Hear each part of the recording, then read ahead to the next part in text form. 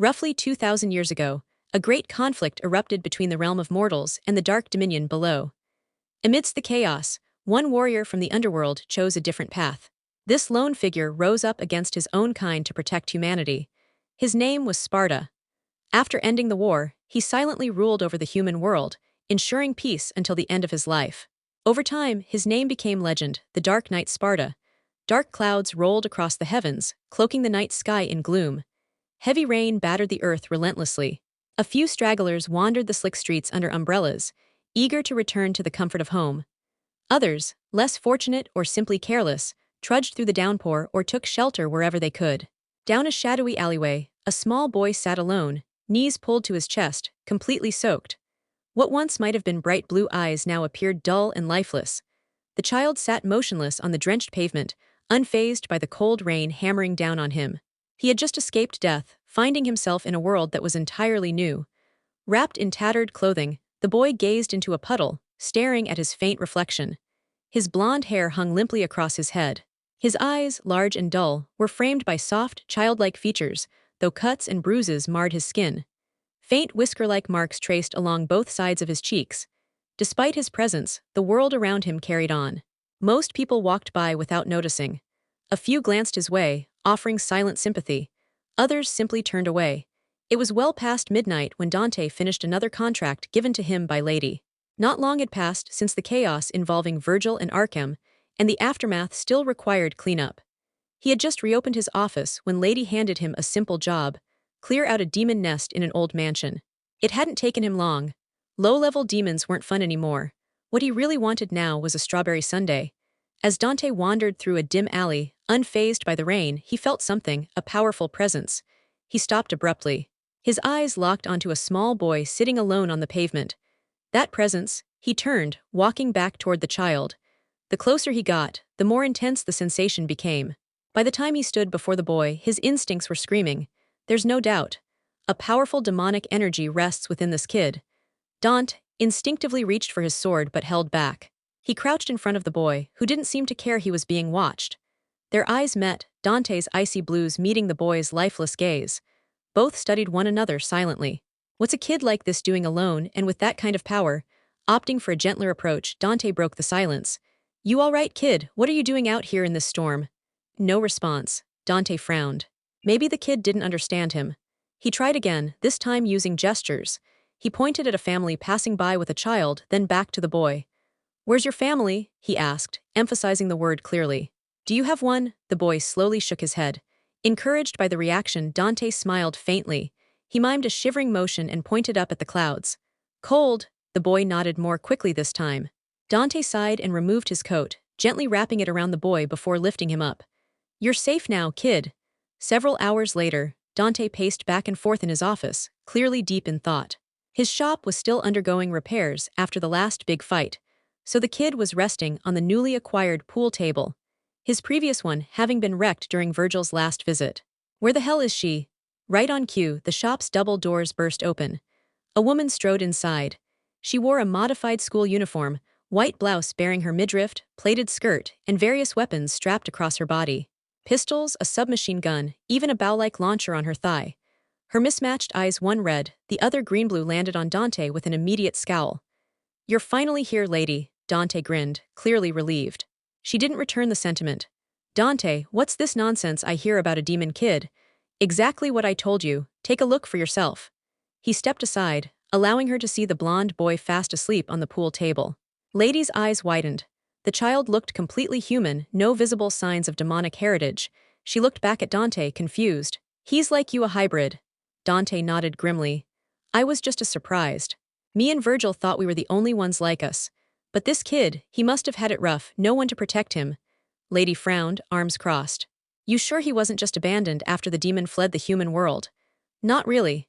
Lady appeared deep in thought before asking, do you know anything about who he is or where he came from? Dante shook his head. No clue. Found him in an alley on the way back from the job you sent me on. Kid doesn't talk, and he clearly doesn't understand our language. Lady let out a frustrated sigh. Things were already complicated, and now this. Definitely not part of the original plan. So what exactly are you planning to do with him? I'm thinking of taking him in. Dante replied flatly. Lady placed a hand on her hip, narrowing her eyes at him. Then why the hell did you call me here? Dante's expression darkened slightly. He answered honestly. Because I've got zero clue how to raise a kid. I need help. Lady's glare intensified. If looks could kill, Dante would have been toast. Did she look like a full-time babysitter to him? She was about to give him a serious piece of her mind when her eyes drifted toward the boy. No matter how annoyed she felt, she knew one thing. As long as demons were after him, this kid would never have a normal life. Fine. Dante was just about to express his gratitude when her next words hit like a slap. I'm only doing this for the kid's sake. Don't flatter yourself. Despite the warning, Dante couldn't suppress the small smile tugging at his lips. He might not know the first thing about parenting, but leaving an innocent child to fend for himself wasn't an option. That night, Dante and Lady stayed up, discussing what steps to take next, while the child slept soundly, blissfully unaware of how much his life was about to change. Tap, tap, tap. A lone figure sprinted through a dim hallway, coat flaring behind him, 5 shadows in close pursuit. He weaved through debris with fluid motion, experience guiding each step. With a swift motion, he drew a handgun from the holster at his back. A malformed creature lunged from the left. A flash of light. A thunderous bang. Steel tore through flesh. The beast crumpled, moonlight revealing its grotesque features and the gaping wound in its skull. The figure spun, a massive sword now in his grasp. He surged forward, slicing through the remaining monsters like they were paper. Gunshots echoed, screams pierced the night, and brief flashes lit up the dark. Soon, the battle was over. The man stood silently amidst the bodies of the fallen, blood trailing from his sword. Pale moonlight filtered through shattered glass, reflecting in his indifferent, blue eyes that peeked from under golden hair. 10 years ago, those eyes were filled with fear. Now they glowed with resolve. Naruto stood in the pool of blood, his twin-tailed black coat fluttering in the breeze. Beneath it, he wore a half-buttoned white shirt, black pants, shin-high boots, a black jacket with violet cuffs, and a deep-colored cloak. Silver pins adorned his lapel, hexagon, rectangle, and sun-shaped. A pendant with the Uzumaki crest hung from his neck. His attire was completed by twin belts at his waist, one with chains, the other with silver studs. A bracelet on one wrist, a fingerless glove on the other. He flicked his wrist, sending blood flying from his blade. It had taken years to adapt, to learn the ins and outs of this strange world, and its hellish counterpart, the underworld. He glanced down at the revolver in his hand, a custom model, gifted by Lady for his 15th birthday. The sword had been Dante's present. He'd named them Limbo and Purgatory. If only they knew what real demons looked like, maybe they'd have just left me be. But the past was the past. Dwelling on it wouldn't change anything. Guess I should head back before Dante wastes my paycheck on Sundays again. When Naruto returned to their building, something was off. The door hung off its hinges. What the hell? He entered cautiously. The place looked like it had been hit by a storm. Inside were 2 people, one was Dante. Unlike years ago, Dante's outfit was a more tactical red and black combo. Red pants, 2 black straps across one thigh, combat boots, and a high-collared red coat over a dark shirt and vest. Twin pistols were aimed squarely at the other figure. The woman on the ground had long blonde hair and wore black sunglasses. Her attire was provocative, a black corset with a lightning bolt design, tight pants, boots, a choker, and a gauntlet on her left arm. Naruto blinked. Am I interrupting something? Both of them looked his way. Kid, you're back. Another one? Naruto eyed the woman cautiously. Dante, who is she? His hand hovered near his own gun. If Dante had his weapons drawn, that never meant anything good. That's exactly what I'm trying to find out. The woman slowly stood up. I'm not your enemy, my name is Trish. Dante kept his aim steady, but she didn't flinch.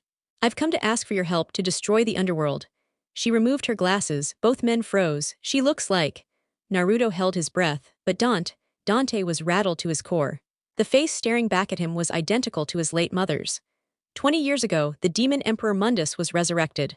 Mundus, Dante muttered, stunned. Naruto furrowed his brows, unfamiliar with the name. Sparda sealed his power long ago. Now he seeks to breach the human world through a gate on Mallet Island. Dante's expression hardened. Then let's make sure he never wakes up again. Naruto stepped forward. Let me come with you. Absolutely not, kid. This is serious.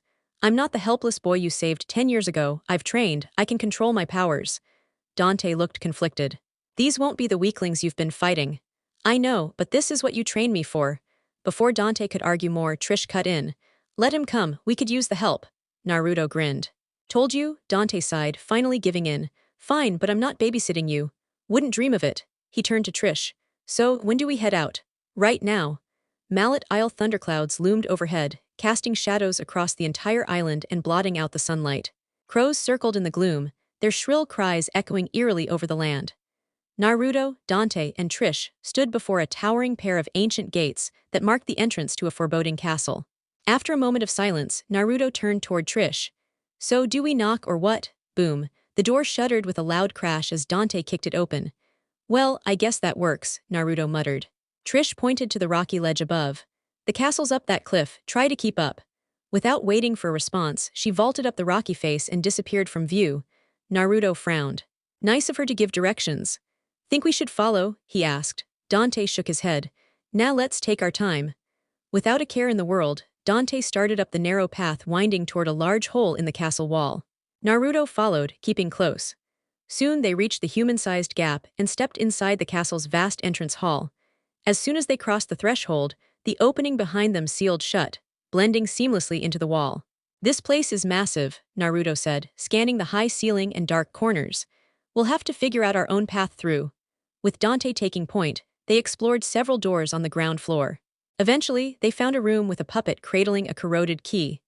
Dante grabbed it, assuming it unlocked one of the sealed doors they passed. But the moment the key left its grasp, the puppet trembled and was suddenly engulfed in a crimson aura. It lunged at him, only to collapse with a single shot to the head. Dante turned to find Naruto smirking. "Eyes open, devil boy." Another gunshot rang out. Another puppet crashed from the ceiling, shattered. Smoke trailed from Ivory's barrel as Dante grinned. "Funny, I was just about to say that." Naruto clicked his tongue. After their short exchange, they returned to the central hall and used the key to unlock a blue door. Pressing deeper into the castle, they encountered more of the same possessed marionettes. Battling their way through, they finally entered a chamber where a glowing blue circle, surrounded by strange runes, lay etched into the floor. Dante, already familiar with demonic puzzles, stepped forward and repeatedly slashed the circle with rebellion. The runes lit up, and a circular platform beneath him began to descend. Naruto leapt on as it moved. They arrived in a vast chamber resembling an arena, with large gates on each side. As they stepped forward, the lift behind them rose again. "No going back now."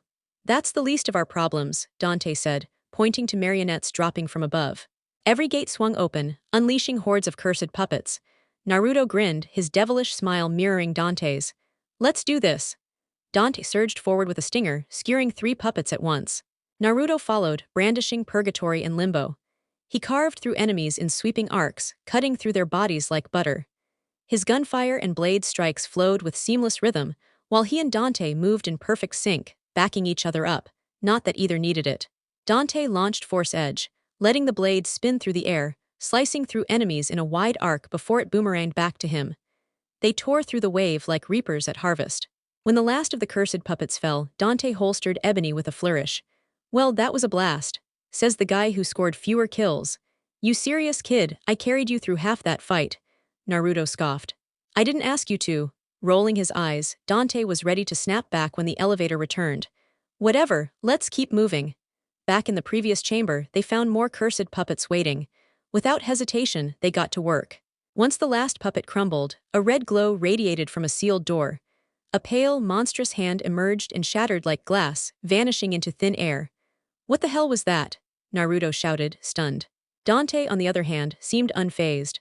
"A seal, demonic lock, you have to meet the conditions or it attacks anyone who gets too close." "Demonic lock, they're traps designed to stop intruders." "Let's keep going." He gave Naruto a light nudge, and they moved through the now unsealed doorway into a long, narrow hallway lined with doors, each one locked. As they pressed onward, magical glyphs appeared and summoned more cursed puppets. The duo engaged without mercy.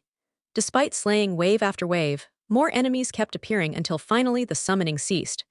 They eventually reached the hallway's end, where a statue of a tormented woman stood, a blade buried in her chest. A door lay to the left. "Is that a sword?" Naruto stepped closer to investigate. "There's something carved at the base." "Really, what's it say?" Dante asked. "I am Alistair. The frail shall surrender their heart and swear eternal loyalty to me." Before they could ponder the message, the statue vanished, leaving only the sword embedded in the wall. Lightning sparked along its length before it flew toward them. "Move," Naruto shouted, dodging. Dante, however, wasn't fast enough. The blade impaled him, pinning him to the floor. "Dante." "I'm fine," Dante said, yanking the blade from his chest and standing back up. Sparks of electricity danced across his body as he gripped the sword's hilt. He raised the weapon high, summoning a massive bolt of lightning that crashed down on him, shattering the stained glass window overhead. That was intense, Naruto said, eyes gleaming at the thunderous display. Moments later, the storm around them began to subside. Dante gave the sword a few swings to get a feel for it before turning toward Naruto with a smirk. So impressed.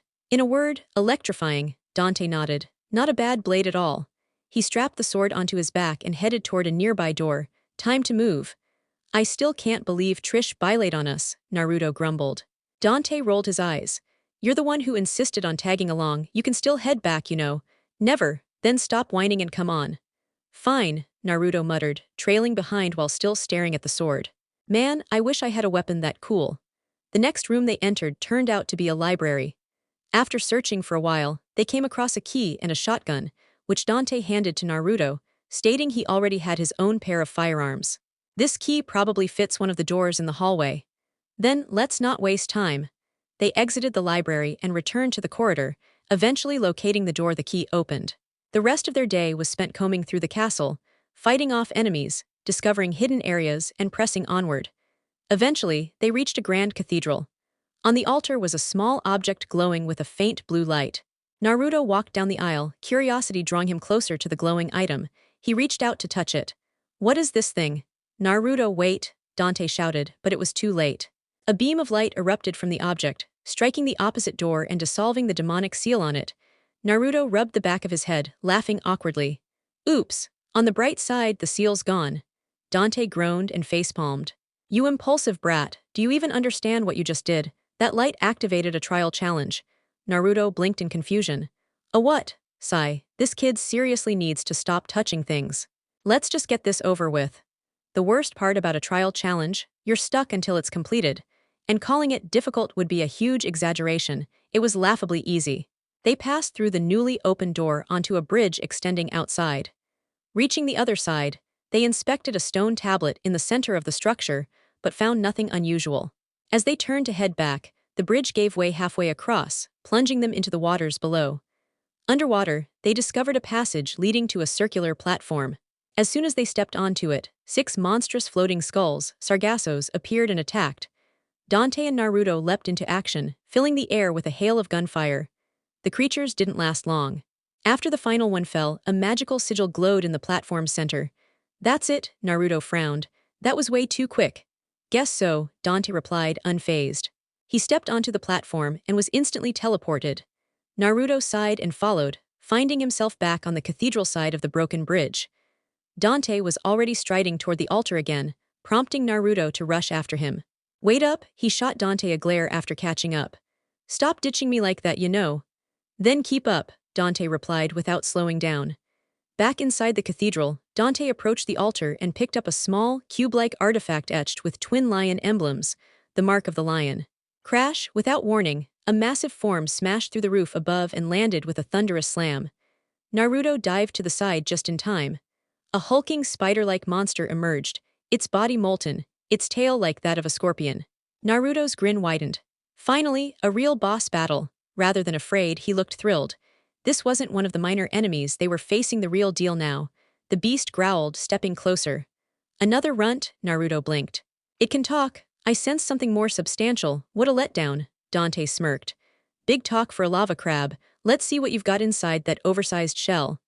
He knocked on the creature's head, provoking an angry roar. You weak, miserable creature. I'll crush you like an insect. The demon roared, lashing out with one of its limbs. Both Naruto and Dante leapt into the air, avoiding the blow with ease. This might be interesting, Dante said, reaching for Alistair only to be stopped by Naruto's hand. Let me take care of this, Dante. You sure about that? Naruto smirked, glancing up at the massive spider-like demon. I've been waiting for a real challenge. Honestly, I want to see how I stack up against a true demon. Dante studied him for a moment, then gave a small nod. All right, your call, he said, stepping back toward the edge of the cathedral. Perish, mortal, the creature snarled, lunging at Naruto with its leg already mid-swing. Bring it on, Naruto raised his blade, clashing with the limb midair, unleashing a powerful shockwave. The force numbed his arm slightly. He's strong. Insignificant human, the beast bellowed, attacking without holding back and forcing Naruto to stay defensive. Dante watched silently, unmoving but ready to intervene if needed. Ha ha ha, you're weak, the demon laughed. Damn it, Naruto grunted, blocking another strike with the flat of his sword, the impact hurling him into one of the cathedral's stone columns. I didn't want to do this, but you've left me no choice. His bright blue eyes turned crimson, slitted like a predator's. Red chakra bubbled from his skin, enveloping him in a shroud. Three tails of energy swirled behind him, and horn-like formations emerged on his head. What the hell is that? The demon thought, eyes widening as a dark aura radiated from Naruto's form. Is he even human? Why couldn't I sense this before? Its thoughts were cut short when Naruto surged forward, his speed blurring. The demon tried to intercept with a quick strike, but Naruto vanished, reappearing an instant later with one of its legs cleaved off. Shrieking in agony, it staggered back. But Naruto didn't let up, closing in with relentless precision. The beast threw every attack it had, but he slipped through them like a phantom. Flipping his sword into a reverse grip, Naruto gathered red energy along the blade. Dante's eyes narrowed, a hint of approval flashing in them. The energy compressed to its peak, then Naruto unleashed it with a horizontal slash. Overdrive, the technique was so fast the spider couldn't evade. Panicked, it dove into a molten pit on the cathedral floor to escape. The energy wave ripped through the structure, cleaving through pillars and carving a deep gash into the far wall. Clap, clap, clap, Naruto turned at the sound. Not bad, Naruto, Dante said, applauding. Scared him off. Naruto stared at the scorched mark on the wall. I still can't believe he got away. Dante chuckled and smacked the back of his head. Naruto stumbled forward. What the hell was that for? You're making that sour face again. Hey, last time you tried that move, it backfired. This time it actually worked. That's progress. Naruto frowned, remembering that embarrassing first attempt. Yeah, I guess. Dante put a hand on his shoulder. You'll get him next time. Come on, let's move. Right. The two exited the cathedral and stepped into a corridor. As they walked, the ground beneath them began to tremble.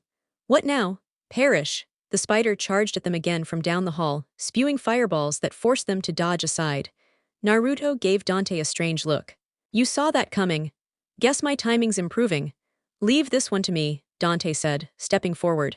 His body pulsed with violet energy as Alistair crackled with electricity. The demon froze, sensing the shift in power. This one too. Cramped in the corridor, it had no room to maneuver. It could barely use its flames, and now another demon slayer stood in its way.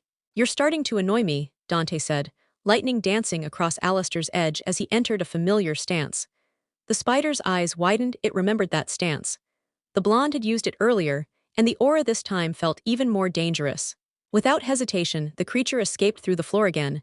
Naruto shook his head. Persistent coward, Dante smirked. Not worth the effort, just another pest. Yeah, we still need to deal with Mundus. Dante nodded. Then let's not waste any more time. The shadow duelist their path brought them to an ancient courtyard where a lion-shaped sculpture stood, encased in a shimmering barrier. As the emblem of pride in Dante's possession began to pulse, it shot forward into the statue, dissolving the force field in an instant. The statue's eyes glowed ominously, a sinister energy pulsing around it. Naruto narrowed his eyes at the swirling darkness. What the hell is that? His question was answered violently. A slicing shockwave shot toward them like a guillotine, forcing both warriors to dive out of harm's way. The lion figure crumbled inward, revealing a new adversary, a feline-like entity made entirely of shadow. A new one? Naruto asked, clearly surprised. They hadn't faced anything quite like this before. Dante let out a chuckle. Doesn't matter, it won't be here long. Naruto nodded, his gaze fixed on the dark being, a hint of excitement in his expression. Finally, something different to fight. And indeed, it was nothing like the enemies they'd encountered. The creature had a range of unique attacks. It could leap into the air, spin midair and crash down violently, transform into a monstrous flytrap to lunge and bite, and shape its form into a long lance that extended at high speed for ranged strikes. It also had the ability to shift into a two-dimensional shadow, sliding across the ground with glowing red eyes. In this form, it evaded attacks, repositioned, and summoned spears of darkness from below. While in this state, it became completely immune to blade strikes and automatically countered melee attempts, something Naruto learned through painful experience. With swords rendered useless, the duo resorted to firearms, weaving through the room, dodging and shooting as they fought around the central fountain. Eventually, the creature morphed into a floating, radiant core, its vulnerability flipped. Guns had no effect, but blades now could. While attacking it, dark spears erupted from the ground beneath their feet, forcing them to push the core backward to avoid being impaled. After enduring a round of hits, it entered a berserk state, glowing red, moving with terrifying speed, and emitting a low, rhythmic heartbeat sound. Its most devastating move in this state was its flytrap form. If it managed to catch one of them, it would self-destruct while trapping its prey, inflicting catastrophic damage. Both warriors had to remain in constant motion, denying it any chance to ensnare them. Eventually, after a final flurry of aggression, the beast exploded violently. "That was too close," Naruto muttered, his face pale as he stared at the crater left in the courtyard. Even Dante had to nod in agreement. "Still, nice change of pace from the usual puppets," Dante said. Naruto wandered to the fountain, splashing his face and taking a deep drink. He let out a satisfied sigh as the cool water ran down his throat. Dante only took a quick sip.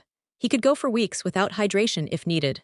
Once rested, they moved through the iron door at the back of the courtyard, stepping into a spiraling tower. After ascending the staircase, they entered a lavish chamber, likely the residence of a high-ranking figure. A divine effigy stood by the entrance. Naruto approached a wall-mounted statue of a serene figure, placing a blade they had found into the groove carved in its chest. A soft click echoed as a glowing object dropped from its mouth. As Naruto bent to retrieve the glowing soul of sorrow, he noticed something odd. Dante's reflection wasn't mirroring his movements. A surge of lightning erupted from Alistair, putting Dante on alert. He turned toward the mirror. His reflection was smiling, mocking. The figure in the glass stepped out. Naruto's eyes widened in disbelief. Dante's reflection shifted, becoming a figure clad in heavy jade-green armor laced with glowing blue lines. A deep purple cape draped behind him, and a carved helmet with glowing orange eyes and protruding red-blue horns covered his head. His massive broadsword was strapped across his back. Dante raised an eyebrow but smirked as he felt the unmistakable surge of demonic energy. "Didn't think this dump had anyone with backbone." The armored warrior didn't reply, stepping toward the balcony and motioning for Dante to follow before leaping down into the courtyard. Dante approached the ledge. Naruto moved to follow but was halted by Dante's raised hand. "Let me handle this." Without waiting for a response, Dante leapt after him. Naruto frowned. As much as it irritated him to admit, the demon's aura was overwhelming, far stronger than anything he had ever felt. Even with his mastery of demonic chakra, he could only safely use 5 tails. Any more, and he risked losing control. He had needed 3 tails just to match the spider fiend earlier. This being was in another league entirely. Naruto stepped to the edge and watched. Below, Dante clashed with the Dark Warrior. Their blades sparked violently with each strike. Clang, clang, clang, lightning cracked with every swing of Alistair. Despite the intensity, Dante hadn't fully transformed. Yet the foe's teleportation made the duel chaotic. He flitted around the courtyard like a ghost. Naruto knew even with his 3-tail form, he wouldn't be able to match that speed. The fight was relentless, blades clashing, dashing across walls, the ground scarred by their weapons. The entire courtyard had become a war zone. Dante's reflexes barely kept pace, but his strikes matched the knight's movements evenly. They were perfectly matched, a first for Naruto to witness. Then the armored warrior faltered, leaving a weak spot. Dante struck, his blade slashed across the midsection, forcing the knight to his knees. "It's over," he declared, swinging at his neck. But the demon vaulted backward, evading the fatal blow and knocking Dante's weapon away in a flash, diving into brutal close-quarters combat. Dante managed to hold his ground for a few moments, but a spinning kick from the Dark Knight took him off guard, sending him crashing into a nearby wall. The Dark Knight seized him by the throat and pinned him against the stone.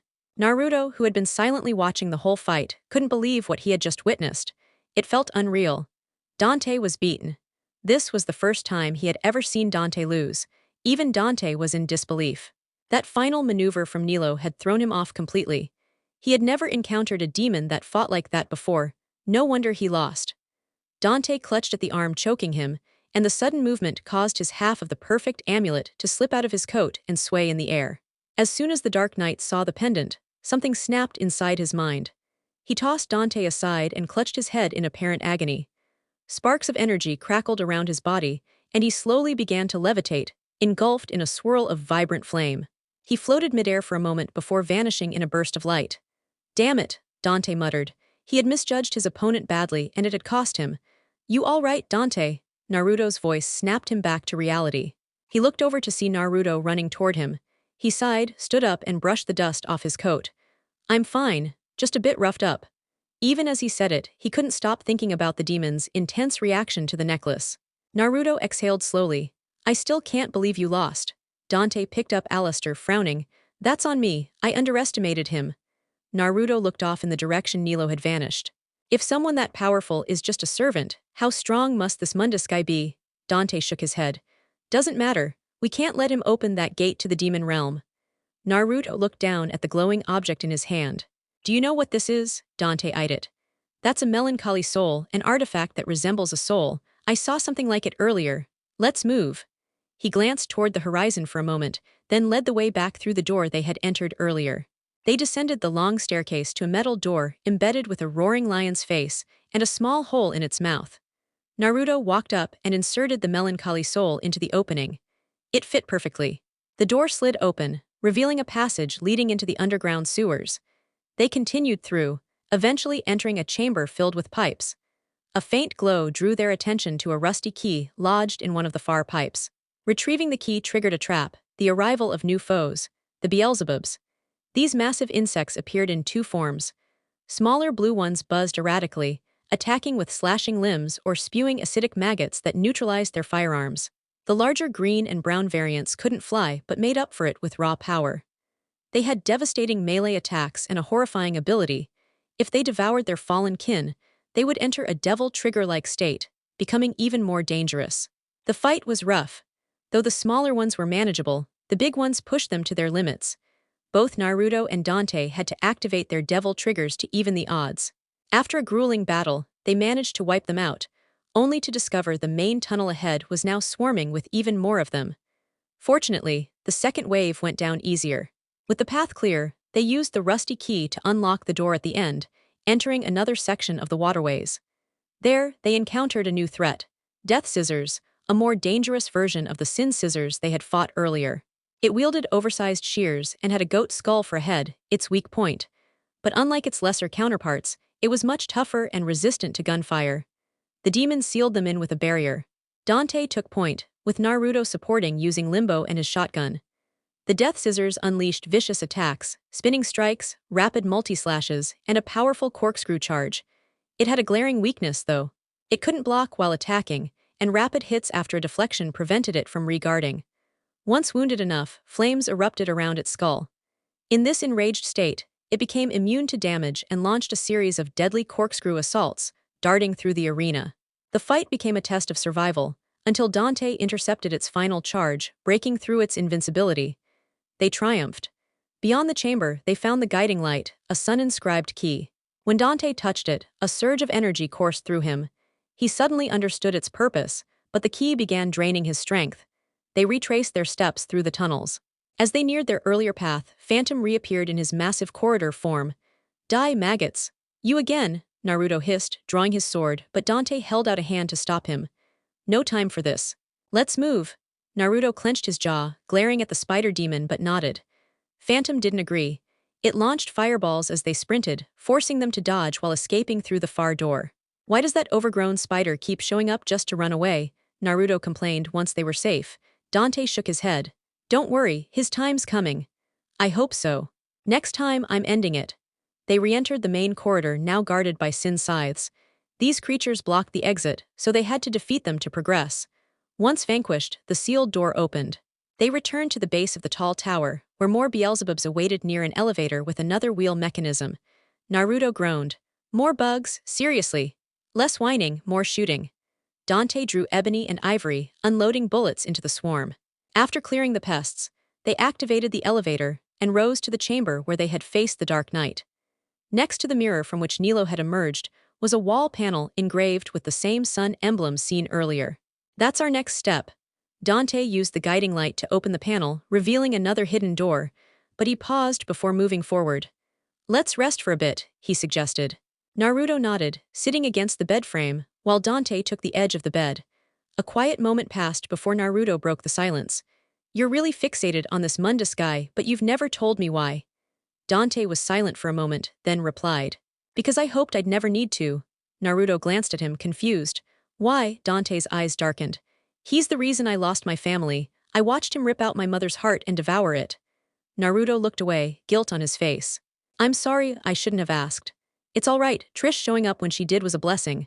Speaking of her, Naruto peered out the window.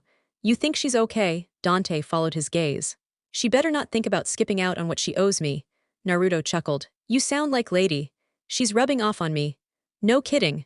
They talked a little longer, until Naruto finally dozed off, worn out from non-stop fighting and travel. Dante glanced at him, then back out the window, eyes distant. I hope you're holding up wherever you are, brother. Tap, tap, tap. Kid, wake up. Dante lightly nudged Naruto awake after several taps. How could someone sleep so deeply? Didn't he realize they were in enemy territory? Naruto yawned and stretched, a satisfying pop heard as he loosened up. He rubbed his eyes groggily. Dante crouched down in front of him, placing a hand on his shoulder. Did you sleep well? A voice chuckled from behind him. Then it dawned on him, they were still inside the demon fortress. Naruto glanced at the sky outside and asked, How long was I out? A few hours, Dante replied casually, sitting at the edge of the bed. Naruto turned to him in surprise. That long? Why didn't you wake me? Dante shrugged. I suggested we rest before moving on and you took me up on it. Naruto sprang to his feet. We've got to keep moving. Time's wasting, right? All right, Dante sighed, turning toward the door that opened after he used the guiding light. Let's go. Naruto followed Dante down the dark passage they had opened earlier. They reached a narrow platform above the main hall. A gap separated them from a door on the other side, so they jumped across and entered a room with a divinity statue and an upper floor leading to another door. After jumping up, they moved through the door into a circular arena with a closed gate. In the center of the arena was a stained glass circle. Naruto looked up through the glass dome at the sky and then around at the surroundings. We've finally made it to the top of the castle. Looks like it, Dante agreed, eyeing the area with caution. Boom, they whipped around at the sound of an explosion behind them. Naruto smirked as he spotted the giant spider form of the phantom climbing over the rooftop's wall. Webhead, you finally showed up, he taunted. Great, this guy again, Dante muttered, rolling his eyes. To him, the phantom was like a wolf trying to act tough, but in the end it was just a sheep. The phantom landed in front of them, its body ablaze with magma. It roared, break time is over, humans. This place is big enough for some real fun. No holding back this time, Naruto grinned, stepping forward to meet the phantom. His red chakra cloak formed around him, but this time 5 tails swirled behind him, a significant increase from the usual 3. It took a lot of effort to push out the extra 2 tails. Took the words right out of my mouth. Dante? Naruto asked, eager for the fight. Dante shook his head. He's all yours. Naruto quickly closed the distance between them, swinging his sword in a wide arc. Die, the phantom countered with its front legs, creating a massive gust of wind that sent them both flying backward. Don't disappoint me, Spidey, Naruto roared, pushing the phantom's leg away before charging again with lightning-fast attacks. The phantom was helpless, unable to do anything but get battered by the onslaught. The difference between 3 tails and 5 was already evident. The phantom's weakness was clear, its abdomen and mouth were vulnerable. Naruto used his chakra cloak, extending it like a part of his body, to exploit these openings. Sparks flew with every clash, the air around them charged with energy. Naruto dodged and blocked with ease, turning the phantom's every attack into a misstep. Dante watched from the sidelines, the sole spectator to their battle. The kid really has improved, Dante thought as he watched Naruto fight with a fierce confidence. The craziest part, he was winning. Naruto pinned the phantom's legs down with his tails, leaving it open for attack. The cloak started to wane, one of his tails receding, leaving him with only 4. Naruto cursed as he felt his power diminish. Though the 5 tails gave him a huge boost, it only lasted for 3 minutes before he started losing control. The phantom noticed the weakening and seized the chance to break free, leaping into the air to smash Naruto with its full weight. You're mine. Naruto, look out. Crack. Dante pulled Naruto out of the way just in time as the phantom crashed into the glass dome, shattering it under its weight before plummeting through a hole and impaling itself on a sword statue. That was too close, Naruto muttered, his heart pounding. The sight of the shattered glass made him realize just how fortunate they were. Even as it writhed in agony from the impalement, the phantom turned to Dante and Naruto, its demonic aura growing stronger as it recognized something. You're not a regular human, what are you? It croaked, its eyes widening in terror. No, the legendary Sparda, the phantom gasped. You're right, I'm his son Dante, sweet dreams. Naruto scoffed at the dying phantom. Glad I won't have to deal with your ugly face again. Regret? Remorse? Why bother? Dante gave Naruto a light slap on the shoulder, his face showing pride. You did well, kid. I didn't do much, Naruto replied with a shrug. At the end of the day, the Phantom died because of Dante's help. If Dante hadn't stepped in, it might have been him instead of the Phantom. Stop being modest and just take the win. Yeah, Naruto muttered. He knew Dante was right. There was no point in dwelling on it. What was done was done. The two walked away from the shattered glass, unaware of Trish watching them from behind a pillar below. Her face was filled with surprise. The kid defeated the Phantom. Unbelievable. She had witnessed the entire battle, and to her astonishment, she hadn't expected Naruto to be so formidable. She had only considered Dante a real threat, but now she realized the kid was just as dangerous. A human with demon blood flowing through his veins. She glanced at the spot where the Phantom had been defeated, now reduced to demonic ashes, and then at the destroyed glass dome. With a shake of her head, she walked away. I need to rethink my assessment of that kid. After leaving the rooftop through the now open gate, they dropped down into an area with two horse statues and a crack in the floor between them, with a trident stuck into the ground in front. They descended through the crack into a room containing the castle's drawbridge mechanism. Dante impatiently kicked the lever to open the drawbridge outside. Naruto deadpanned at his casualness, but said nothing as they made their way around the mechanism. They found a skeleton leaning against the wall, holding a grenade gun beside a hatch in the floor. Naruto picked up the grenade gun and handed it to Dante, not liking the feel of the heavy weapon in his hands.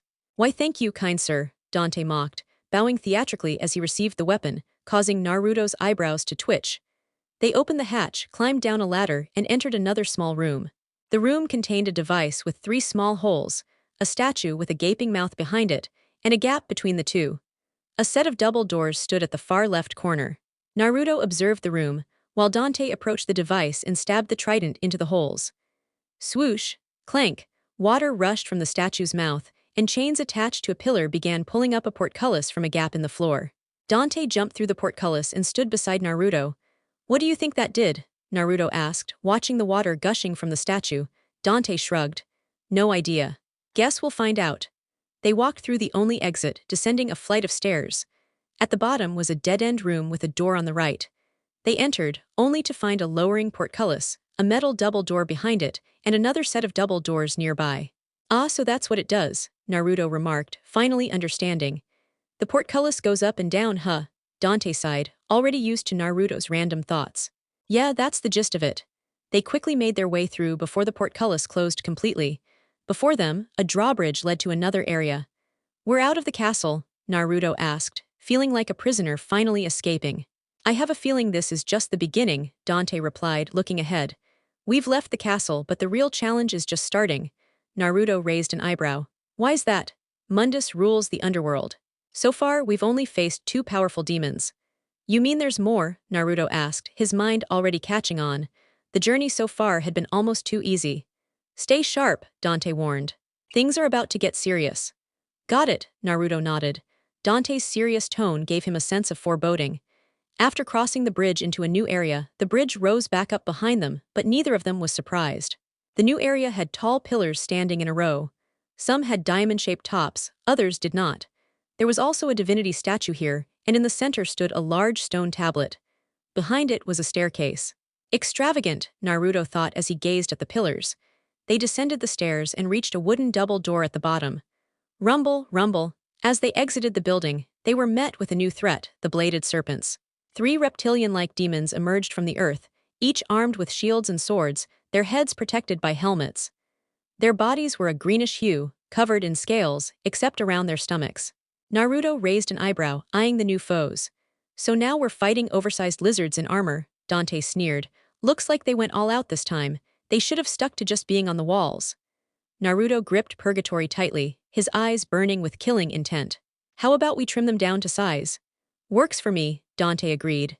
The reptilian demons were relentless, charging at the pair with rapid claw strikes, sometimes burrowing underground to launch their attacks from a distance.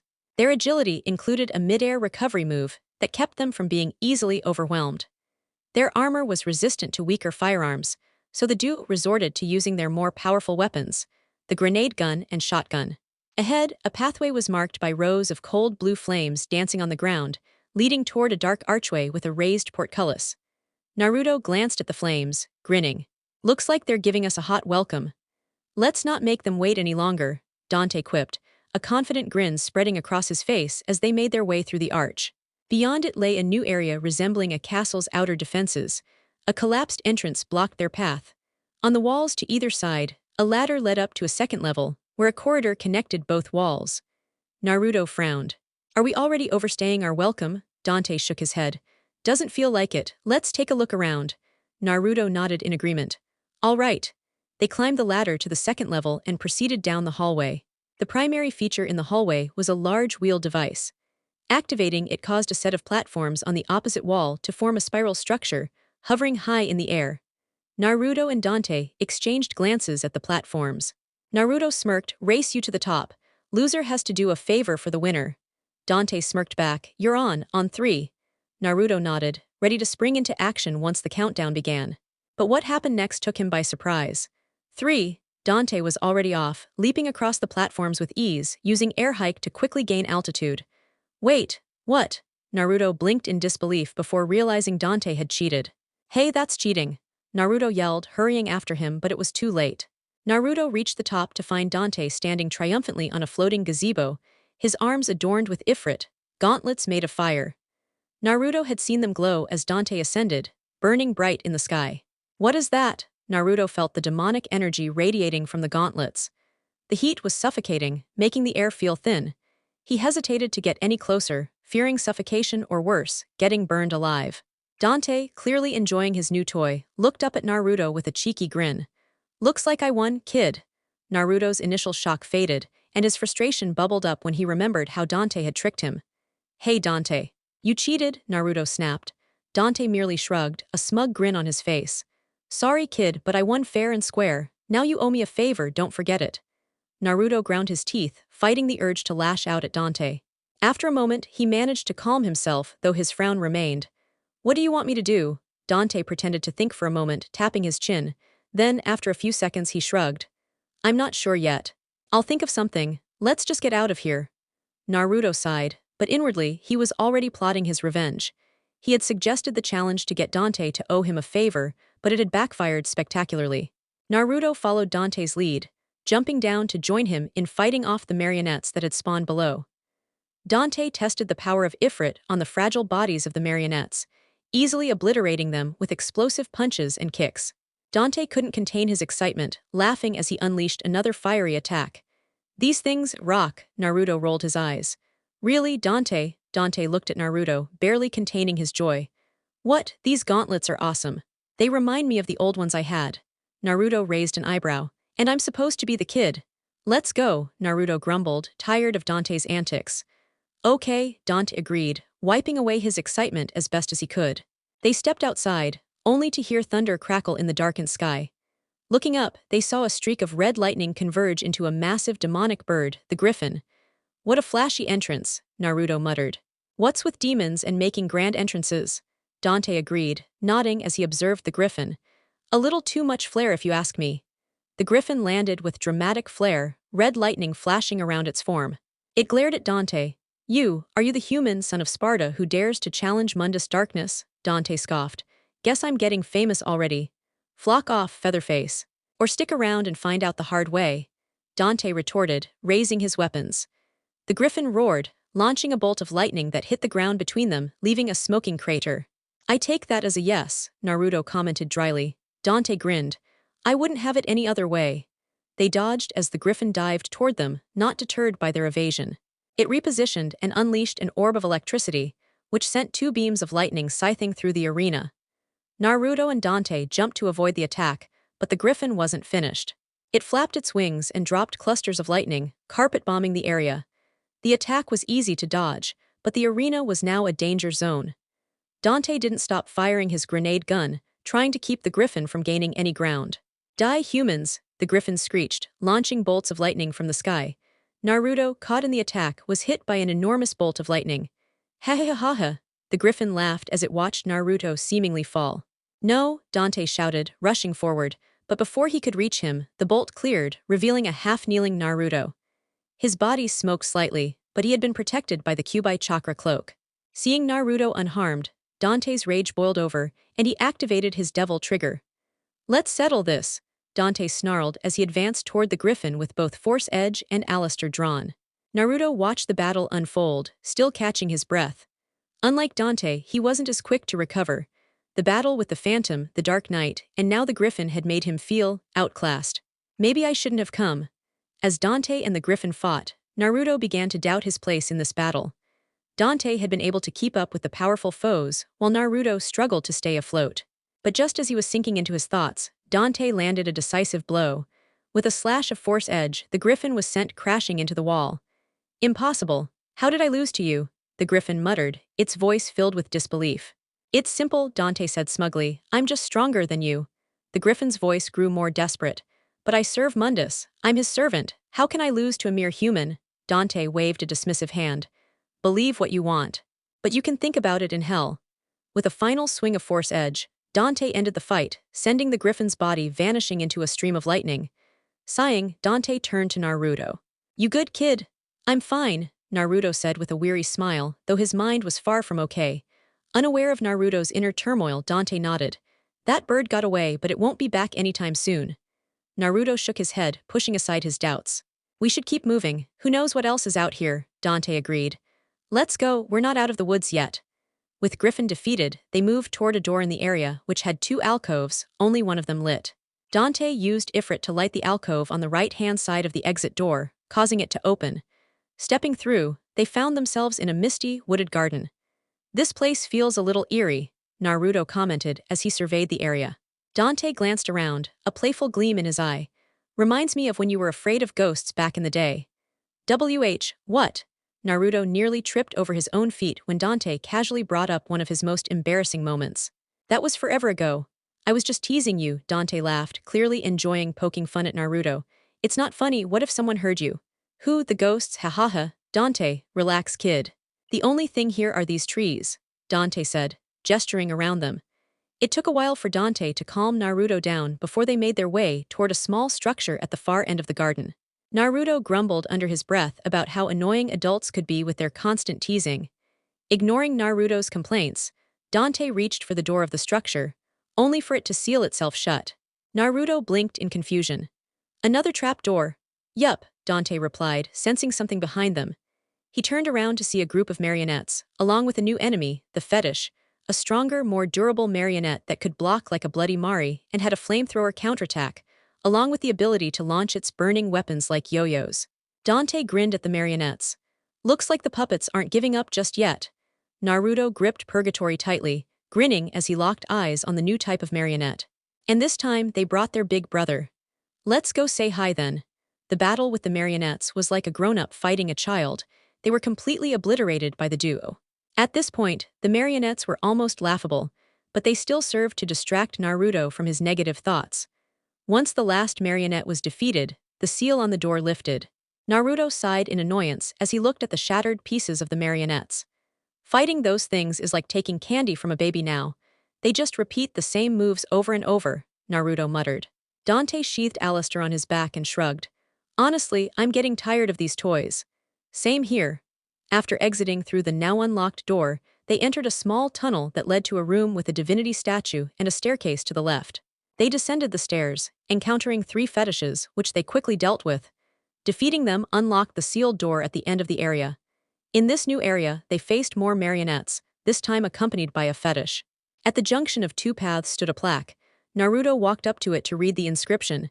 Dante, standing behind him, asked, "What does it say?" "It's some kind of riddle. Let me read it out loud."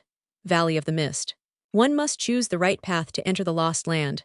Only those who protect the weak light shall have the power to decipher the right path. Dante rubbed his chin, repeating the riddle. The weak light. What does that mean? Before he could finish, a small ball of light emerged from the plaque, catching their attention. Whoa, Dante dodged as the light zipped past him. That's quick. He turned to Naruto, who was equally puzzled. So do we follow it? I guess so, Naruto shrugged, unsure himself. All right, let's go before that ball of light vanishes. Right. They followed the ball of light down the left path. Whenever the light passed near an enemy, it was absorbed by them, forcing the duo to defeat the enemy to free the light. The light led them to an area filled with sin scythes, which they quickly dealt with. This place looks suspiciously like the area we just left, Dante remarked. After clearing that area, they stumbled into another one filled with blades. Ifrit, Dante's newest devil arm, showed off its explosive power here. It was like taking candy from a baby against these lower-level demons. The fire burned them to nothing but ash. Naruto whistled, impressed by the heat coming off Ifrit. Once the blades were destroyed, the ball of light led them to the exit of the canyon. The light disappeared after guiding them to the next area, a large square, home to two Kiclips that resembled earthbound versions of the Phantom. Phantom Juniors, Naruto raised an eyebrow as the Kiclips made angry noises at his comment. They look similar, but I don't think they are. If they were really the Phantom's offspring, they'd have lava bodies, not stone. They're probably a different species altogether, Dante observed after sizing them up. From their aura, he could tell they were weak. Well, if they're that weak, we shouldn't waste time on them, Naruto said, his voice full of resolve. They're just pests to take care of. Exactly. With two of them, they split them up. After battling the Phantom, these knockoff versions were a joke. The Kiclips fired boulders from their mouths, but Naruto easily sliced them in half with Purgatory. Too easy. Let's make this more interesting, Naruto said, his chakra cloak enveloping his body. He charged at the Kiclips with bullet-like speed, delivering a barrage of lightning-fast strikes. The Kiclips couldn't even react, crumbling to dust under his onslaught. Once the two Kiclips were defeated, they moved through an archway. The arch led them into a large greenhouse with a well-like opening directly in front of the door. They were immediately confronted by a new enemy, the Death Scythe. This was one of the most powerful of the Sin-Death enemies. It was virtually immune to firearms, deflecting bullets with its scythe, and its attacks included dashing strikes with its scythe and red beams that placed rotating circular signs on the floor. If someone stepped into one, a tornado-like pillar would lift them into the air, followed by a vicious attack from the Death Scythe. Since firearms were ineffective, they could only get close and personal with their blades. Dante's high jump and Naruto's chakra-powered leaps allowed them to strike the Death Scythe in midair. After a relentless assault, the enemy couldn't withstand it anymore. A final helm breaker from Naruto took it down. With the Death Scythe defeated, the two of them turned toward the well-like hole before exchanging a glance. Dante smiled and gestured for Naruto to go first. After you, my good man. Naruto rolled his eyes and muttered under his breath, "Stupid Dante," before jumping down the hole. This led to a confined underground area where Naruto was set upon by waves of blades. Dante jumped down just in time to help him. Using their combined firepower, Dante's grenade gun and Naruto's shotgun, they dealt with the wave of enemies. Once the initial wave was defeated, Naruto turned to Dante with a glare. "What?" Dante asked, sensing Naruto's irritation. "Next time you go first," Naruto snapped, leaving him behind as he moved through a broken section of the wall where the second wave of blades had broken out. Dante followed helplessly, climbing up through the wall. They eventually found themselves in a partitioned-off area with an object on a raised platform at a dead end. Dante picked up the Sign of Chastity, a taxidermied organ coated in crystal. Naruto poked the crystal, curious. "Looks like a brain." "Well, do you want it? You can never have too many. In fact, I think you could use it." Naruto scowled at Dante's indirect jab at his intelligence but didn't comment. Dante, acting oblivious, stashed the Sign of Chastity in his spatial storage and jumped back down the shaft. Once in the underground area again, Dante was attacked by the blades that had respawned. Naruto watched him take care of them. Dante, unaware of Naruto's presence, finished off the last blade and finally noticed Naruto standing a distance away. "What's up?" Dante asked, raising an eyebrow. "Just enjoying the show," Naruto said, grinning. "Yeah, right." Returning to the greenhouse, they exited through one of the two doors at the far end. They took the lower door, leading into a room with a small arched bridge and a pedestal with a cup resting on it, protected by a powerful light. Naruto wiped the dust off the pedestal and read the words etched into it. "Prove yourself worthy with the sign." Dante pulled out the Sign of Chastity from his pocket. "This should be it, right? Can't hurt to try." Dante nodded and placed the Sign of Chastity in the hole on the platform. The light disappeared, releasing the chalice, which Dante picked up. But as soon as he did, the room locked down. Naruto, already on high alert, scanned the room. "Did we set off a trap?" "Ha ha ha ha." They turned in unison, spotting the familiar figure standing on high ground. "I don't think that's the reason," Nelo Angelo said, drawing his sword and charging at them. Dante blocked the attack with ease. He glanced at Naruto. "Cover me, Naruto." Naruto, waiting for those words, grinned. "Got it?" This time, Dante didn't hold back, activating his devil trigger immediately before engaging Nelo Angelo. Naruto didn't hold back either, enveloping himself in his chakra cloak. If Dante could lose to this demon, then Naruto had no intention of failing. With Dante keeping Nelo's attention, Naruto weaved in and out, attacking Nelo's blind spots. If fighting Dante alone had been tough before, this was on a whole other level. Their teamwork was flawless, like they had been practicing for ages. Ah, growing desperate, Nelo released a massive burst of aura that pushed both of them back. Before they could recover, he teleported away repeatedly. Damn it, Naruto gasped, struggling to keep up with Nelo's speed. Whoosh! An attack came from behind, but Naruto could barely react in time. His cloak, however, seemed to act on its own, intercepting the strike and absorbing the force, sending him crashing into a pillar. Seeing his chance, Nelo Angelo rushed forward to finish Naruto off. Naruto watched the sword as it swung toward him, preparing for the worst. A purple aura surrounded it as it descended. Clang! Dante appeared, blocking the blow with his sword Alaster. The clash of demonic auras nullified the strike, creating a shockwave. Forgot about me, huh? Dante smirked, though in his demonic form it looked more like a devilish grin. Get out of the way, Dante swiftly flipped backward. A red energy wave sliced the air just beneath him. Everything seemed to slow as both Dante and the slash were in perfect alignment. Dante grinned as he recognized the move. Not bad, kid. Nelo wasn't as fortunate. The overdrive slammed into his chest, sending him flying into a wall, causing a thick dust cloud. Naruto smiled, seeing his attack land. He had used the brief moment when Dante had held Nelo back to unleash an overdrive. He hadn't expected it to land, but it seemed to catch Nelo off guard. Is it over? Naruto stared into the dust cloud, waiting for a response. The answer came when a colorful orb of fire shot out from the cloud and vanished in a streak of lightning. I guess it's over, Naruto sighed in relief as his chakra cloak faded. His eyes lingered on the spot where Nelo had disappeared. Dante turned to him, giving him a light shove. You did well, kid.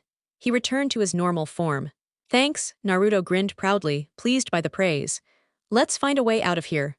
Once Nelo was taken care of, they continued their ascent, making their way to the top of the room where the chalice had been. Dante leaped easily to the entrance, with Naruto following close behind. Inside was a statue of a knight's torso, a helmet perched on top.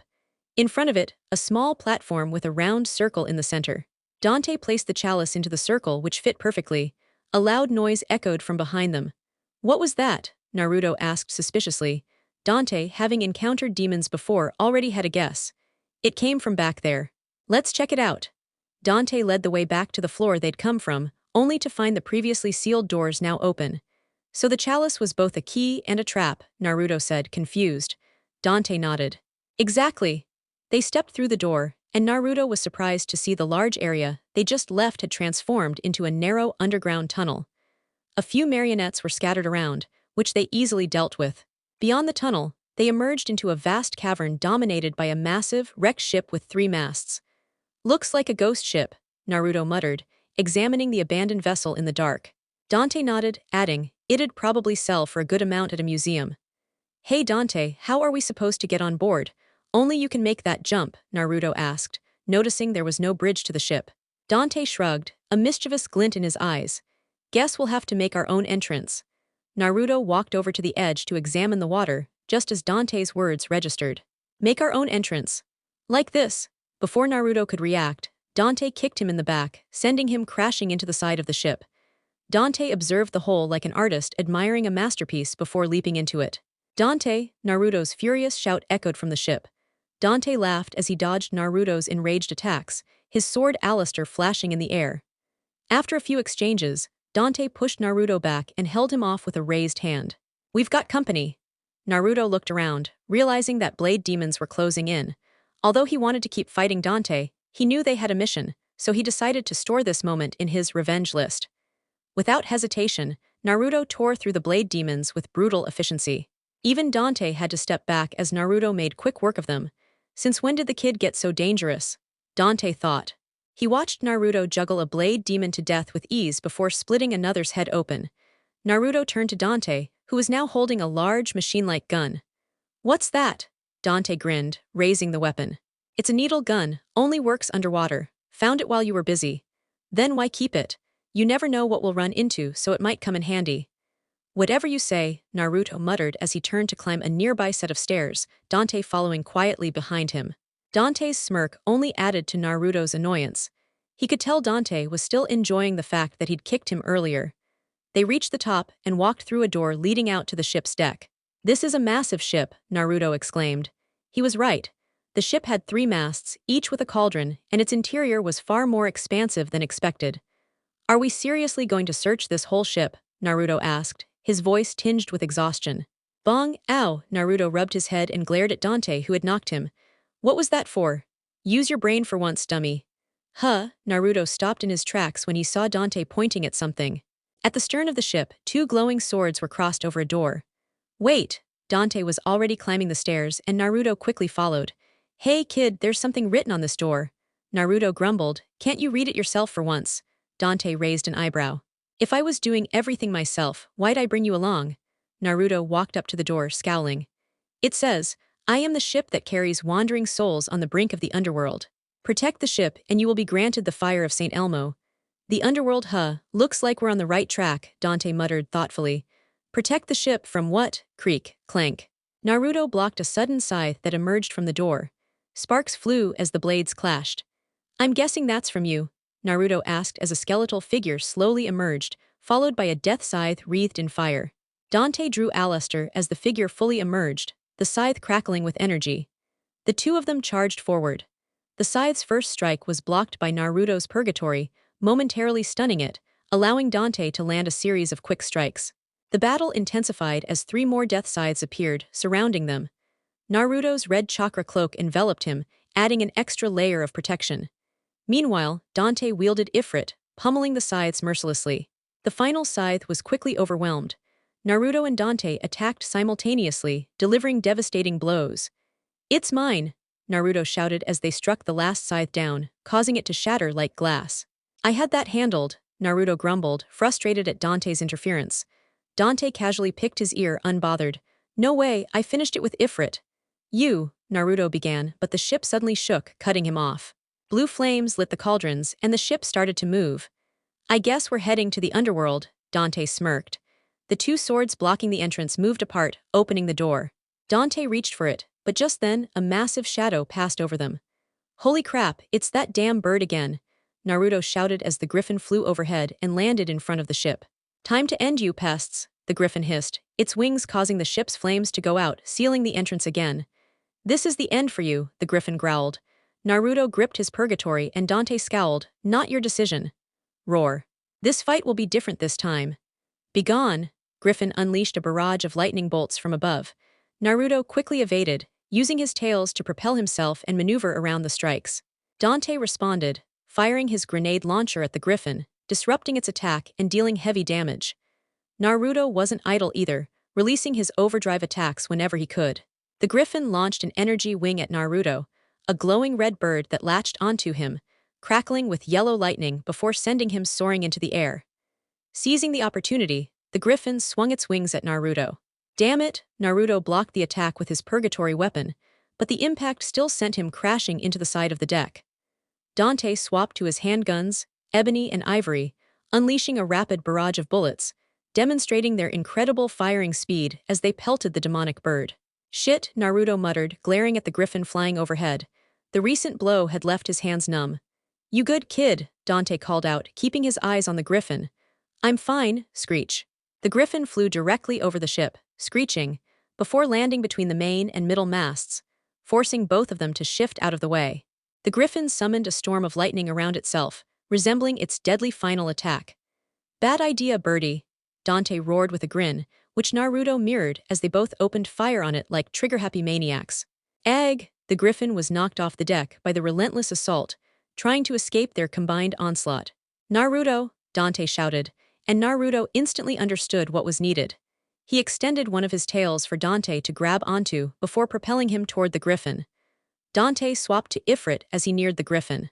The Griffin, not willing to take any chances, opened its mouth to fire a lightning bolt at Dante.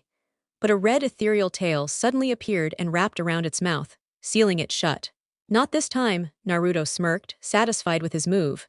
But his satisfaction was short-lived. A part of the ship glowed red, drawing the Griffin's attention. It turned, only to see Dante charging toward it with a strange gauntlet on his arms and legs, radiating intense heat. A fiery red flame erupted from Ifrit, consuming anything in its path. Dante unleashed a rapid series of attacks on the Griffin, leaving it at his mercy. He finished the attack with Ifrit's meteor technique, sending the Griffin flying backward. Roar! The lightning around the Griffin dimmed as it steadied itself midair, its body battered from Dante's onslaught. It screeched in fury, realizing it had been pushed to its limits. This isn't over, the Griffin hissed before glaring one last time and flying off. Dante scoffed as it fled. See ya, pretty bird. That was exhausting, Naruto sighed, relief flooding him as the maddened creature retreated. He doubted that would be the last time they encountered the Griffin. His red chakra cloak quickly receded back into his body. With nothing left to hinder them, the light of Saint Elmo illuminated the ship once more, opening the captain's cabin. They stepped inside, finding a collection of antiques and a divinity statue. Whoa, not a bad collection, Naruto remarked, admiring the treasures. Clearly, the captain had been quite the collector. I guess even the dead have hobbies, Naruto thought. While Naruto examined the items, Dante's attention was drawn to a golden statue beside the globe, holding a staff adorned with coiling serpents. Ignoring Naruto's chatter, Dante picked up the staff. The moment he did, the ship shook violently. What the hell is happening? Naruto looked around in confusion. Even Dante seemed bewildered. Did something hit the ship? Swoosh. What the? Naruto stepped back as water rushed into the room from a vent near the floor, on the side of the divinity statue. Shit. The realization struck them both. The ship is sinking. Hold your breath, Dante quickly instructed as the water level reached their necks. The cabin quickly flooded, submerging them. Naruto felt something brush against him from behind and turned to see Dante pointing at a vent in the floor. He quickly swam towards it, with Naruto following closely behind. They made their way through the vent and ended up on the lower deck, where demonic blade creatures moved freely in the water. Naruto hesitated. Fighting underwater was no easy feat. Still, he pulled out Limbo, knowing the odds were stacked against him. Bullets weren't as effective in water due to pressure. He was about to approach one of the blade demons when Dante stopped him, signaling toward the needle gun in his hands, a weapon designed for underwater combat. MMPH, Dante motioned, gesturing that he would handle it. Naruto, understanding his intention, nodded. Dante swiftly swam toward the blade demons. Noticing him, they attacked, but Dante was ready. He fired the needle gun, piercing the creatures like they were nothing. With the blade demons dealt with, Naruto followed Dante as they descended into the ship's hold, encountering more of the creatures. As before, Dante made quick work of them. Naruto noticed a hole in the hull and pointed it out to Dante, who quickly followed him toward it. They swam out of the sinking ship and emerged into the open air.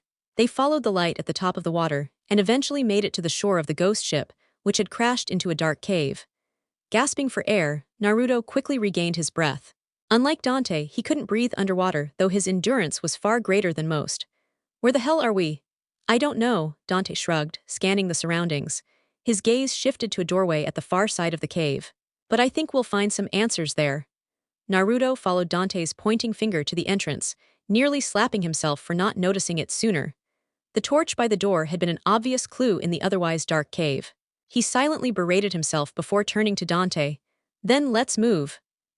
Dante nodded in agreement. The cave was the only way forward. The two made their way toward the dark entrance, where they found a passage that led upward. Along the way, they encountered more marionettes, which they quickly destroyed. At the top of the stairs, they found a door. Stepping through it, they entered a corridor. Moving down it, they encountered a curved area with a spiked wall and strange patterns of holes in the floor. Continuing forward led them to another long curved hallway, where the floor was riddled with small holes. At the end of the corridor stood a wall of spikes, with a skeleton pinned to it holding a shield. What's that? Dante asked, intrigued. Naruto, his curiosity piqued, observed as Dante approached the skeleton. Without hesitation, Dante grabbed the emblem shield from the skeleton's grasp, and the skeleton's right arm stood upright, revealing a hidden lever. As Dante pushed the arm down, Naruto noticed the floor beginning to shift. Grrrr. What's that? The sound of metal scraping against metal drew their attention. Behind them, spikes began to rise from the holes in the ground. Shit! Naruto barely avoided a spike that nearly pierced his head. His heart raced as the spike missed him by inches. It's a trap, Naruto shouted, realizing just how close they were to being skewered. Come on, Dante shouted, tossing the shield into his spatial storage before dashing through the hallway, dodging the rising spikes. Naruto followed closely behind, barely evading the deadly traps. They reached the barred-off shaft from earlier, now open. The elevator lifted Dante into a gazebo-like structure, overlooking a scenic waterfall. That was close, Naruto exhaled in relief, shaking off the tension. Without his quick reflexes, he'd be skewered right now. He doubted the Kyuubi's chakra could heal such a wound. I know, right? Wouldn't want to see you stuck on a spike. Or maybe I would, Dante chuckled, giving Naruto a mocking grin. Naruto gritted his teeth, his mind set on revenge. The moment was coming. No comeback? Dante raised an eyebrow, a smirk on his face. Guess you're up to something. Naruto ignored him, focusing on the path ahead. He wasn't going to let this go just yet. Revenge would come in due time. Before Dante could say more, Naruto suddenly swung Purgatory at him, aiming for his head. Dante anticipated the move, ducking beneath the strike. However, Naruto had already planned his next move. As Dante ducked, Naruto pulled out Limbo. He pointed the gun at Dante's face and fired without hesitation. Bang! The gunshot echoed, and the bullet sped toward its target. But then, in a flash, Dante deflected the bullet with Alastor, which had materialized in his hand. Too slow, Stinger. Realizing the attack was imminent, Naruto quickly braced himself. Dante zoomed forward, leaving afterimages behind, with Alastor poised for a deadly strike. Naruto blocked the blow with Purgatory, but the force of the attack sent him flying backward. Naruto thrust Purgatory into the ground to slow his momentum, carving a deep trench into the earth. Once he came to a halt, he quickly looked up and found himself staring down the sharp edge of a sword. Behind it stood a smug figure. You've lost again, 37-0. Naruto clicked his tongue in annoyance, rising to his feet as he strapped Purgatory back to his back. One of these days, Dante scoffed, heading toward the crack in the wall. Just keep telling yourself that. Ha ha ha. Naruto followed behind with a scowl, the sting of his never-ending losing streak weighing heavily on his chest. I swear, one of these days, Dante. The crack in the wall led them to the edge of a cliff, where a death scythe was waiting. It attacked immediately, but was dispatched quickly and decisively. After dealing with the scythe, they made their way down the cliff, entering a tunnel that eventually led them to a vertical area. To reach an open door at the top, they had to leap across several ledges. Upon passing through the doorway, they entered a vast space with a narrow rope bridge. The view took them by surprise. For a demon fortress, this place has an impressive view, Naruto said, smiling at the tranquil scene. The setting sun cast a red hue over the sea, making it almost easy to forget they were standing in the heart of a demon-infested castle. They continued for nearly an hour, before finding a door that led them into a courtyard with stairs and another door at the far end. The courtyard was teeming with marionettes and fetishes, but they quickly cleared the area. Climbing the stairs, they reached a door that led into a right-angled room followed by a circular chamber with yet another door. Naruto stared in disbelief. What the hell, did we just circle all the way back here? Dante, having experienced the same thing before, shrugged. Seems like we took a detour. Naruto shot him a look that said it all. A detour? That's an understatement. Dante smirked knowingly. I know what you're thinking, but even if we tried to go this way earlier, the door wouldn't have opened. Oh, Naruto scratched his head sheepishly. That made sense, though it was embarrassing to be so easily read. No need to feel bad, I remember another door around here, let's go. Right, Naruto nodded, and they resumed their journey. True to Dante's words, they found a passageway with another door at the far end of the courtyard. They chose to check the covered path first, as Dante sensed something there. On either side of the main doorway stood glowing doors adorned with shield motifs. Dante used the emblem shield to unlock one of them, and they proceeded inside. Their path led them through a series of twists and turns, where they found luminite, an item said to only grow in the underworld near piles of fetish parts. As they descended a flight of stairs, they entered a corridor lined with spikes and a rotating floor. They fought off a few sin scythes along the way. Once they cleared the dangerous traps, the corridor doubled back, revealing a pool of strange purple fluid beneath a small platform. Watch your step, Dante warned, jumping onto the platform. He didn't stay long, sensing its instability, and quickly moved to the next one. Naruto followed right behind, reaching the pedestal with a pair of lances. A powerful aura radiated from them. These look powerful, Naruto commented, his eyes widening at the energy they gave off. Just as he was about to grab them, the lances disappeared, stored by Dante. Dante turned with a small smile. No time to admire, let's get going. Naruto cursed Dante under his breath, realizing the older demon hunter had done that just to tease him. The return journey was faster now, and when they reached the door, Dante didn't lead them back to the main hallway. Instead, he directed them to another door on the right, also with a shield motif. By now, Naruto was getting used to the confusing layout of the demon castle, so he didn't question the decision. This new path mirrored the first, but everything was reversed. The first room looked nearly identical to the earlier one, but there were no enemies and only a few spikes. Their task was to activate two wheel devices to lower two platforms, allowing them to reach a pedestal. The rotating floor made the task tricky, but once the platforms were lowered, there was no time limit to worry about.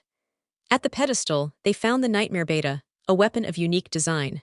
Taking it triggered the platforms to rise again, and they had to detour before retracing their steps. On the way back, they were ambushed by two Sin Scythes, but it was more of a one-sided battle. Damn, Naruto exhaled after finishing off the last scythe. All that for just a stupid piece of metal.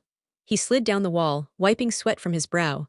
They'd been on the move for hours, and without his monstrous stamina, he would have been done for. Having the nine tails sealed inside him was a huge advantage. He glanced at Dante, who was sitting with a bored expression, seemingly indifferent to the physical strain. Is this what Dante goes through? Naruto couldn't help but admire his resilience.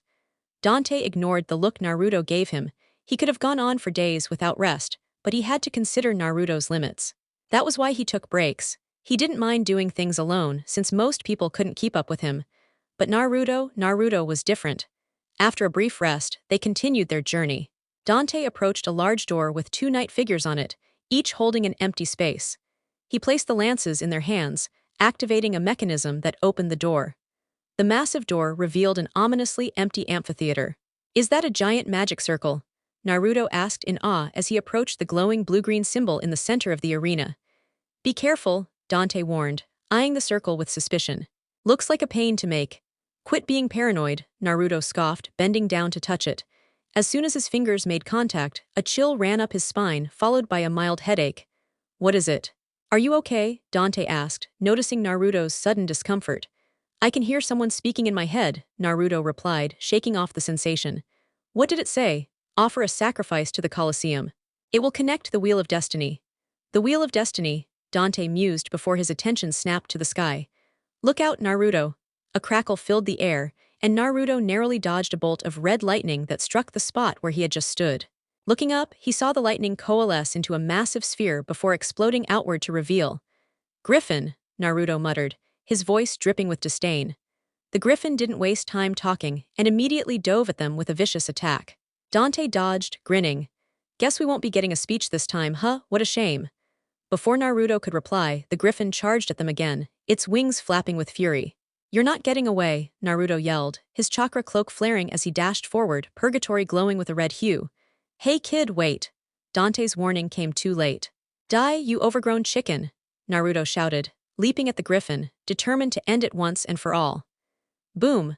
A brilliant green beam of light slammed into the Griffin before it could get any closer to Naruto, sending it skidding backward a few meters. Naruto, momentarily stunned by the sudden attack, turned his gaze to the source of the green beam. His eyes immediately fell on the weapon in Dante's arm, the Nightmare Beta. Dante, I had it under control, Naruto said, annoyance creeping into his voice. Dante shot him a brief glance, a smirk tugging at his lips. Not even close. With that, he turned his attention back to the Griffin, a cocky grin spreading across his face. Care for a little dance? The Griffin, after recovering, let out a ferocious roar and bared its claws. You'll fall here, far from Lord Mundus, it bellowed. We'll see about that, Dante replied confidently. He activated his devil trigger, focusing energy into the Nightmare Beta. A faint green light gathered at its barrel, signaling the start of something deadly. A grin stretched across Dante's face as the Nightmare Beta powered up. Order up. Chicken wing! Boom! The green beam shot out, cutting through the air at breakneck speed. The Griffin, sensing the danger, darted to the side at the last possible moment. The beam ricocheted off a wall, missing its target. A red orb materialized in the Griffin's mouth, and it fired off two beams of electricity aimed directly at Dante and Naruto. Watch out, Naruto called out, recognizing the familiar attack. The two of them quickly dodged. Naruto launched himself up onto a pillar with his tail, narrowly avoiding the attack. Dante flew into the air, dodging the beams with ease. That was too close, Naruto muttered. The Griffin, angered, flapped its wings, unleashing a gust of wind across the arena. Naruto dropped down from the pillar, blinking away the debris. Yeah, he's definitely pissed now. Dante, still in his devil trigger, landed beside him. Stay sharp, I can feel his energy fluctuating.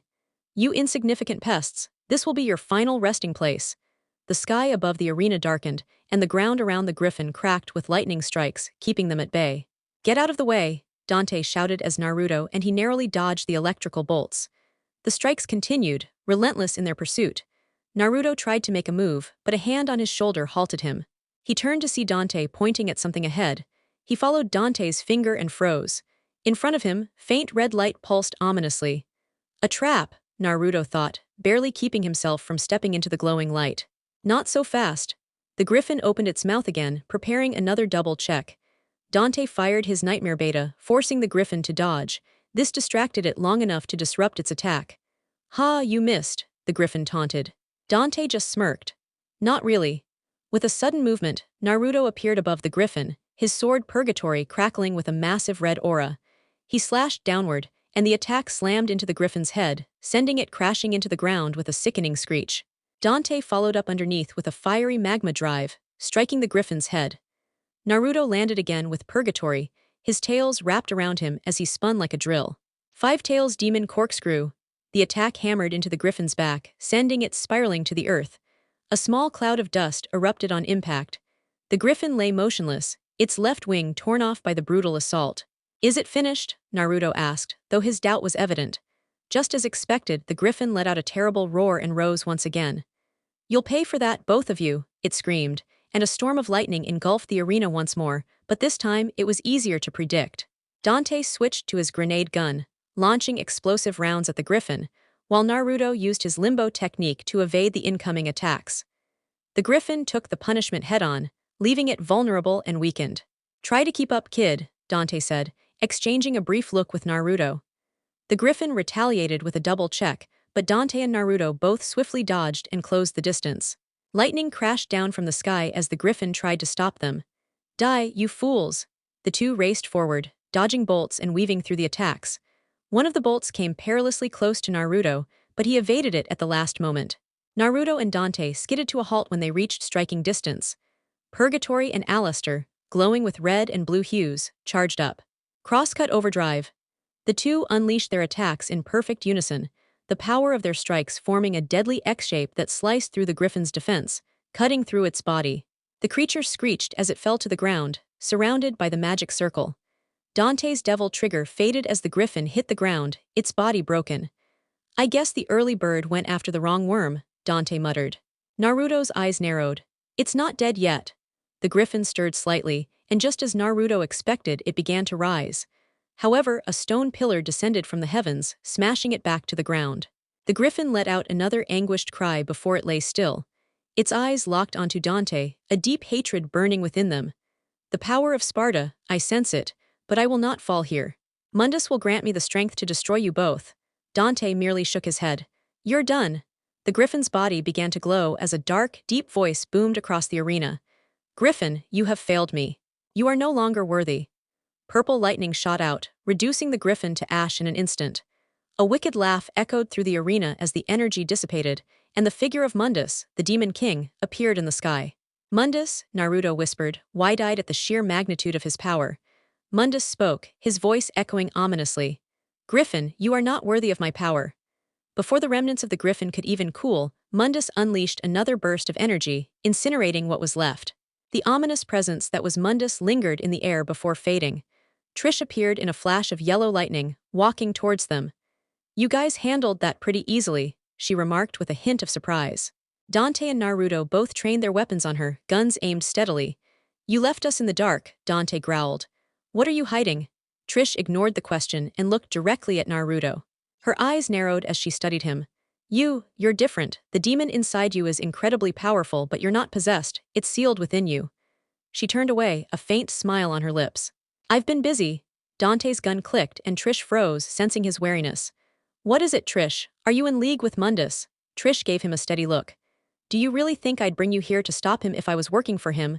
Naruto crossed his arms, his eyes narrowing. Dante continued to study Trish as if expecting something. "You've heard of Mundus. His cruelty is beyond imagination. But he took everything from me, my mother, my brother. He took their lives like they were nothing." Dante's voice grew low with rage. "I'll kill Mundus. No matter who stands in my way, I'll cut them down." Naruto, hearing the conviction in Dante's words, understood that this wasn't just vengeance, it was personal. Trish, however, seemed affected by the intensity of Dante's resolve. Without a word, she vanished in a flash of yellow lightning, leaving the two behind. Dante didn't react. "We'll deal with her later. For now, we need to find out where this magic circle leads." Naruto murmured, ready for what came next. The journey so far can be summed up in one word for Naruto: exhausting. Initially, it had been thrilling for him, a fresh experience that kept him on his toes, but the constant wandering through the castle had begun to feel like navigating a never-ending labyrinth. After handling Griffin and descending the pillar, they had been on the move, fighting non-stop. Recently, they faced a new type of demon, the plasma. This demon had two forms. In bat form, it relied on projectile attacks and was easy to deal with using ranged weapons, while in its human form, it retained its beam attacks, but also utilized close quarters combat similar to Dante's. Their melee strikes were slow enough to dodge but could be lethal, as there was almost no warning before they were unleashed. Plasmas were also affected by their own beam attacks, making it possible to cause them to destroy each other. The human form's unique ability was to multiply when hit, splitting into 3 identical copies. Every time this happened, Naruto couldn't help but wish he could do the same, thinking that it might make his life easier. At one point, they had even battled a formidable demon-machine hybrid, the Nightmare, a living, powerful tank. The battle had been tough, but as usual, they emerged victorious. Naruto had come close to death multiple times due to the Nightmare's unpredictable attack patterns. There had even been an instance where he was teleported to an ominous dimension and had to face off against phantom-like demons. "Hey, stop spacing out," Dante snapped at Naruto, who had a blank look on his face. "What goes on in that kid's head? We've been wandering for hours and haven't even seen Mundus since." "Well, you know," Naruto muttered with a sigh. They had been traveling through the castle all day, fighting a mix of old and new enemies. As they entered a new room, Naruto froze in shock. "Is that a plane?" he stammered, noticing a biplane at the end of a long hallway.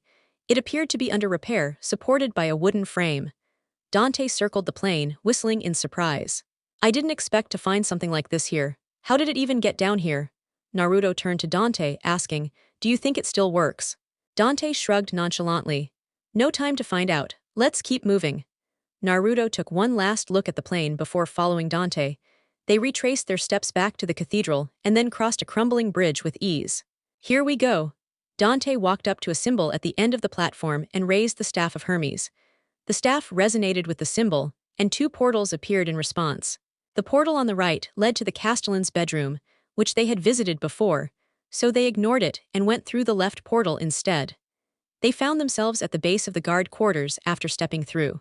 Naruto glanced around, then turned to Dante, asking, "Where are we now?" "How should I know?" Dante replied. "I don't have a map or anything." "Well, you seem to know exactly where you're going," Naruto remarked. Dante smirked. "Instincts, kid, pure instincts." "Oh," Naruto scratched his head sheepishly, following Dante up a spiral staircase. They encountered a marionette halfway up, but quickly dispatched it before continuing on. At the top of the stairs, they reached a door that led to a study filled with bookshelves and a desk. 2 portals in the far corner shimmered with a strange light. The left portal glowed, showing an image of a full moon, while the right portal remained dark. "I guess we go through the left one," Naruto suggested. Dante rolled his eyes. "It's not like we have a choice." With that, Dante leapt through the portal, and Naruto followed suit, though he couldn't shake off his suspicion. The portal opened into a vast square room, a door at the far side with the moon shining brightly above. Thunder rumbled ominously in the distance.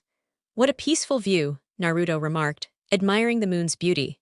Dante, however, was more cautious, his senses on high alert as they approached the door. When they reached the door, Dante reached for the handle, only for a loud roar to shake the room, followed by the seal on the door snapping shut. "Not again," Naruto groaned, spotting the seal. Dante grinned though, clearly eager for the fight. "I thought there'd be no welcoming committee, but here we are."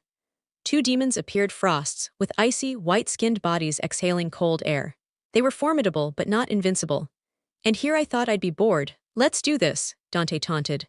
The frosts immediately launched an assault, one targeting Naruto.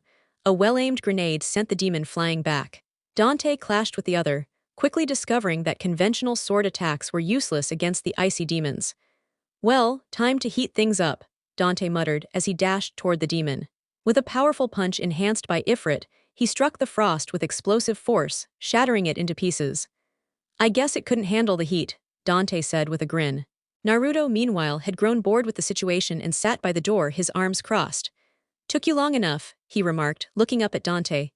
"Don't get cocky, kid," Dante said, walking through the now-open door. Naruto followed with a small, satisfied smile.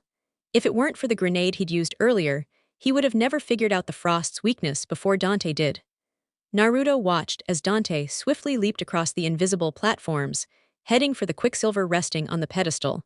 Dante grabbed the quicksilver, then jumped down to land in front of Naruto.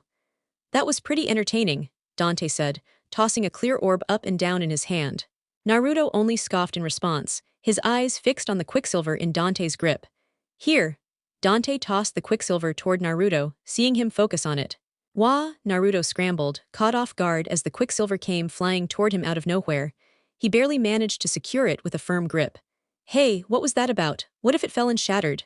"It doesn't matter. You've got it now," Dante said, shrugging casually as he turned away without a second glance. Naruto muttered something under his breath and followed Dante down the corridor. At the end, they found a door that they unlocked with the quicksilver. The double doors opened to reveal a massive room. Clank. "Whoa. Well, I'll be damned. This is a hell of a throne room," Naruto said in awe as they walked into what seemed to be a regal chamber. "That's not all," Dante pointed upward, toward a large window stretching from the floor to the ceiling. In that moment, lightning flashed outside, revealing a shadowy figure standing before it. Nelo Angelo stood at the window, facing them, his broadsword in hand. Without a word, he pointed it at them before unleashing a violent surge of energy. Boom! The demonic power around Nelo exploded, sending a gust of wind that forced both Naruto and Dante to shield their faces. "What the?" Naruto lowered his arm, his mouth agape as he stared at Nelo Angelo, now unhelmeted, revealing a human face beneath. "Virgil!" Dante gasped in shock beside him, leaving Naruto confused. "Who the hell is that?" He watched as Dante took a few steps forward, stopping at a safe distance from Nelo. "So you survived our last encounter, and here I was mourning your death, but seeing you like this is disappointing. How about I end your misery now?" Naruto didn't understand Dante's words, but before he could inquire, Nelo let out a furious roar, sending out a brutal gust of wind that knocked everything back. Ah! Naruto slid back as the gust collided with him. With a blue aura encircling Nelo's sword, he charged at Naruto, delivering a horizontal slash. Shit! Clang! Naruto's arms quivered as he blocked the strike with Purgatory. Even with his five-tailed Kyuubi cloak active, he could barely withstand the force of the attack. He was thankful that he'd unleashed the Kyuubi chakra the moment he did. Without it, he wouldn't have been able to hold up against that hit, much less block it. "Move!" Naruto rolled out of the way just in time as Dante swooped in from behind with a stinger, but Nelo blocked it, sending sparks flying.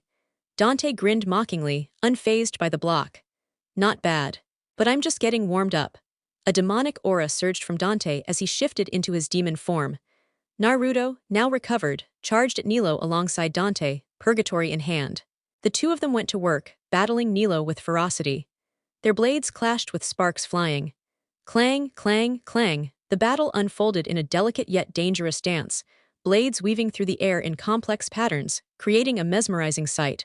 This time, neither side was holding back. Naruto ducked under a wide swing from Nelo, attempting a high strike, but Nelo deftly avoided the attack. However, Dante appeared behind him with Alistair raised, about to land a blow. Just as it seemed like the strike would land, a summoned sword materialized out of thin air, blocking the attack. Then, more swords followed, forcing Dante to retreat. Dante wasn't surprised by the summoned swords. In fact, he'd been expecting it.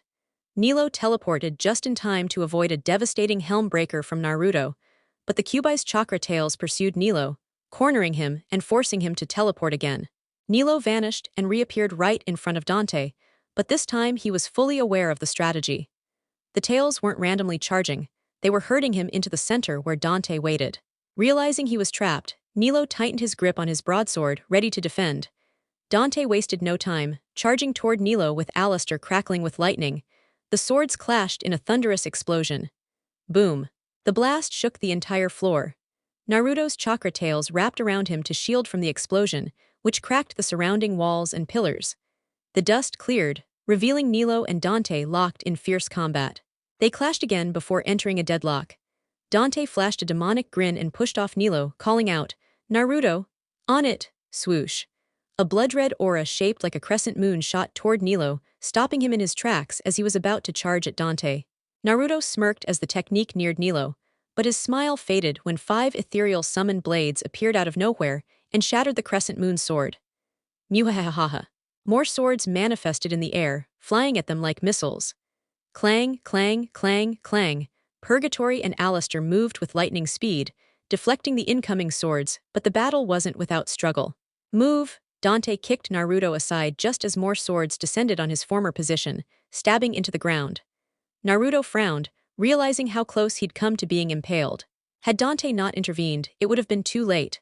Nelo, with a cruel laugh, gestured toward them, silently inviting them to attack once more. Naruto glared at him, unfazed, and said under his breath, "Looks like he wants us to come at him again. Then let's not waste time." "Let's go," Dante shouted. Swoosh, boom. The two disappeared in a flash, colliding with Nelo, the shockwave of their impact shattering every window in the throne room. The three of them clashed in an intense swordplay, their blades singing as they struck. Clang, clang, clang. Boom. Shadows danced around the room as the battle raged on. Sparks flew, cracks formed in the floor, and the intensity of the fight grew with every passing second. Naruto blocked Nelo's blade, but the force behind it sent him crashing into a pillar. He tried to move, but 5 summoned swords shot out and pinned him to the pillar. Gah. Naruto spat blood as the blades embedded deep into his body. His chakra cloak visibly weakened. Arg. Damn it, Naruto grimaced, unwilling to admit his disadvantage. Dante continued to fight fiercely with Nelo. The battle had put him at a severe disadvantage. Keeping up with both Dante and Nelo was difficult, and he cursed under his breath.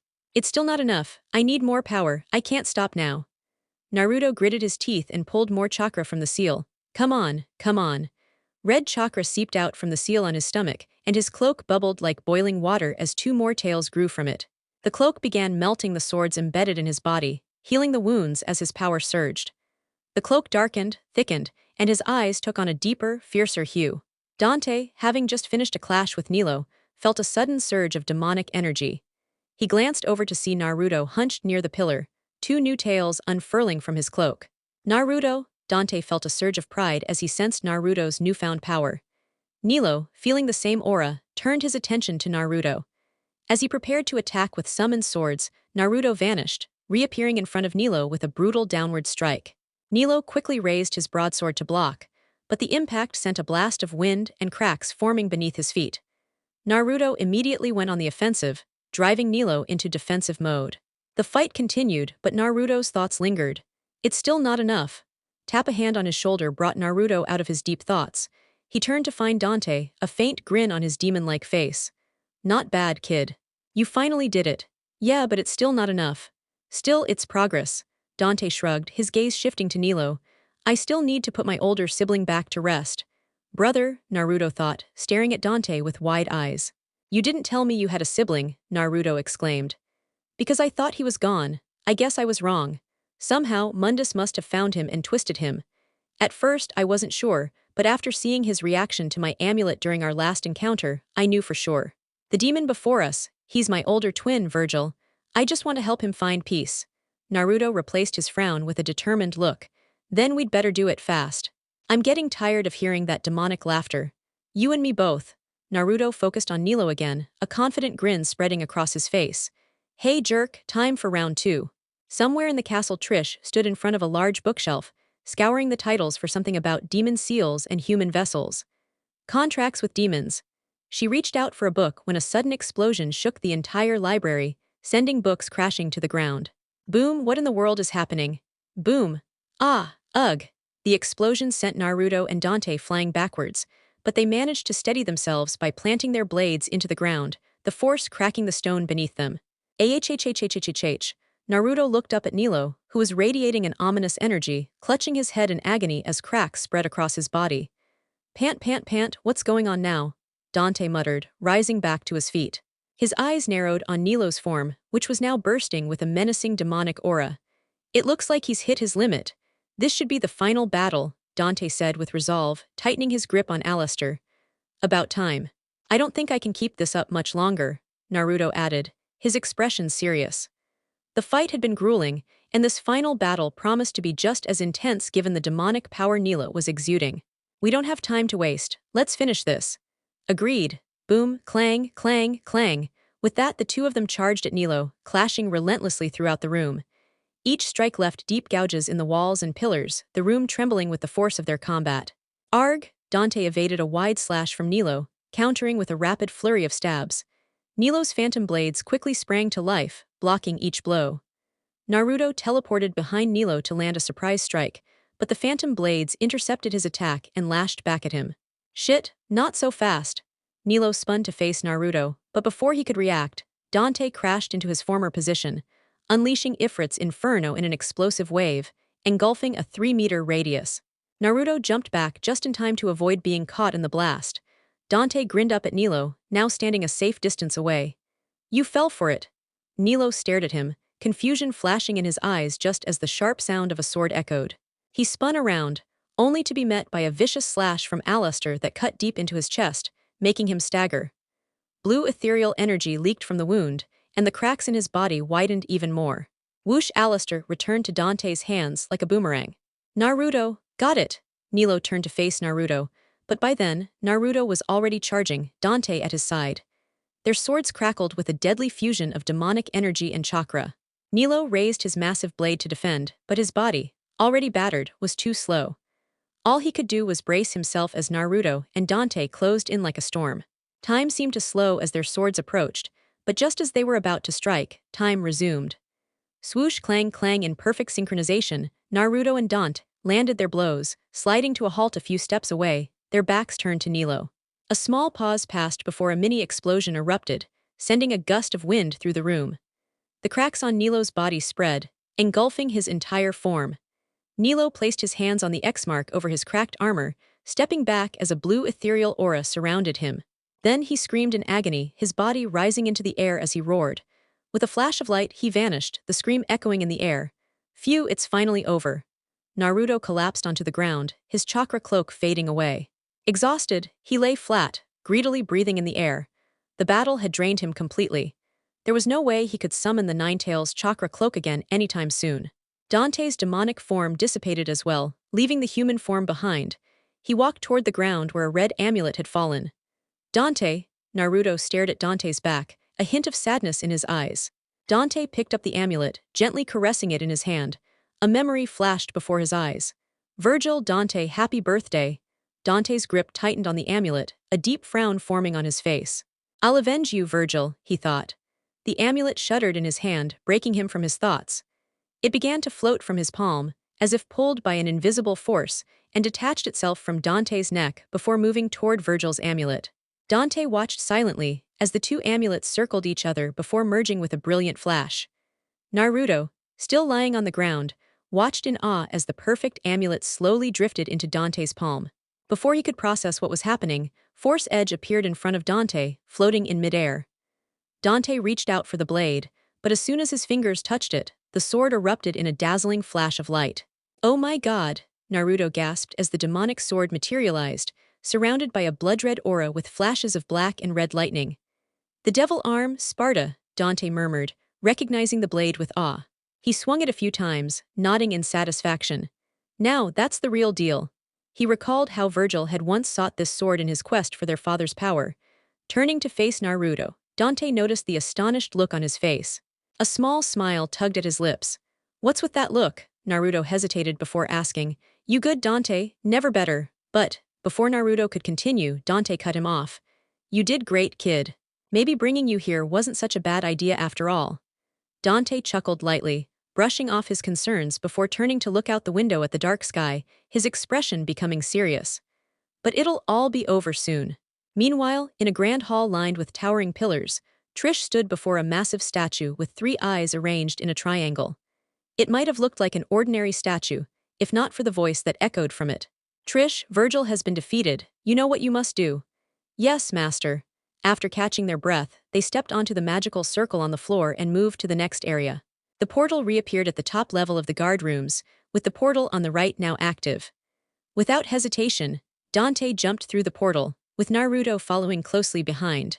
Naruto's brow furrowed, as the portal they passed through teleported them into a damp prison cell, submerged underwater. He had unknowingly inhaled a small amount of water. There should be a warning for something like this. Naruto inwardly cursed when he noticed Dante casting a side glance at him, though not a word was spoken. The look on his face, however, was one of clear amusement. Dante motioned for him to follow before swimming off. Naruto wanted to say something but couldn't speak underwater, so he reluctantly followed Dante through a hole in the wall to the left, leading to another cell. This cell was identical to the one they had just left.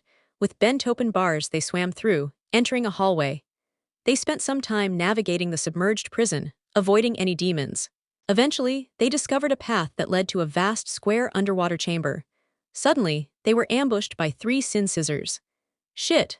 Naruto barely avoided a scissor aimed at his head, dodging the follow-up strike and swimming backward away from the attackers. Since he was powerless underwater, all he could do was evade while Dante handled the sin scissors with his needle gun. I need to figure out how to handle underwater situations better, Naruto thought, a displeased expression crossing his face after narrowly dodging a deadly strike. The sin scissors, realizing their first attack had missed, moved in for a second strike, only to be halted by Dante's needle gun to the head. Once all the sin scissors were defeated, a section of the wall between 2 horse statues in the chamber slid open, revealing a new pathway. Naruto and Dante exchanged glances before swimming toward the new opening. They passed through it, and instead of water, a cold wind greeted their faces as they landed on solid ground, both surprised by the sudden change. "What the?" Naruto exclaimed, looking back at the opening they had just come through in disbelief. Reaching his hand out, he pulled it back wet. It must have been a portal, Dante theorized, equally shocked. It was a first for him too, but after everything he had seen, it wasn't the most surprising. Naruto nodded, shrugging. This place had been throwing his logic off all day. "Come on, there's a door up ahead." They walked through the door at the end of the narrow path, only to find themselves inside a castle tower with a large wheeled device on the wall. "Is it just me, or does this castle seem familiar? Looks like we're back in the same castle, or maybe an alternate version of it." Naruto turned to look at Dante, incredulous. "You don't seem surprised." Dante gave him a nonchalant look. "You'll get used to this kind of stuff after a while. Demons used to drag me into alternate dimensions when I was younger, nothing new." "Is that so?" "Yeah. Anyway, let's not waste time." Dante walked toward the wheeled device and began performing a deadly combo with Alistair. The symbols on the wheel lit up one after another, and when the last symbol glowed, water suddenly poured into the room, flooding the tower from floor to ceiling. Water again. Naruto nearly lost his cool as he found himself submerged for the second time. Dante, however, was unbothered, sensing a presence at the top of the tower. He had noticed it when they first arrived, but now it was stronger. Without hesitation, he swam upwards toward the source. Naruto tried to shout, but since he couldn't speak underwater, he could only swim after Dante in frustration. "Slow down, you maniac," Naruto cursed, trying to catch up, but Dante was too fast. No matter how hard he swam, Naruto couldn't close the gap. He had only made it halfway up when the water suddenly vanished, just as quickly as it had appeared, leaving him suspended in the air. "Oh crap!" Naruto's heart skipped a beat as he began to fall, but he quickly grabbed the railing on the last floor and pulled himself over. "Shit! If Dante pulls any more stunts like this, I'll kill him." Naruto gritted his teeth, glaring at Dante's back. But his anger quickly evaporated when he saw the golden egg on the pedestal. "Wait, is that a golden egg?" Naruto stammered, staring at the egg. He had heard that finding a golden egg was a symbol of good fortune. "Dante, I think we can." "No, we're not selling it." Dante quickly cut him off, his expression deadpan. He could already tell what Naruto was thinking. Whenever money was involved, Naruto acted more like Lady than anything else, which was unsettling. Before Naruto could respond, the golden egg on the pedestal vanished, seemingly entering Dante's pocket dimension. "Why?" Dante resisted the urge to slap his forehead. Sometimes he felt like he had raised a money grubber. He refrained from tearing into Naruto, saying instead, "We probably won't even be able to leave with it, so what's the point?" Naruto sighed in defeat. He had expected that, but still felt reluctant to part with the egg. "Demons don't do anything for free, huh? And here I thought this one would be different." Dante smirked at the look Naruto gave him. He couldn't blame the kid. He had been the same way when he was younger. But Dante had learned an important lesson. It wasn't that you couldn't take things. It was a matter of what you were taking. Although he wanted to say something, Dante knew it would only lead to trouble. Who knew what Lady had secretly taught him? For now, he kept quiet. "Don't worry about it. Maybe your luck will turn around," Dante said with a smirk, and Naruto sighed again before remembering something important.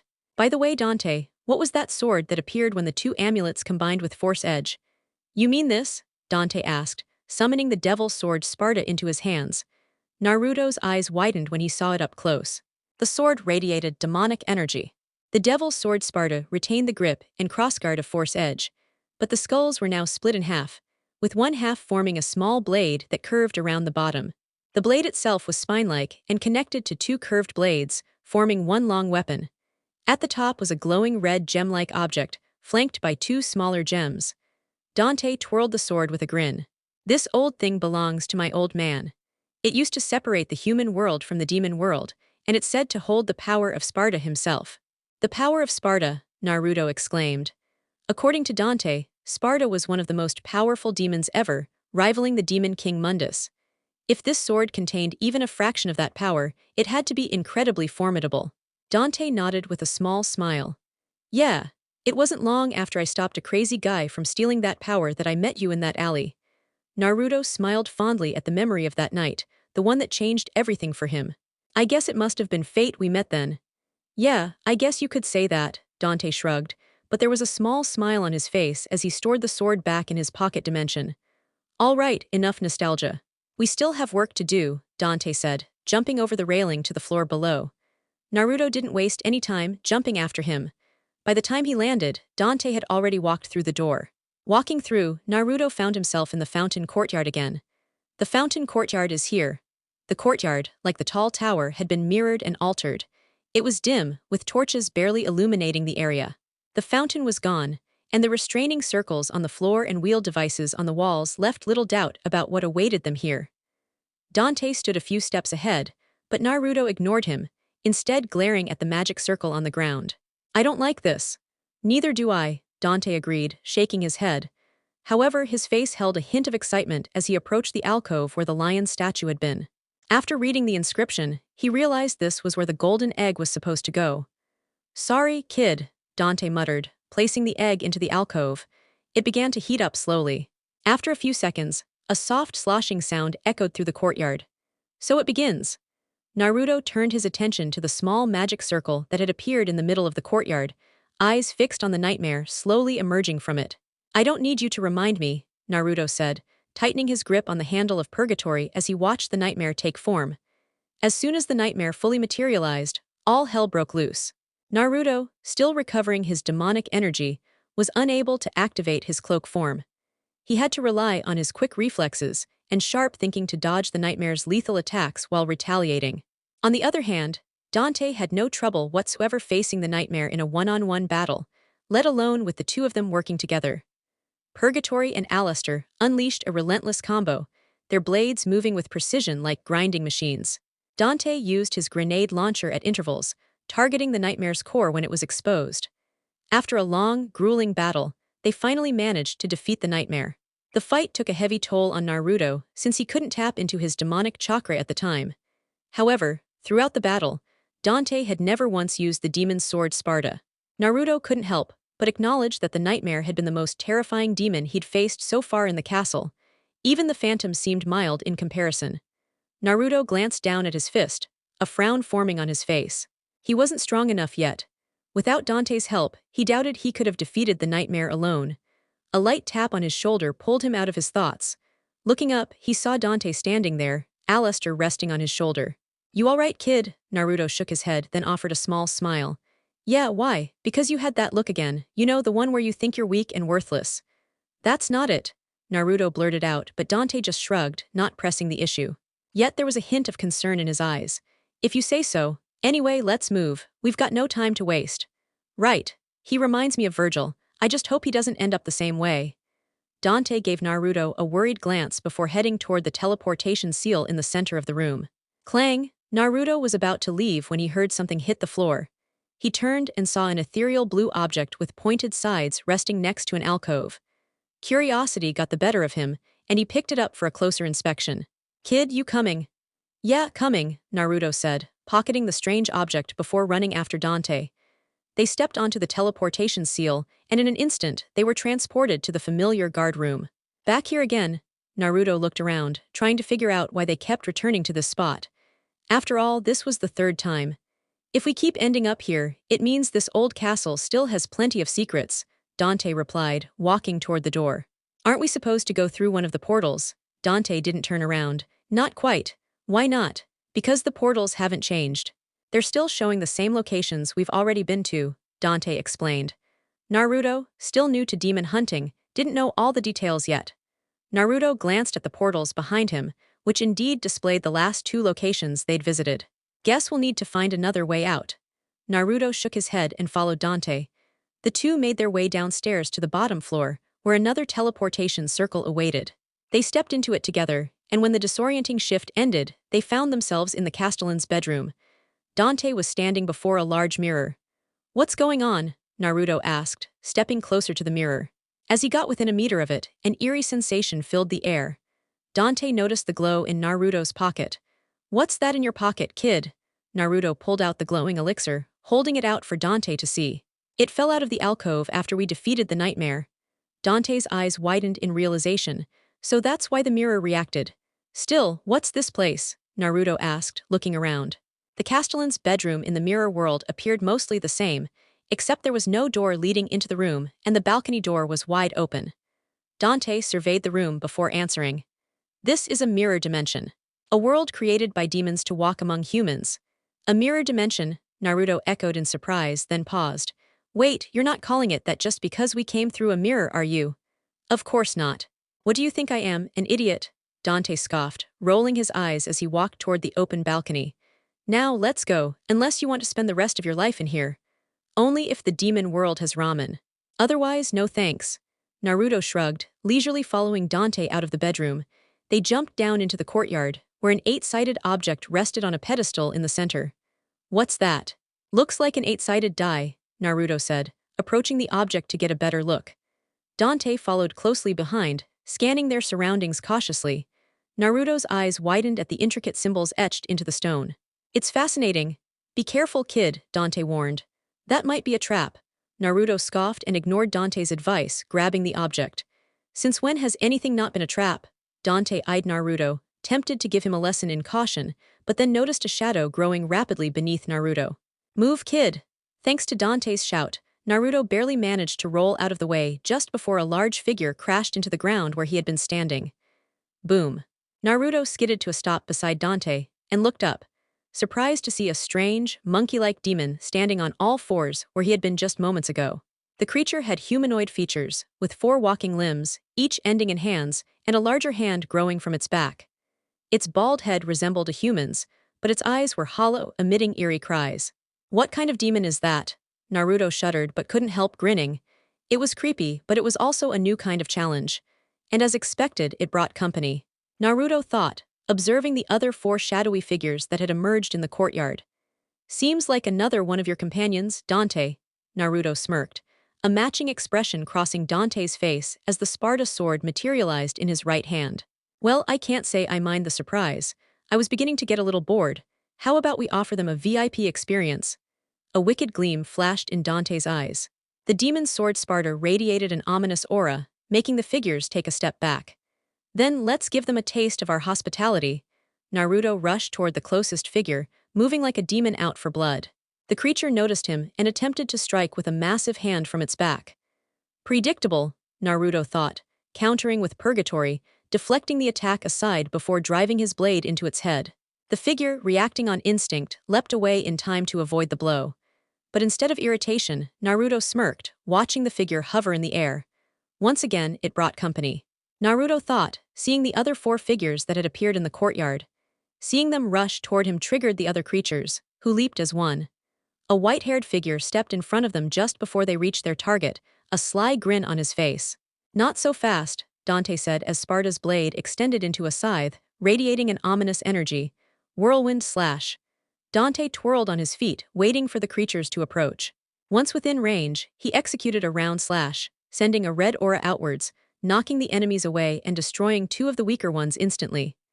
Naruto watched, awestruck, as the blade shifted from a sword to a scythe, its power on full display.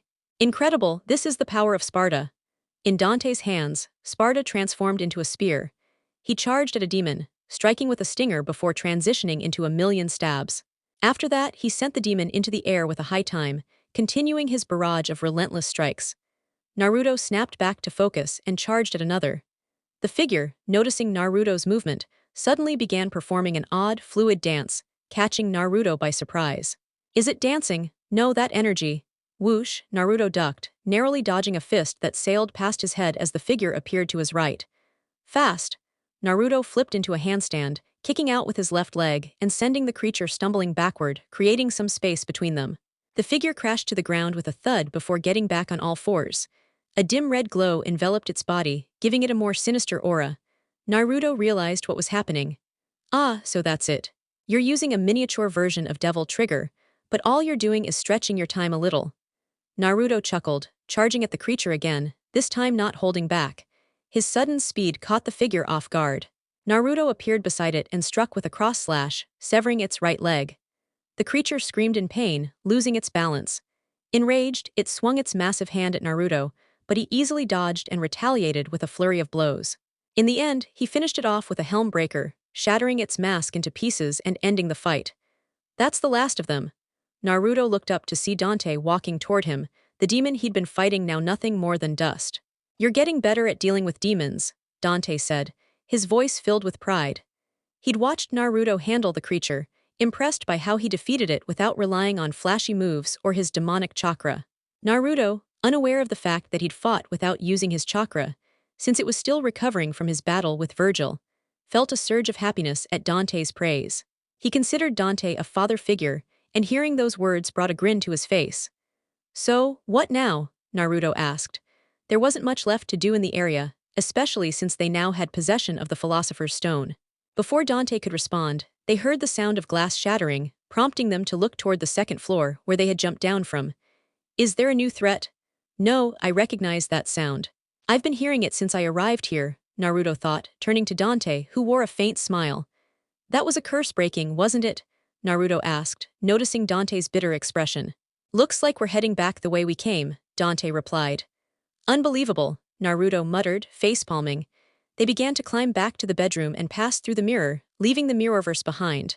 I guess we're done with this place, Naruto thought as they stepped into the teleportation circle. Having visited the Castellan's bedroom twice, he prayed nothing would bring them back. The teleportation circle flashed, and when his vision cleared, they found themselves on a massive circular platform with two mirrors. One of the mirrors showed the Castellan's bedroom where they had just been. That was a curse breaking, wasn't it? Naruto asked again, seeing Dante's reluctant smile. Looks like we're heading back, Dante replied as they both walked toward the platform. Dante stepped behind Naruto and to his surprise wrapped his arms around him. Naruto stiffened, startled by the sudden gesture. What are you doing, Dante? Hold on tight, kid, Dante said casually, ignoring Naruto's glare as he transformed into his devil form, lifting them both off the ground. They flew across the broken bridge and landed in front of the cathedral doors. Dante returned to his human form, only to find Naruto still glaring at him. What? Got something on my face? Dante asked innocently, checking his face for anything odd. Naruto clicked his tongue at Dante's shameless behavior. A little warning next time would be nice. I'd give you one, but I feel like we're running out of time, Dante replied seriously, his gaze fixed on the cathedral doors. Why do I feel like something's dangerous behind those doors? Dante thought, glancing at Naruto, only to be surprised to see the same serious look on his face. Can he sense it too? That shouldn't be possible. Naruto, however, could feel the intense demonic power behind those doors. His senses screamed at him, warning that nothing good awaited them on the other side. The closer they got, the more his body resisted, his hands trembling. When he thought he might lose his resolve, Dante's voice broke through. You know, you can stay here if you want. It'll only get harder from here. No, Naruto said firmly, shaking his head and offering a small smile. I've come too far to turn back now. Dante, seeing the determination in his eyes, grinned. Well said, kid. A real man finishes what he starts, no matter how tough it gets. With that, he moved toward the cathedral doors, placing his hands on them and pushing them open with a creak. Come on. We're almost there. No matter what, I won't let you fall, Naruto. In a dark room somewhere, a pair of blue eyes snapped open, staring into the distance. You're finally here, Dante. So this is the abyss, Naruto remarked as he materialized from a teleportation sigil, his gaze scanning the unfamiliar surroundings. The new realm felt eerily different from anything he had known. The walls and ceilings seemed to resemble raw, pulsating flesh, giving the unsettling impression that he was inside some monstrous creature's insides rather than a traditional underworld. The suffocating stench of blood hung in the air, adding to the discomfort. The somber, oppressive atmosphere was unmistakably that of a place of torment. Dante, however, remained unperturbed. This wasn't his first time navigating this hellish domain. Stay sharp, kid. We're not here for a sightseeing tour. Naruto nodded in acknowledgement, recalling the reason they were there. After a quick survey of the surroundings, Naruto followed Dante through an opening in one of the fleshy walls that led into a throbbing passageway. The sight of the walls squirming as though alive was enough to make his skin crawl. Eventually, he shrugged it off and added it to his ever-expanding list of the most bizarre things he had encountered. As they proceeded down the corridor, they reached a door obstructed by a pulsating red membrane. A swift strike from Dante cleared the way, and the duo entered a new area dominated by a towering statue of a divine being. But their attention was immediately drawn to the pair of frosts patrolling the space.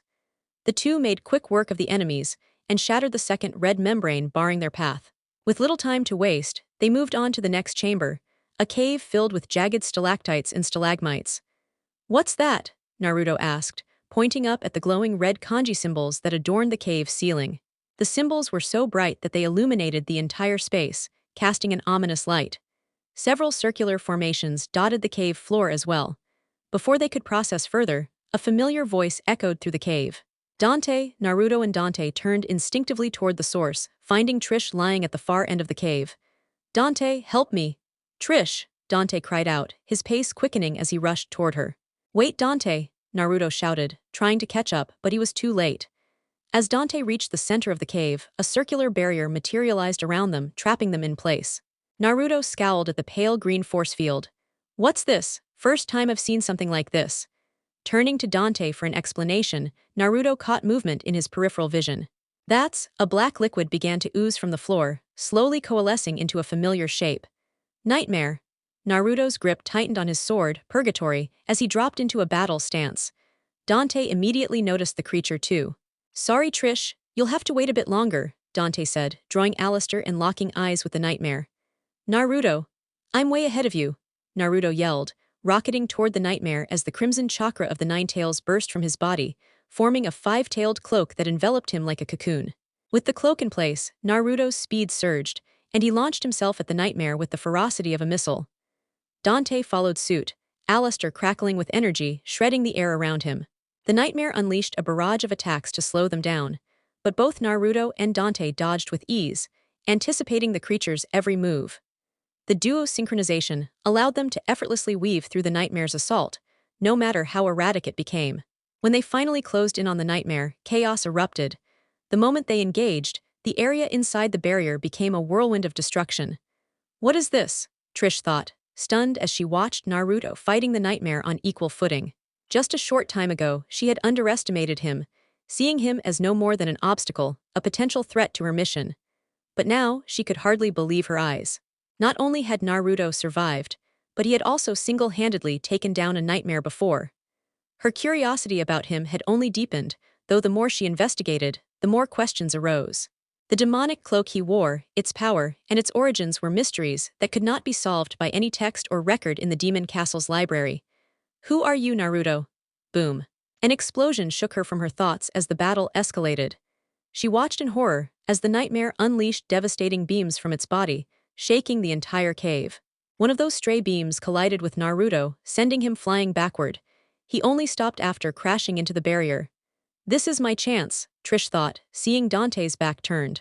"Damn it, I shouldn't have let my guard down," Naruto cursed as he steadied himself on Purgatory. The nightmare's attack had almost knocked him out, a blow that rivaled even Virgil's strength once his helmet was removed. But with the nightmare weakened and motionless, it was the perfect opportunity to finish the fight. "Naruto," Dante's voice snapped Naruto out of his thoughts. He looked up to see Dante across from him, concern in his eyes. But his focus wasn't on Dante, it was on someone behind him. "Dante, watch out," Naruto shouted, but it was too late. Trish shot a bolt of lightning at Dante, electrocuting him. "Ah," Dante cried, collapsing to the ground, smoke rising from his body. He struggled to rise but froze as he turned to face the one who had just betrayed him. "Trish, you. Haha, you fool." "It was too easy," Trish mocked, laughing at Dante's shocked expression. "Trish, how could you?" Naruto growled, his eyes burning with anger. He would have charged at her if not for the barrier separating them. Trish, clearly aware of this, smirked. "Humans, you're so naive. Your presence has become an obstacle to my master's plan. Now die."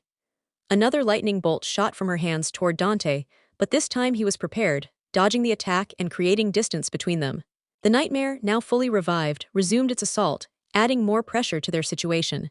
They had to fight the nightmare while also fending off Trish's attacks. "That traitor," Naruto gritted his teeth, dodging another of Trish's lightning strikes. "Don't focus too much on her.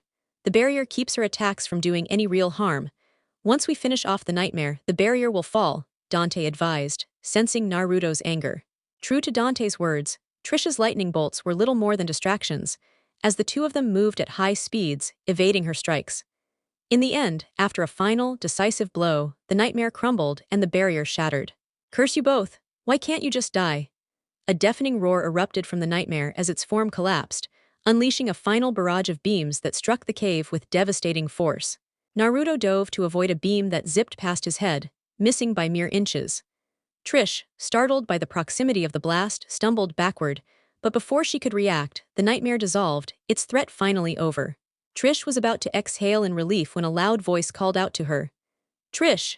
Dante rushed toward her, causing her to brace for a confrontation, but before she could react, she heard another noise from beside her. Turning, she saw a massive stalagmite hurtling toward her. No, she cried out, but it was too late. She stood frozen as it came crashing down. In the nick of time, Dante tackled her out of harm's way, saving her from certain death. Dante, Naruto shouted, his mind reeling from the unexpected act of mercy. He had expected Dante to finish her off, not protect her. Trish, equally stunned, couldn't understand what had just happened. Why had Dante saved her when she had been trying to kill him just moments ago? Dante, she called, still trying to comprehend his actions. Dante paused mid-step, turning just enough to glance at her. Because you remind me of my mother, he said quietly. The words hung in the air, leaving both Trish and Naruto speechless. Before Trish could respond, Dante continued. Now get out of my sight. The next time we meet, it won't be like this. He turned, walking away. Trish, still in shock, stood there for a few moments before following him. Dante! But as she took a step forward, Dante stopped, turned around, and pointed Ebony at her. Don't come any closer, demon. You may look like my mother, but you'll never have her spirit. You're nothing like her. With that, Dante walked away, leaving Trish to ponder his words. Let's go, Naruto. Why yeah, Naruto stammered, still processing what had just transpired. He glanced at Trish one last time before following Dante. It must hurt, watching someone with your mother's face betray you. Trish watched them leave, her expression somber. A few moments later, 3 red orbs appeared beside her, glowing ominously. You have failed me, Trish. A demonic voice echoed, its tone cold and unforgiving. Creek Naruto and Dante stepped through the solitary door on the right side of the dimly illuminated circular room and entered a larger, more ominous chamber. It still feels unsettling, Naruto muttered, his gaze sweeping over the vast room with a look of distaste. The room was poorly lit, and at the far end, a colossal door adorned with numerous white seals stood prominently. Near the entrance, an enormous, lifeless heart lay still, its blood vessels snaking across the floor and leading toward the massive door. The heart's finally alive, Naruto exhaled in relief, staring at the pulsing heart at the center of the room. When they had first arrived, the heart and its connected blood vessels had been motionless. Only after they destroyed a large blood vessel with a circular white demonic seal did one of the vessels begin to stir. Through various attempts to unlock the sealed door, Dante had deduced that the heart needed to start pumping once again to activate the mechanism linked to the door. It made sense, given the heart and blood vessels were connected to the door. But it had been an agonizing ordeal. It reminded Naruto of the grueling back and forth in the demonic castle they had traversed. Thankfully, after enduring all that, they had finally managed to break the seal. As each seal on the door shattered, Naruto felt an overwhelming presence emanating from behind it. This is it. Beyond that door lies our goal. We've come this far. All right, let's go, Dante, Naruto said, gathering his resolve as the last of the seals broke. But just before he could move, a hand reached out to stop him. Dante, Naruto turned, confused by the sudden interruption. Why was Dante halting him now, especially when the door had just opened? Wasn't stopping Mundus their main priority? What's wrong, Dante? He asked. Naruto, it's not too late to turn back, Dante replied, his voice carrying a serious edge. The danger behind that door was unlike anything they had ever faced. What are you saying, Dante? We've come too far to stop now, Naruto responded, determination in his voice. He couldn't walk away now, not when they had finally reached their destination. Dante's concern for Naruto's safety was clear, but Naruto, despite the danger, refused to back down. I'm fine, Dante, don't worry about me. Seeing Naruto's resolve, Dante sighed, knowing he couldn't change his mind. There was no turning back now. He gave a small smile before saying, all right then. Let's get this over with. With that, Dante approached the door, placing both hands on it and slowly pushing it open. What awaited them on the other side was nothing like what Naruto had imagined. What is this place? Naruto gasped, disbelief written across his face. The room was starkly different from the previous one, a serene white marble chamber with towering columns. At the far end of the room sat a massive statue on a throne, exuding an air of divinity. If Naruto didn't know better, he might have thought they had entered heaven rather than the demon world. As they reached the center of the room, a deep voice boomed from the statue. "So, you've finally arrived, Dante. And it appears you brought a companion," Mundus said, his gaze shifting to Naruto. With a tone of curiosity, he continued, "I've seen your potential, human. For one so young, it's impressive that you've made it this far. Why not join me? I'll grant you limitless power." Naruto scoffed at the offer, his voice cold. "I don't want power from a demon who slaughters his own followers for failing." Whether Mundus was a demon king or not, Naruto wasn't about to kneel before someone who didn't value the lives of others. "Oh, is that so?" Mundus replied, his voice carrying a hint of disappointment, though inwardly he was unfazed. The offer was merely a passing gesture. Whether Naruto accepted or not, he hadn't intended to let him leave alive. "Mundus, I'm here to make you pay for what you did to my family," Dante declared, pointing Sparda at him, frustrated by Mundus' lack of attention. Seeing the sword, Mundus frowned. "Another Sparda, such strange fate," he mused. "Strange and ironic that it ends the same way," Dante shot back. Mundus, instead of getting angry, only laughed. "Irony has favored you, but look." With those words, a bright beam of light shot from his third eye, pointing towards something behind them. Naruto and Dante turned, wary, but when they saw what the light was directed at, they gasped in shock. "Trish!" Naruto exclaimed. The last time they'd seen her, she had been battling the nightmare. Why was she here, and why was she bound? Trish's eyes fluttered open as she heard her name, but instead of joy, panic filled her gaze.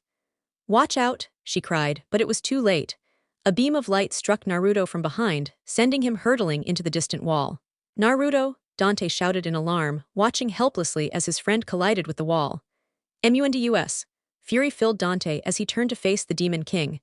However, as he did, 3 red beams shot from Mundus' eyes, piercing through Dante's body. "Dante!" Naruto cried out, struggling to move. The attack had taken a heavy toll, and even with the Nine Tails chakra aiding his recovery, he found it difficult to move. Mundus observed their weakened state, before offering them an ultimatum. "I'll give you a choice. Serve me and I'll release them both." "Screw you," Dante spat. There was no way he would ever submit to Mundus. "Fool," Mundus scoffed. "Such a simple offer, yet you refuse. How typical of humans." He smirked as he turned his attention back to the motionless Dante. "The Sparda bloodline has truly degenerated." "No," Naruto shouted, his body screaming with pain as he tried to reach Dante. He sensed something terrible was about to happen. "Move, Dante," Naruto urged, but Dante remained still, his gaze locked on the approaching beam of light. Desperation surged within Naruto as he watched the light grow brighter. "Move, damn it, move," Naruto yelled. But Dante didn't budge, and just as the beam was about to strike, a figure suddenly appeared, pushing Dante aside, taking the hit in his place. "Trish!" Dante shouted, his voice filled with disbelief as he caught her falling body. Naruto stood frozen, trying to process what had just happened. Why had Trish intervened to save Dante, after everything that had happened between them? But they weren't the only ones shocked. "Useless," Mundus sneered. "Failure is one thing, but this, an odd choice indeed," he chuckled darkly. Dante stood motionless, his focus entirely on Trish. His previous anger was replaced by something far deeper. Mundus, noticing Dante's distraction, prepared to fire another beam. "Dante, move!" Naruto screamed again, but the red beams holding Dante in place vanished, leaving him immobilized. "Come on, Dante, what about your revenge? Are you just going to stand there and die?" Naruto shouted, his heart sinking. "No, no, no." He watched as the beam closed in on Dante. But then, just as everyone thought it was over, Dante turned his head slowly, and with a powerful glance he redirected the beam. "Wait, what?" Naruto was astounded. How could Dante deflect the attack with just his eyes? "Is that really Dante?" His energy surged, glowing brighter than ever before. Naruto could feel the intense power radiating from him. Dante smirked. "How much longer are you going to keep firing? Come on, Mundus, show yourself." "That's not your true form," Naruto exclaimed, stunned. Mundus, now visibly angry, started laughing, a low rumble filling the room. Suddenly, the ground shook, cracks appearing all over the statue of Mundus, and bright light spilled from between them. With a burst of light, the statue crumbled, revealing a massive, winged, godlike form of Mundus. "Impressive, Dante. But it won't change anything. You'll fall just like your father Sparda," Mundus boomed, his demonic voice resonating through the room. "Naruto," Dante called, his voice cutting through the chaos. Yeah, Dante, Naruto responded, his eyes narrowing as the battle truly began. Let's finish this, Dante grinned, drawing Sparda once more. With a powerful surge of chakra, Naruto joined him, ready to take on the Demon King. Before the confrontation could start, Naruto unexpectedly turned and walked over to Trish's body, leaving the others confused. Ignoring their questioning stares, he gently lifted her in his arms, holding her like a bride. Dante and Mundus observed him closely as he carried her toward a quiet corner of the room. Thank you, Naruto whispered to Trish, after gently laying her down on the floor before facing the others again. Dante acknowledged his gesture with a nod. However, Mundus sneered, showing sympathy for your foe, how weak. Humans truly are pitiful. To you, it may seem weak, but that's what makes humans strong, Dante retorted, glaring at the Demon King. Then show me, Mundus demanded, unleashing beams of light from his eyes. Swoosh! Naruto and Dante effortlessly deflected the beams. With their new abilities, they had little trouble managing the assault. Boom! The beams scattered across the room, smashing into walls and pillars, leaving destruction in their wake. Incredible, Naruto thought, staring at the chakra aura enveloping him in amazement. Earlier, he had felt a huge threat from the light beams, realizing that a direct hit would have incapacitated him. But now, not only could he block them, he could also redirect them. Is this the power of the eight-tailed chakra cloak? It's unbelievable, Dante remarked. He had thought of stepping in when Mundus launched the beams, but it was clear now that it wasn't necessary. He had witnessed Naruto's seven-tailed chakra during their fight with Virgil, but the eight-tailed cloak was on an entirely different level. I seem to have underestimated the power of your demon. What kind of demon do you have inside you, boy? Mundus inquired. He hadn't paid much attention to the demon within Naruto before, but after seeing the boy deflect his light beams, he couldn't ignore it anymore. No lesser demon could block an attack like that, let alone a middle-ranked one. This meant the demon inside Naruto had to be a higher-class demon. The question was, how had Naruto come to possess such a demon? A high-ranking demon, Naruto repeated to himself, still in disbelief. He knew what that meant. Even after Dante explained everything about demons and their world, he had never imagined that the Nine Tails could be anything more than a middle-tier demon. I've definitely underestimated my tenant's power, Naruto sighed to himself. It doesn't matter, Dante interrupted. We'll still take you down, Mundus. Your demon's strength doesn't change our mission. Mundus scowled. Indeed, your demon's power is more than I anticipated, but it won't change your inevitable end. He raised his hands, and a massive red magic circle materialized above them. Before they could react, Mundus snapped his fingers, and fireballs rained down from the magic circle. Naruto and Dante instantly grabbed their weapons, moving with blinding speed to slice through the incoming flames. Naruto's eight-tailed cloak acted as an automatic defense, intercepting any attacks that got too close. Mundus didn't let up, sending more fireballs and adding lightning bolts to keep them at bay. What a coward, Dante thought as he watched Mundus continue to fight from a distance. He was playing it safe, throwing attacks from afar. If that's how Mundus wanted to play, then Dante was more than willing to return fire. Pulling out his ebony and ivory pistols, Dante fired a barrage of bullets. However, this time the bullets didn't just look like regular ammo. Instead, they became large energy bolts marked with runic symbols. Naruto and Dante continued their rapid movements, slicing through the fireballs and dodging attacks with ease. The cloak wrapped around Naruto's body was working overtime, protecting him from any stray blows. When Mundus saw the runic energy bolts heading toward him, he didn't think much of it and kept attacking. But the moment the first bolt struck him, his expression shifted. He quickly retreated, but several more bolts still managed to hit him, cracking his body. How dare you, Mundus roared, furious. He hadn't expected to take damage in this fight. His pride as a demon king was now on the line. It looks like the runes worked, Dante smirked, enjoying Mundus's frustration. Hey Dante, what were those runic symbols? Naruto asked, still catching his breath after the attack. I don't know, Dante replied, but playtime is over. Mundus is done toying with us. Now it's serious. Soon after, Mundus let out a furious roar and a spear of light materialized in his right hand. He aimed it at them and said, "For your insolence, not even your souls will survive." In an instant, Mundus flew toward them like a bullet. Despite his size, his speed was immense, shattering the sound barrier. Swoosh! Mundus appeared before them, the spear cutting through the air in a deadly arc. Space seemed to warp around it. Neither Naruto nor Dante could risk taking the attack directly. Dante performed a quick air hike, dodging the attack, while Naruto used his tails to pull himself out of the way. The spear destroyed pillars and cracked the floor beneath them, sending debris flying in all directions. As the dust settled, Naruto and Dante charged out of the haze, moving like shadows as they attacked from every angle. Mundus, seeing they had survived, began launching red beams at them. Naruto and Dante dodged with ease, making it look effortless. They continued to move rapidly, confusing Mundus, who couldn't target them properly. They attacked from all sides, leaving cuts and bruises all over his body. "You insignificant pests!" Mundus shouted, summoning thousands of smaller light spears from the air and firing them at them. "Damn," Naruto cursed, weaving through the onslaught of spears with precision. He blocked some with his tails, but a few still broke through, piercing his skin. "Naruto, are you all right?" Dante asked, noticing the spears sticking out of Naruto's body. "I'm fine," Naruto said, pulling the spears from his flesh. As soon as he removed the last one, his body began to heal quickly. Dante nodded but kept an eye on Trish's body. The area around her remained untouched by the attack. "I thought you hated her, so what's changed?" Dante wondered to himself. "Pathetic," Mundus mocked. "You'd still protect her, even in death." "I don't care what you think," Naruto retorted, pushing himself to his feet. He raised his weapon, Purgatory, toward Mundus. "But that won't stop us from taking you down." Mundus chuckled darkly. "Bold words from those about to die," he jeered. He flapped his wings, sending a powerful gust of wind through the room. "Let's go, Naruto." "Hi!" Naruto and Dante rushed at Mundus, leaving afterimages in their wake. The battle was fierce, with the three of them tearing apart the room in their conflict. Walls crumbled, and pillars shattered as they clashed in a deadly dance. Boom, boom, boom. Dante and Naruto attacked in perfect harmony, relentlessly assaulting Mundus. Naruto's chakra tails ensnared Mundus's legs, pulling him off balance and opening him up for Dante's attacks.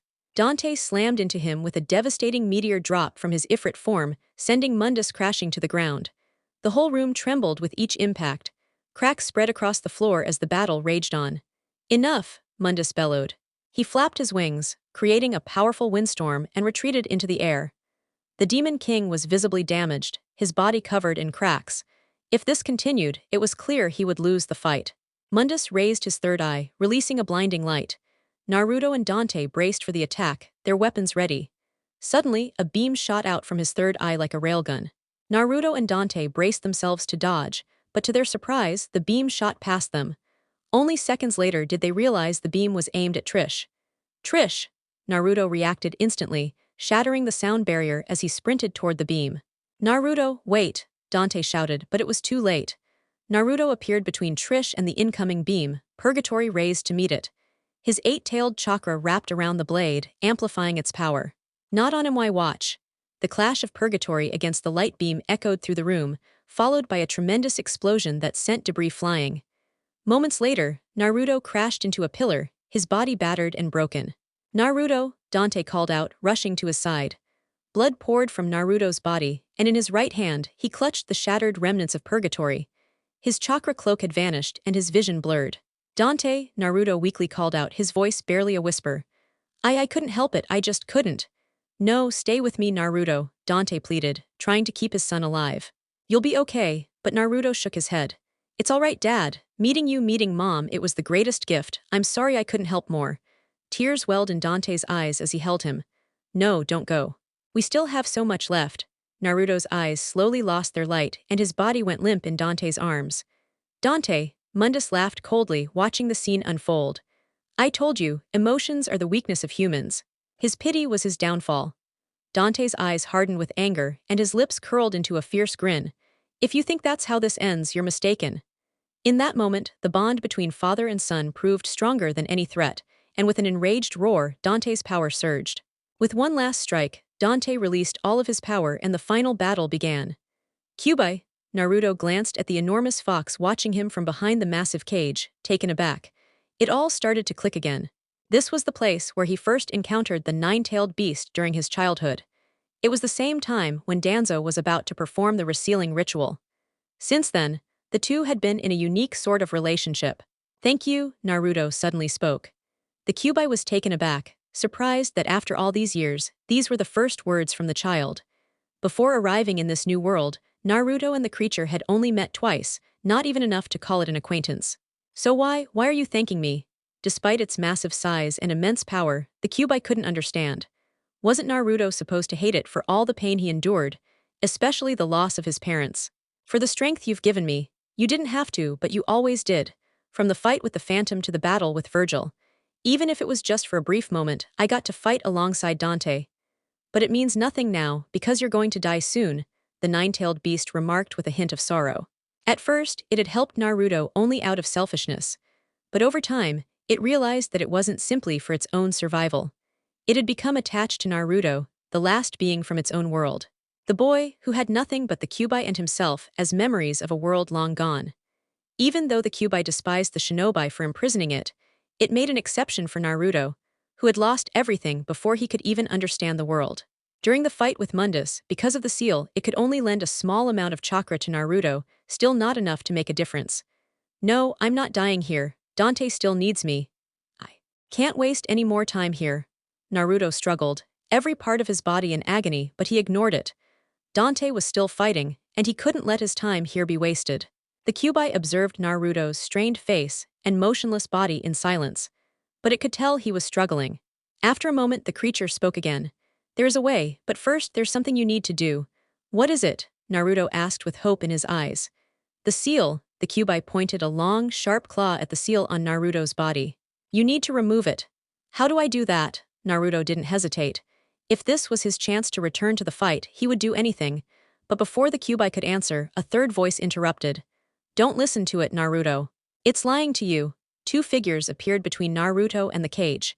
The first was a woman with long red hair and an athletic build, whose face was unfamiliar. But the second figure, Naruto recognized him instantly. The fourth Hokage, Naruto stared in disbelief at his childhood hero. How was he here? Wasn't he supposed to be dead? Hello, Naruto. I'm Minato Namikaze, and this is my wife, Kushina Uzumaki, Minato introduced with a smile. But before he could continue, the Kyuubi roared loudly, glaring at the couple. Uzumaki, Naruto thought, surprised. Yondaime, how dare you show your face now? Do you think you can save him? The Kyuubi's anger was palpable. If it weren't for the cage, it would have attacked them immediately. Quiet fox, Minato snapped, glaring back. I'm here to speak with my son. Naruto's eyes widened. Your son? Yes, Naruto, we're your parents. Kushina spoke up in a soothing voice, stepping forward, but Naruto's anger flared. I don't know you, Naruto yelled, his voice filled with frustration. He didn't know these people, how dare they claim to be his parents now? Don't talk to your mother like that, Minato reprimanded, but it only made things worse. Mother, you're not my mother, you're just some strangers. Naruto's anger surged. You and your husband are nothing to me. The only parents I have are Dante and Lady. You two are just failures who don't belong in my life. The room fell silent after his outburst. Naruto's anger was overwhelming. This was the moment he realized his whole life in the elemental nations had been a lie. Minato and Kushina could only stand there, feeling their hearts breaking as Naruto raged. The Kyuubi regarded the scene without sympathy. It had expected this.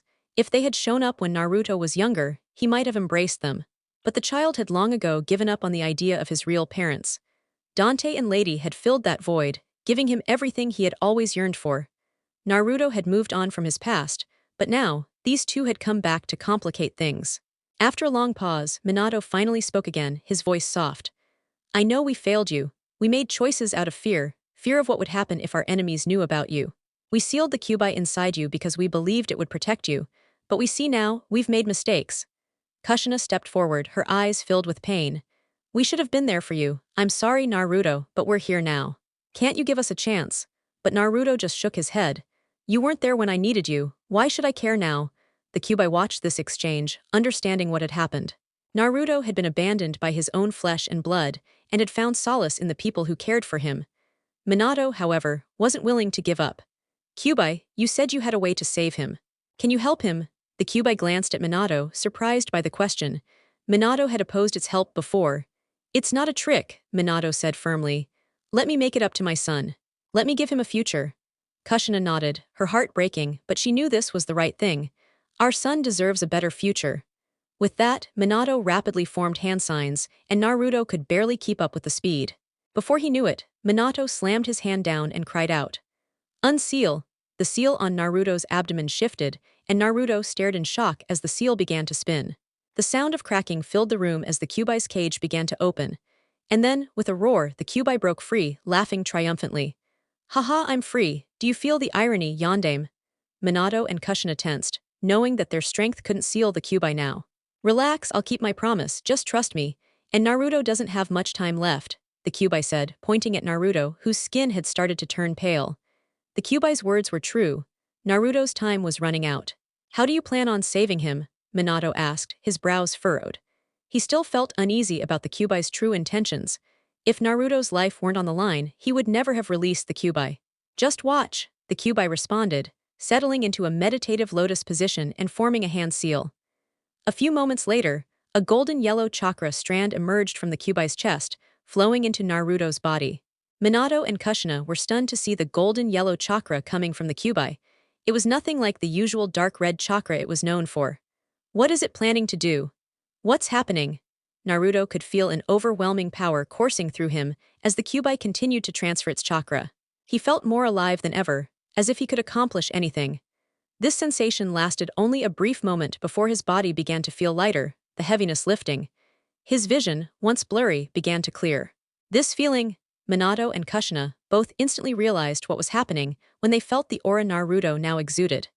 It was exactly what they had hoped for him to achieve, though they never imagined the Kyuubi would willingly turn Naruto into its perfect Jinchuriki. Moments later, a golden flash of light engulfed Naruto, filling the room. Minato and Kushina shielded their eyes from the brightness. When the light finally dimmed, they were amazed at what they saw. Is that Naruto? The light had made it hard to distinguish the finer details, but they were certain the figure at the center was their son. Well, that's surprising, the Kyuubi thought to itself, watching the transformation. Although it had never connected with any Jinchuriki before, the result before it was unlike anything it expected. The three watched in awe until the light finally faded, revealing a fully healed Naruto. Thank you, Naruto bowed slightly to the Kyuubi, inspecting his newly revitalized body. His eyes briefly flashed a deep red with slits before returning to their original blue. No need to mention it, the Kyuubi waved off his thanks nonchalantly. But in reality, it had spent much of its chakra to save the kid and heal the wound left by the Demon King. It now felt weak and malnourished. Naruto, Kushina rushed to him and pulled him into a hug, inspecting him for injuries. However, when she remembered his earlier words, she quickly pulled away and apologized. I'm sorry, I didn't mean to, Minato, who had also moved toward Naruto, slowly withdrew his hand.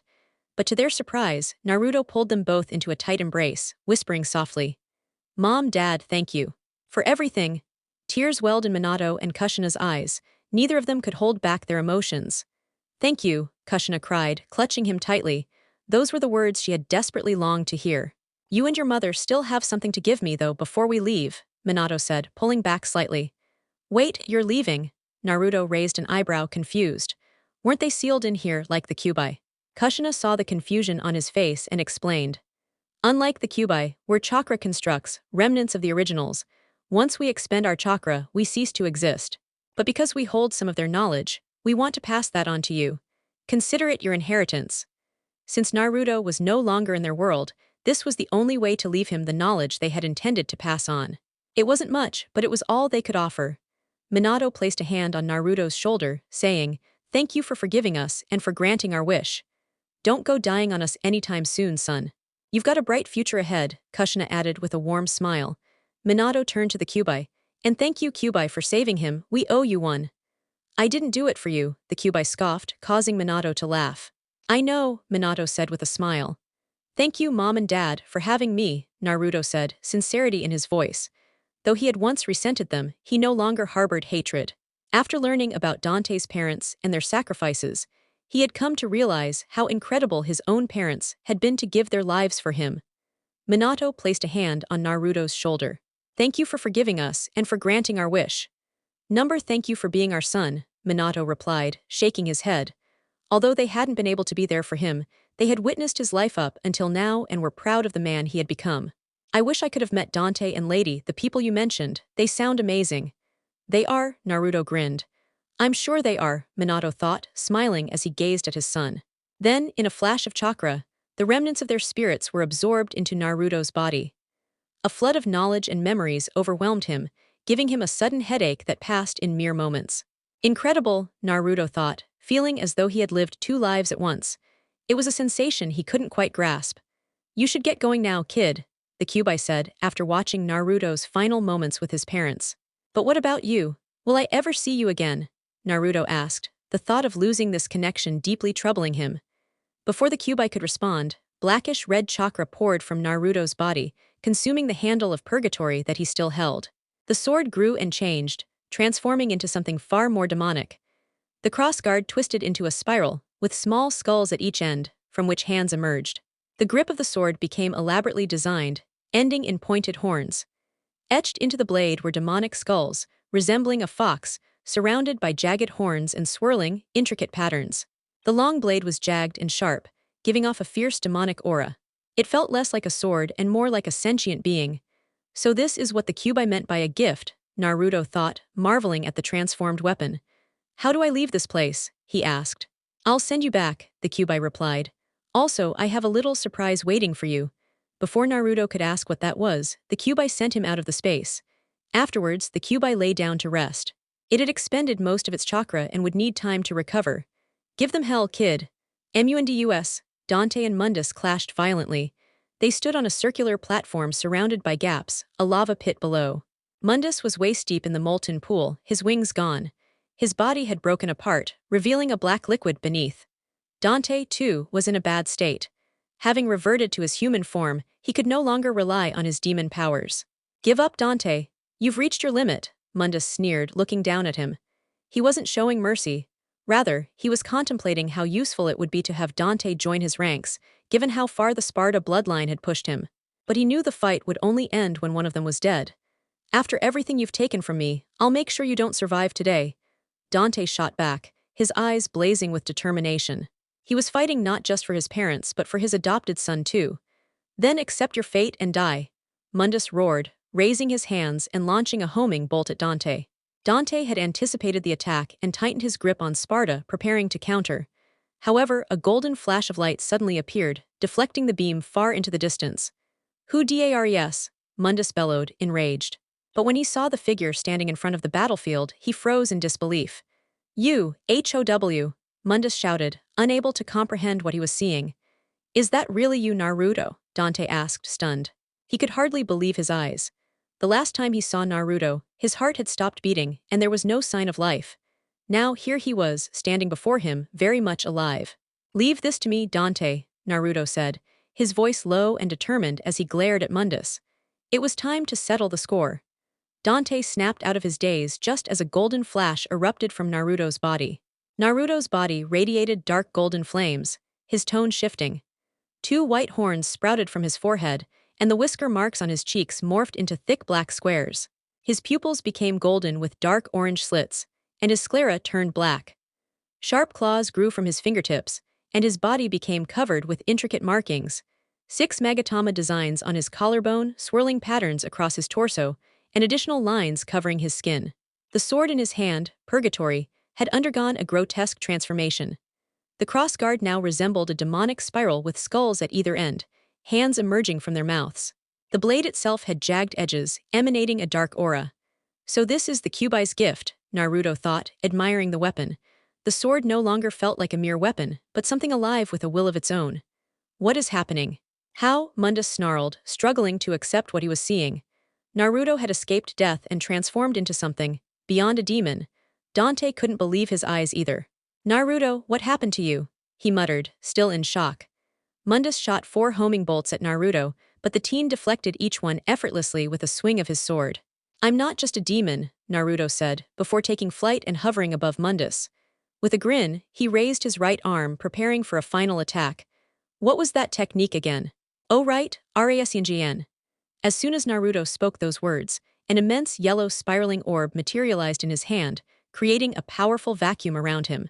The colossal orb obscured the sky and illuminated the entire area, resembling a miniature sun hanging in the sky. How is this possible? Dante muttered, wide-eyed at the spiraling yellow orb. What is that? Answer me, Mundus shouted furiously. His mind struggled to comprehend what was happening. How dare they invade his realm and attempt to humiliate him? He, the mighty demon Lord Mundus. Dante, equally baffled, couldn't grasp the situation either. It felt as though he was seeing Naruto in an entirely new light. He could feel the overwhelming force emanating from the massive orb in Naruto's hand. This is your end, Naruto bellowed, launching the Rasengan toward Mundus. With reckless abandon, Mundus began to strike the glowing orb with all his might, but his attacks had no effect. This is for everything, Naruto shouted again, and the Rasengan collided with Mundus, causing him to howl in pain. The attack hurled him into a pit of lava, where it detonated in a massive explosion, leaving behind a vast crater. Mundus was nowhere to be found. In an instant, Mundus vanished, and the environment around them shattered, transporting them back to the pale white room. Naruto's form reverted to normal, and he collapsed to his knees, visibly drained. His breathing grew heavy, as though he carried the weight of the world on his shoulders. What is this? Why do I feel so winded? It's probably because you exhausted your chakra reserves using that much power for the first time. The Nine-Tails' voice echoed in his mind, catching him off guard. Kyuubi, how are you speaking to me? Don't act so surprised. With the seal gone, we can communicate through thoughts. However, you won't be able to access that form for some time since you've completely drained your chakra. But that doesn't make sense. The Uzumaki clan has massive chakra reserves, Naruto frowned. That's true in the elemental nations, where chakra is the foundation of everything. This world operates on a different concept, so the consumption of chakra here is much higher. Naruto, are you okay? Dante called out when he saw Naruto unmoving, noting the exhaustion written on his face. The attack must have taken a heavy toll on him. I'm fine, Naruto replied, pushing himself to stand. His gaze shifted across the room, landing on Trish, who lay motionless on the floor a few feet away. Dante, noticing where Naruto was looking, sighed. I owe her an apology. I shouldn't have said those things. If it weren't for her, we wouldn't have defeated Mundus. She protected me like my mother did. She was more human than I ever gave her credit for. Without another word, Dante knelt beside her, removing his pendant and placing it on her chest before driving Sparda into the ground beside her. Thank you, Trish. If we ever meet again, I'll show you around the human world, Naruto murmured, though he doubted such a meeting would ever occur. After saying his goodbyes, Naruto turned, only to see Dante staring at him thoughtfully. What's up? Naruto asked. What exactly happened back there? I thought you were gone for good, Dante asked, his voice filled with curiosity and confusion since he'd seen Naruto return from the afterlife. I thought the same thing. But somehow I ended up in another place where I met my parents.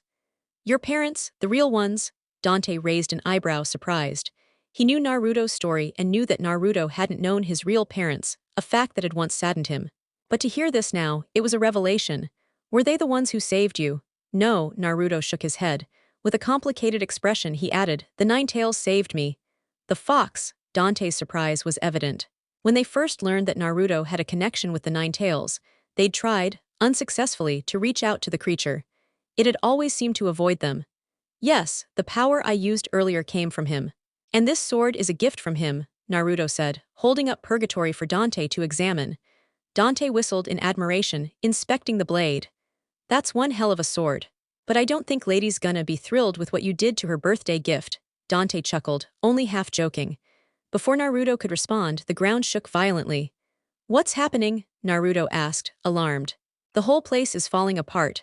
Mundus isn't here to keep it together anymore. We need to get moving fast. But what about Trish? We can't just leave her, Naruto protested. She's gone, Naruto. There's nothing more we can do. Now let's go, Dante urged, seeing Naruto hesitate. Damn it, Naruto cursed silently, his heart heavy. He cast one final glance at Trish before following Dante out of the room. The two retraced their steps, heading for the large chamber with the heart. They fought their way through the underworld, dealing with every demon in their path. As they progressed, Naruto grew more familiar with the power of Purgatory. It was a weapon unlike anything he'd ever wielded.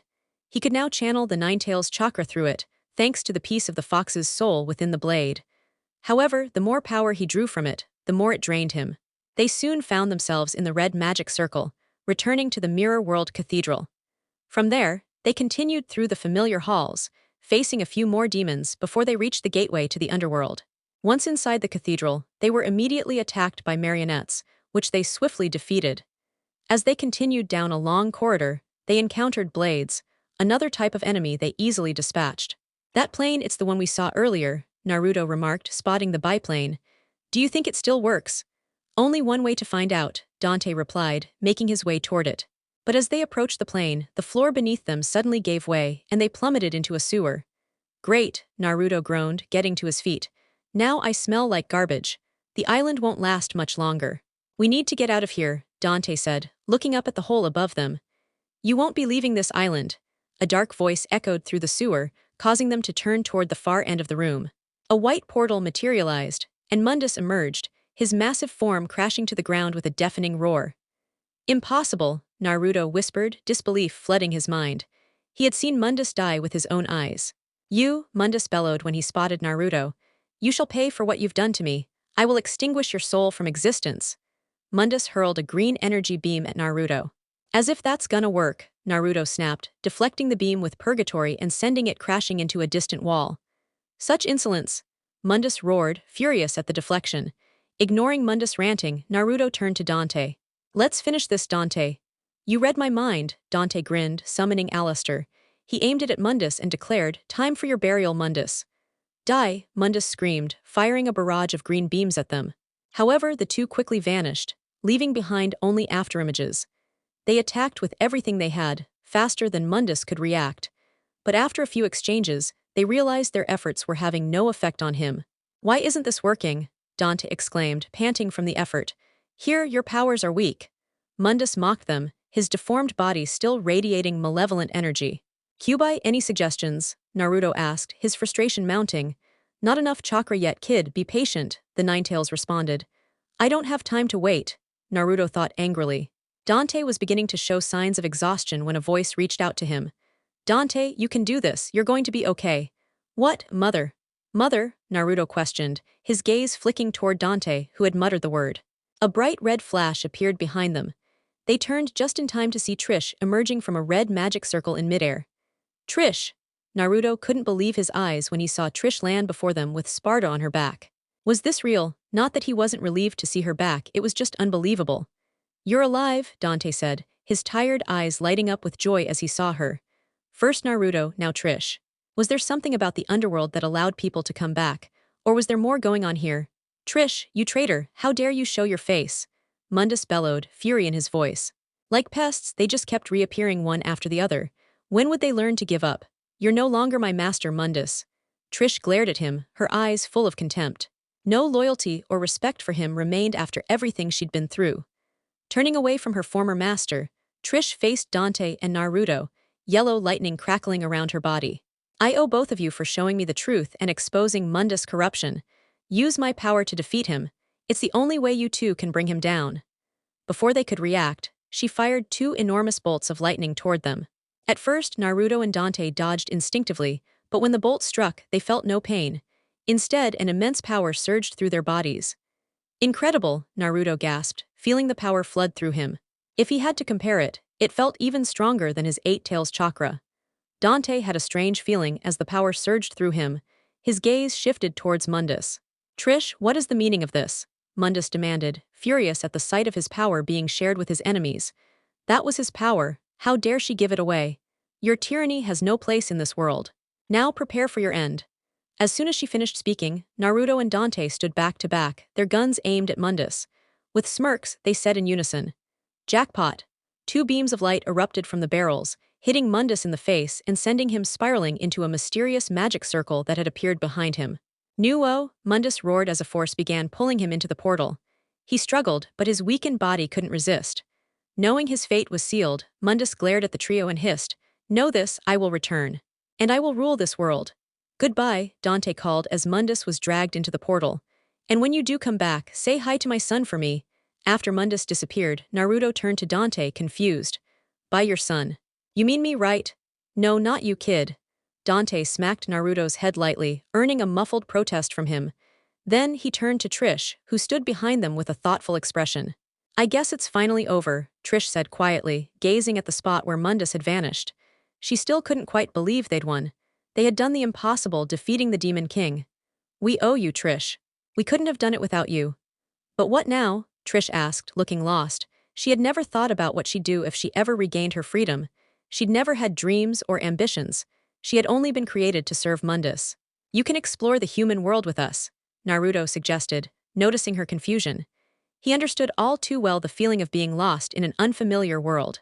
He himself had been transported here from his own world, not knowing where he was or what to do. Luckily, Dante had found him that day. Really? You mean it? Trish asked, her mood lightening instantly. She had feared they'd push her away after everything she'd done. No problem at all. But first, we need to get off this island, Dante said, noticing the roof starting to crumble. And how do we do that? None of us can transform, and it's not like an angel is going to swoop down to save us. Boom! Before Naruto could finish, a section of the ceiling exploded, and a biplane crashed into the shallow water nearby, leaving them all stunned. Dante turned to Naruto and asked, "How about a plane?" "That could work," Naruto answered, still in shock before they both rushed toward the plane. "Everybody in," Dante shouted, jumping into the pilot's seat. "But there's only room for one more," Naruto pointed out, seeing the empty seat. "I'm fine with sharing," Trish said, shrugging. She didn't see what the big deal was. "Then you'll have to share," Dante said nonchalantly. They were running out of time after all. "Come on, hurry," Dante urged, noticing cracks spreading toward them. "Ugh," Naruto grumbled but climbed into the back seat. As soon as he sat down, Trish sat on his lap, causing him to shudder slightly. It took all his willpower to ignore his teenage hormones. "Dante, are you sure you can fly this thing?" Trish asked, oblivious to the awkward situation she had just created for Naruto. "One way to find out," Dante grinned, starting the plane's engine and blasting through the wall with the machine gun. "Hold on tight. Be careful," Trish shouted as the plane soared through the hole and into a large cave, dodging various rock formations while the machine gun blasted anything that could be destroyed. Dante skillfully steered the plane right and left to avoid pillars and rocks, but the tunnel was narrow, making it hard to navigate. "Watch out," Naruto yelled as a boulder started to fall toward them. "Hold on," Dante called, turning the plane sideways to narrowly avoid the boulder. Time seemed to slow as they watched it fall to the ravine below. "Dante, please don't do that," Trish yelled. She had been quiet up until now, but Dante's stunt nearly got them all killed. If Naruto hadn't caught her at the last second, she would have fallen off the plane. "I'm not making any promises," Dante replied, grinning as he righted the plane and pushed the throttle to the limit. The plane surged forward through the twisting tunnel, explosions rocking the surroundings. "There, go, go, go," Naruto shouted, spotting a large opening ahead. "On it," Dante shouted, accelerating the plane toward the exit. Boom. The instant they escaped, an explosion erupted behind them, destroying the island. "That was too close," Naruto sighed, his heart still pounding. "The sky, it's so clear, so blue," Trish marveled as she gazed at the vast sky above them. She'd never been this close to it before, and it was more beautiful than she could have imagined. "The sky's always there, above everyone," Dante said. "Like the sky, I feel my heart becoming clear," Trish replied, a calm smile on her face. "You really sound like an old man there, Dante," Naruto deadpanned. "Can you blame me? Even though Mundus is defeated, the darkness of the underworld is still out there. It'll be back someday." "Well, the world has the legendary Dark Knight Dante and his sidekick," Trish said cheerfully. "Sidekick?" Naruto frowned. "I'm not his sidekick, right, Dante?" Dante remained silent. "Hey Dante, are you listening? Answer me."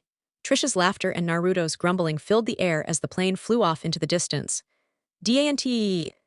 Back in the city, Naruto and Dante received an earful from Lady, who had heard about an island exploding and knew they were involved. She had called them as soon as the news broke. Additionally, Naruto got a scolding for ruining the sword she gave him, though she forgave him once she heard the full story. She forbade him from going on any more missions, much to his dismay. The most surprising part was when they had to explain Trish's situation to Lady. But instead of being upset, Lady quickly became fast friends with Trish, much to the shock of both Dante and Naruto. As promised, Naruto took Trish around the city, showing her all his favorite spots and tourist attractions. Dante, for reasons unknown, decided to tag along. Something about taking a day off, but they all knew that wasn't the real reason. Still, Naruto said nothing, noticing that Trish was happy to have him there. And so their days continued. Time flew by quickly, and before they knew it, years had passed in the blink of an eye. Ding, ding, ding.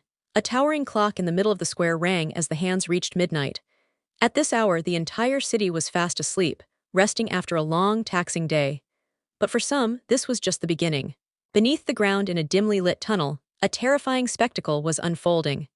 Horrific creatures, the stuff of nightmares, were converging toward one point, their movements frantic and disorganized. These monsters were not mere beasts. They were monstrous arachnids, each the size of a full-grown man. Their metallic jaws appeared capable of slicing through steel, and they screeched like the sound of glass being scraped, sending shivers down the spine. Yet the real horror wasn't in the spiders, but in the young man standing at the center of the chaos, unfazed. Appearing to be in his late teens, he wore a dark cloak with short, messy blonde hair. Beneath his cloak, he sported a black long-sleeve shirt, the top few buttons undone, revealing a dark tank top underneath. The shirt's cuffs had orange trim, and he wore black trousers with a silver skull buckle belt, completed by black sneakers. Clutched in his right hand was a demonic sword, its hilt designed with a twisted spiral and adorned with skulls. Its grip was intricately carved with two pointed horns, and the blade itself was adorned with a fearsome fox skull, its eyes hollow and menacing. The blade's edges were jagged, perfect for tearing through the flesh of its victims.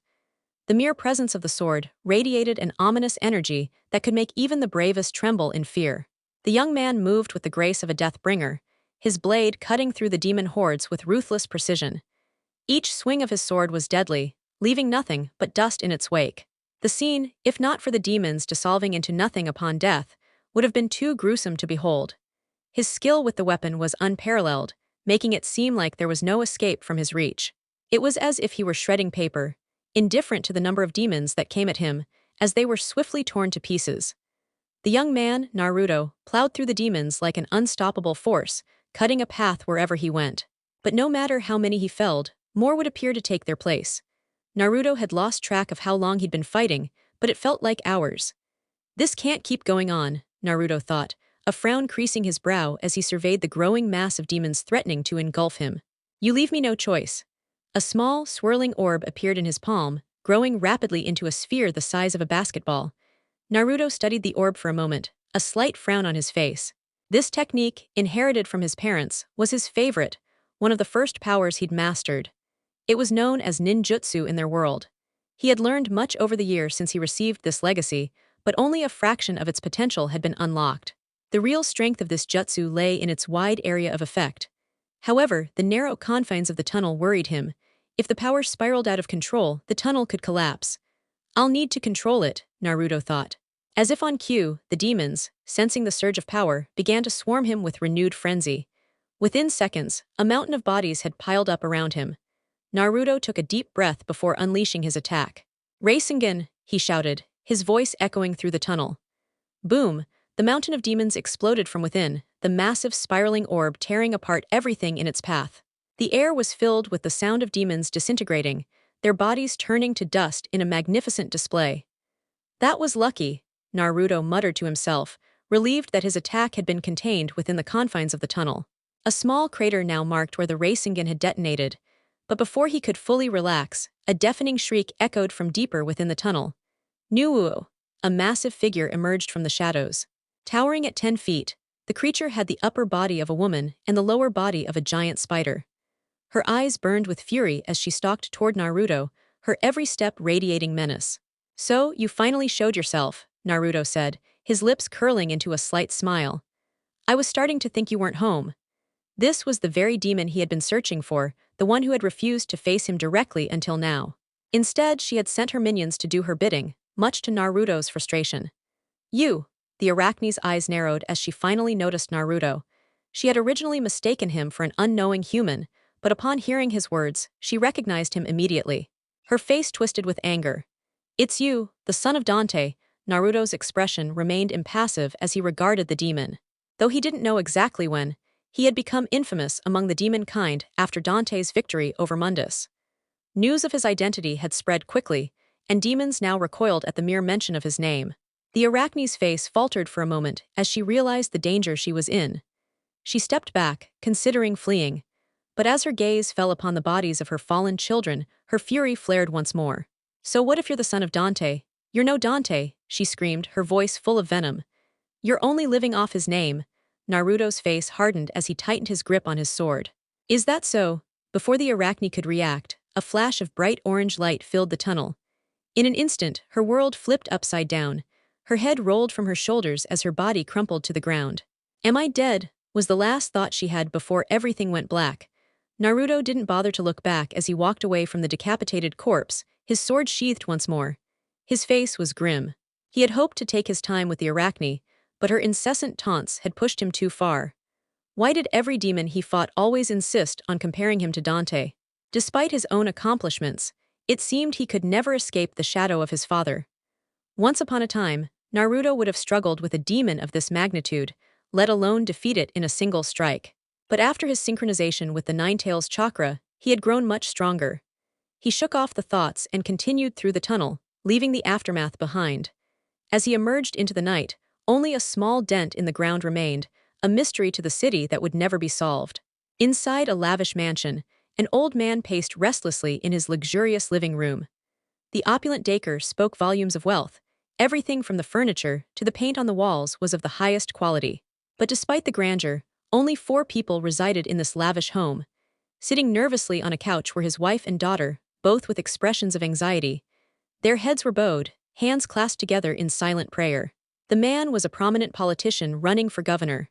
But recently, his life had been turned upside down. Weeks ago, one of his rivals had forged a contract with a demon, using it to threaten him out of the race. Now, the demon had been haunting his home, appearing outside their windows each night, driving his family to the edge. The sight of these arachnid monsters had left his wife and daughter terrified, unable to sleep for days. The fear had taken a toll on their health, leaving them pale and gaunt. But the one most affected was his daughter, who even in the daylight saw small spiders stalking her, making her afraid to leave the house. In desperation, the man had gone to a bar, where he encountered a mysterious stranger who claimed to know someone capable of solving his problem. The man had given him a contact number along with a cryptic code. Doubtful at first, the man hesitated. But then, a thought crossed his mind. If this person could form a contract with a demon, perhaps he could rid his family of the arachnid terror once and for all. He quickly dialed the number, only to be surprised when a woman's angelic voice answered on the other end of the line. He didn't dwell on the thought for long before he spoke the secret phrase the man had instructed him to say. On the other end, the woman fell silent upon hearing it. That silence stretched on for a few seconds, and he began to panic, fearing he had said the wrong thing and would lose his only chance at solving his problem. But then, when she spoke again, her request caught him off guard. "Give me your home address," she said. At first, he hesitated, unsure, but knowing that any further delay could provoke her anger, he relented and gave her the address. Her next words, though, were something he never anticipated. "All right, stay put. I'll send someone to deal with your issues." Click. The line went dead before he could reply. He was certain this was just a cruel prank, orchestrated by the person who had given him the number. The idea that anyone would take him seriously enraged him. He went to bed that night, bitterness bubbling in his chest. But days later, a knock at the door startled both him and his companion. They had been isolated from everyone else, abandoned by friends and family. Rumors about them had spread throughout the city. The only person still loyal was his bodyguard, Rufus. They couldn't even remember the last time they heard someone knock, as no one ever came to visit anymore. Reluctantly, he stood up, afraid that the demon had come to finish what it started. However, after a bit of convincing from Rufus, he let him open the door. To his surprise, standing there wasn't a demon, but a young man in his late teens. The man was of Asian descent, with scars on both cheeks, blonde hair, and striking blue eyes, making him even more striking. His black attire matched the large keyboard case slung across his back. What struck him most, though, was how young the man appeared, roughly the same age as his daughter. The man stepped into their home cautiously, and even Rufus, hand near his gun, watched warily. But when the stranger introduced himself as Naruto, saying he was sent to help them with the demon, the skepticism grew. Slay a demon. The thought of a human being able to do that seemed laughable. How could a mere person face what had haunted them for so long? No one else, not even Rufus, could see the demon they feared. Only he and his companion could witness it, making it seem as though everyone else was losing their sanity. But the stranger wasn't deterred. He merely told them to wait there while he went to handle the demon and its summoner. Despite their doubts, a flicker of hope remained. This was why, even so late, they stayed up, awaiting any sign of action. Hours passed, and still no sign of the demon. He glanced at the window, expecting to see it any moment, but it never came. Could it be real? He wondered, his eyes growing heavier as the clock struck 3. He glanced toward his daughter, who had her eyes shut tight, her palms pressed firmly against her ears, muttering under her breath. It pained him to see her like this. She didn't deserve this life, this horror. Once it was all over, he vowed to take her far away from all of this. Suddenly, there was a loud knock at the door, shattering the silence. All of them stiffened, wondering if it was the man or something else entirely. No one moved to open it. The knocking continued, louder and faster until it stopped abruptly. Just when they thought the person had given up, the door exploded inward, scattering debris everywhere. Rufus pulled out his gun instinctively, aiming at the entrance. The first thing they saw was a head of blonde hair. It was Naruto. The family visibly relaxed, only for their relief to evaporate when they saw what he was holding, a man in purple pajamas, limp in his grasp. The man, who they had once thought was the mastermind behind their torment, lay at their feet. "Oh, you guys are still here. I thought you'd all run off when no one answered the door, Naruto said, sounding surprised. But no matter. Here's the one responsible for summoning your demon. He dropped the body carelessly onto the floor. At the sight of the man's still form, a wave of disbelief and fear washed over them. They hadn't expected this. Whitney, barely able to swallow, asked, "Is he dead?" "Yeah," Naruto replied nonchalantly. The family stepped back, fear rising in their chests. They didn't know if they should be grateful or terrified. What kind of man was this? "Dead?" Whitney stammered. "I thought you were supposed to deal with the demon, not kill someone." "Actually, I took care of both," Naruto shrugged, unfazed by their reaction. "You killed the demon," Beatrice gasped, the rest of the family exchanging wary glances. Though the demon hadn't shown up for hours, that didn't mean it was gone. It was hard to believe that Naruto, a stranger, could have done what they couldn't. As Whitney thought back to the man's introduction, he realized something. Naruto had said he was a devil hunter. Could he really be telling the truth? Looking at the dead man on the floor, Whitney's mind raced. The deceased, Damascus Vladimir, was a ruthless competitor, a man no one dared cross. Whitney had once considered him an ally, but now he was the one lying lifeless at his feet. There were no obvious signs of violence on the body, which made Whitney reconsider everything. Trying to regain some composure, Whitney turned to Rufus and ordered, "Rufus, grab the suitcase from my room." Rufus snapped to attention, still eyeing Naruto warily before quickly leaving the room. "Please sit. I'll make some tea," Beatrice said, hurrying to the kitchen as she sensed her husband's unease. Naruto chuckled to himself. "Thanks, but I'm good for now." He sat on the couch, the family's eyes still glued to him, a mixture of curiosity and fear in their gazes. "So how'd you find the spider? I thought only we could see it." "It wasn't hard," Naruto explained. "I followed the trail to a sewer tunnel. The thing was huge, and it wasn't just you guys it was hunting. There were rumors about people disappearing too. Demons don't just stick to one target." "That makes us feel a little better," Elena said, her voice softening. Before Whitney could respond, Rufus returned with the briefcase and placed it on the table in front of him. A bitter smile curled on Whitney's lips as he handed it to Naruto. "Your payment for saving my family." "Thanks," Naruto said, nodding, but didn't bother opening it. He had no reason to doubt their payment. After all, they had just been through a demon's terror. As he turned to leave, Beatrice rushed into the room, panic evident on her face. She shot a quick look at her husband, but he merely shook his head, signaling that there was no turning back now. Just as Naruto was about to leave, Elena, who had been quiet until now, spoke up. "Wait," she called out. Naruto turned to her, and Elena hesitated, but then, with a hopeful smile, she said, "It's late. Why don't you stay the night? I could show you around tomorrow." Naruto raised an eyebrow, thinking it over. He had nowhere else to go, and a free place to stay wasn't something he'd turn down. Plus, he might find more work in the city. After a moment's thought, he shrugged. "All right, why not?" Inside a well-kept room, though a bit dusty, Naruto lay on the bed, staring up at the small chandelier hanging from the ceiling, his face unreadable. He turned his head to his left, noticing Whitney, Beatrice, and Elena asleep on the floor next to his bed, their appearance unkempt, as if they had no care in the world. Rufus stood by the door with his arms crossed, but judging by the closed eyes, it was clear he too had fallen asleep. Naruto sighed, his gaze returning to the chandelier as his thoughts drifted back to a few moments ago. After Elena had shown him to his room, he had expected her to leave, but instead, she had insisted on hearing the details of how he defeated the demon.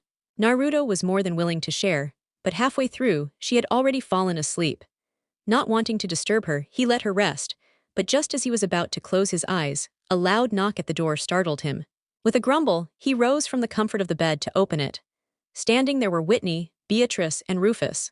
The first two explained that the other rooms in the mansion were in disarray and asked if they could share his room for the night, while Rufus claimed he was there to protect them.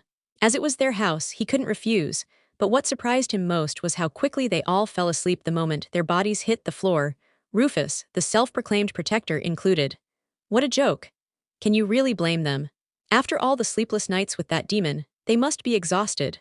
A dark voice chuckled in Naruto's mind.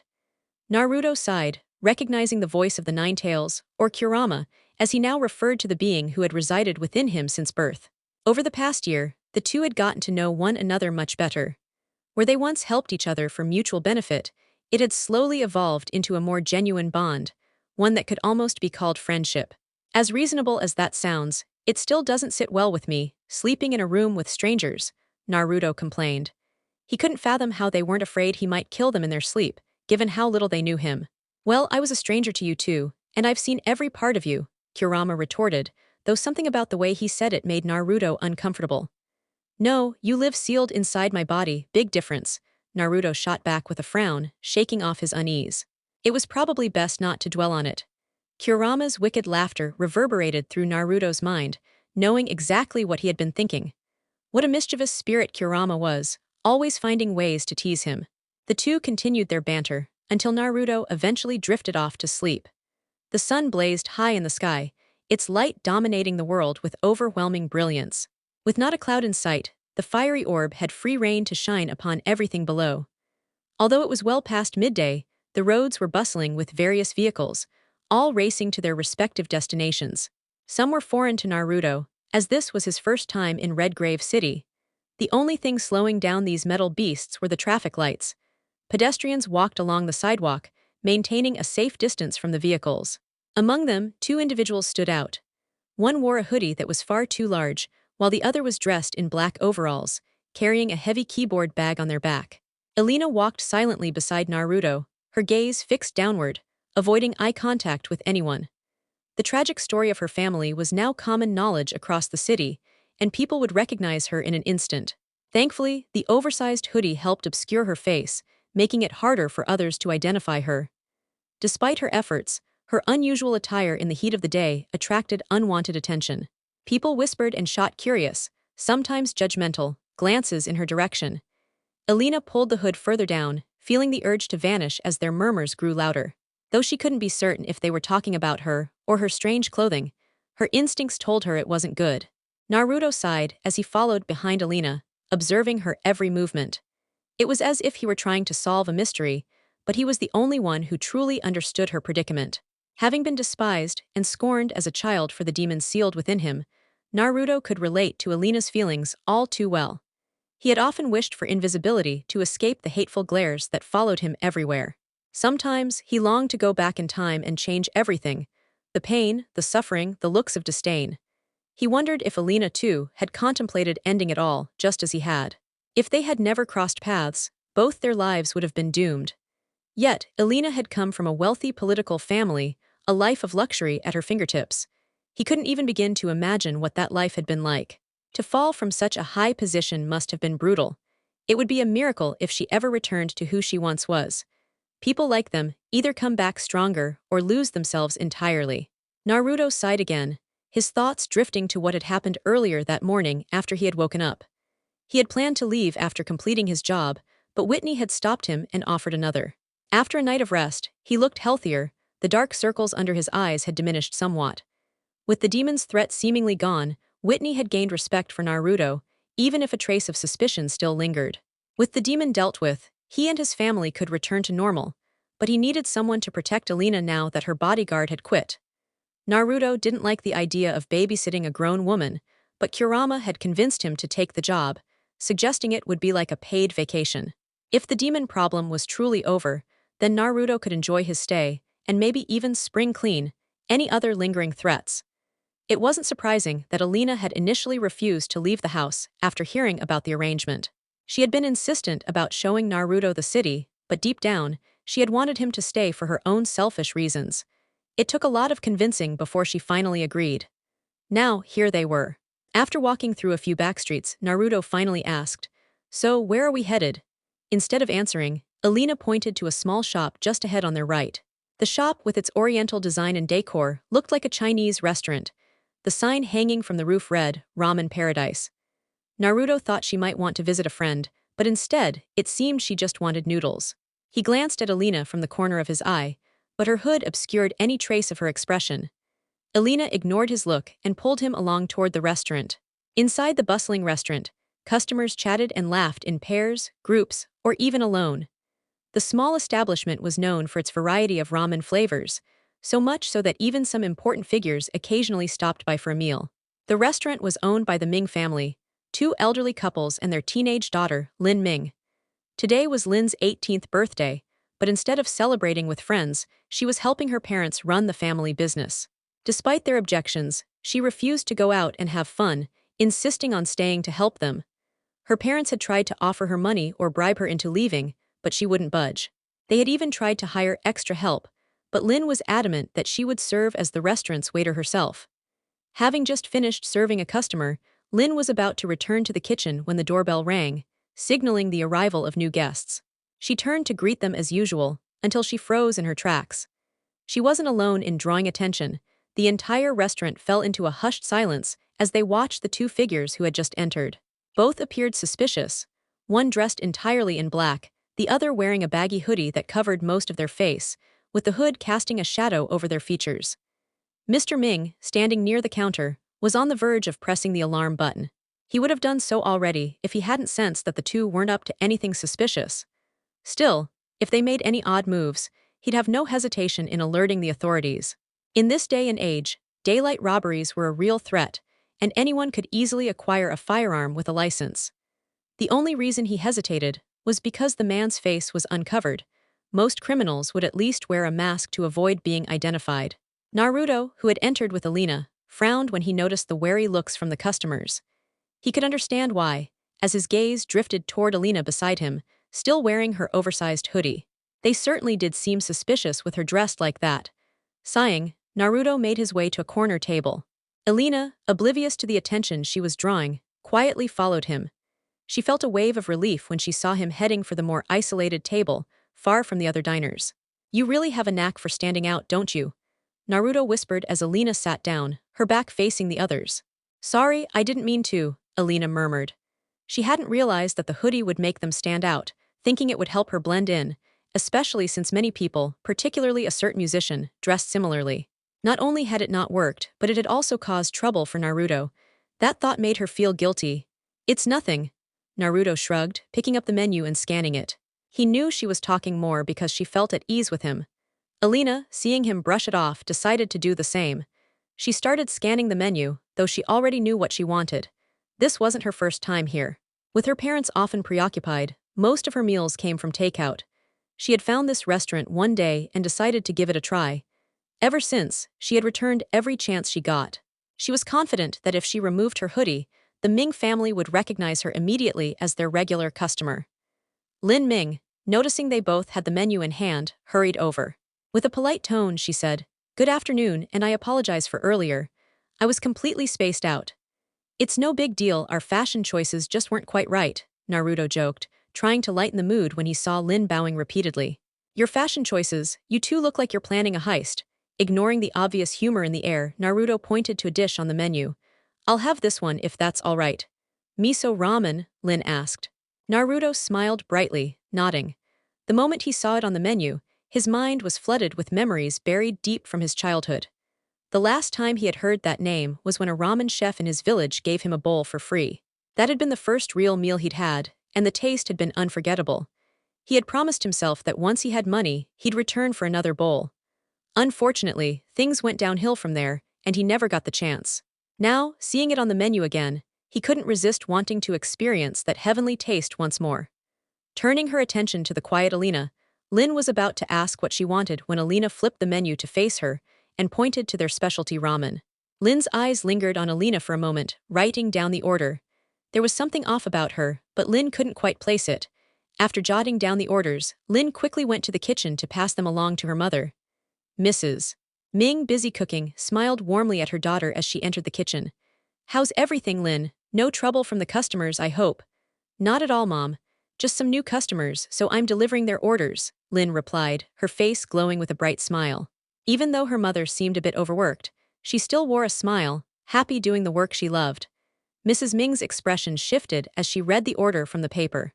"I haven't seen an order like this in a while." "I know, right?" Lin chuckled, but her expression turned somber. Mrs. Ming, lost in thought, didn't answer immediately. Her mind drifted to a familiar face, a brunette who had once been a regular customer but had stopped coming without explanation. Ever since that girl stopped visiting, no one had ordered the special ramen until now. Could it be her? Mrs. Ming wondered, but quickly dismissed the thought. It might just be a coincidence. The last she heard about that girl was some strange rumors about her family. "I hope she's all right," Mrs. Ming muttered under her breath before looking back at her daughter. "Don't worry about it, Lin. I'll have the order ready in 20 minutes. "Okay," Lin nodded, unaware of her mother's deeper thoughts as she left the kitchen. As Lin left, Mrs. Ming glanced at the order again, her mind now racing. "Alina. Are you going mute on me? Naruto joked after the waitress left. They were still attracting some strange looks from the other customers, but it was nothing like before. Elena stayed quiet for a moment before shaking her head. Then, in a soft voice that only Naruto could hear, she explained, I used to come here a lot. I'm afraid if she heard my voice, she'd recognize me. Her voice, though still a bit hoarse, was becoming more melodic. And though she still wasn't entirely comfortable, she had made noticeable progress since their first meeting. Naruto noticed the change, though she still had a long way to go before she could be herself outside her comfort zone. Well, good for you, Naruto replied, but she might just think you're mute. Elena sighed, and though her situation had improved, there were things she couldn't shake off. Her family had once been the subject of ridicule, with people using cruel nicknames. The thought of returning to that life was unbearable. But through it all, she had learned something valuable, how dark human nature could be. People were nothing but opportunists, ready to cut you off once you no longer had anything to offer. It was then that she truly understood the phrase, a friend in need is a friend indeed. Though Naruto had only helped her in exchange for payment, she would forever be grateful. Stealing a glance at him, she watched as he drank from his glass. Unaware of her thoughts, Naruto continued to chat with her casually until their food arrived. To the others around them, it seemed as though Naruto was talking to himself, as they couldn't hear Elena's voice. When their meals were served, Lin retreated to the counter, watching them carefully. She particularly wanted to see if the hooded figure would remove her hood, but she was soon disappointed. Lin had noticed something about Elena, though. When she dropped off the bowl of ramen, she had seen her painted nails. While some men might do the same, it was a subtle clue that Elena was indeed female. Naruto's eyes lit up as he dug into his bowl of miso ramen, eagerly picking up the chopsticks. The moment he tasted it, a rush of flavors overwhelmed his senses. It wasn't the same as what he had as a child, but it was still a memorable experience. Elena, however, didn't immediately start eating. Instead, she stared at the bowl, her thoughts lost in the sight of the steaming ramen. After a moment, she picked up her chopsticks and brought the bowl closer. The aroma filled the air, and though no one could see it, she had a smile on her face as she savored the moment. When she finished, she let out a contented sigh. Looking up, she saw Naruto watching her with a knowing smile. Elena felt a flush creep up her neck, and hurriedly adjusted her hood to cover her face, though it wasn't likely that anyone could notice. You seem to be really enjoying that ramen, should we get another one? Naruto asked with a teasing grin. No, I'm fine, let's head out. I've got a place in mind, Elena answered, reaching into the pocket of her hoodie. As she did, Naruto quickly pulled some money from his wallet and placed it on the table. Elena frowned when she saw the money and turned to him, slightly irritated. I was going to pay. Too bad, I got to it first, Naruto said with a playful tongue-out gesture before standing up to leave. There was no way he was letting her pay for his meal. If anyone found out, he'd never hear the end of it.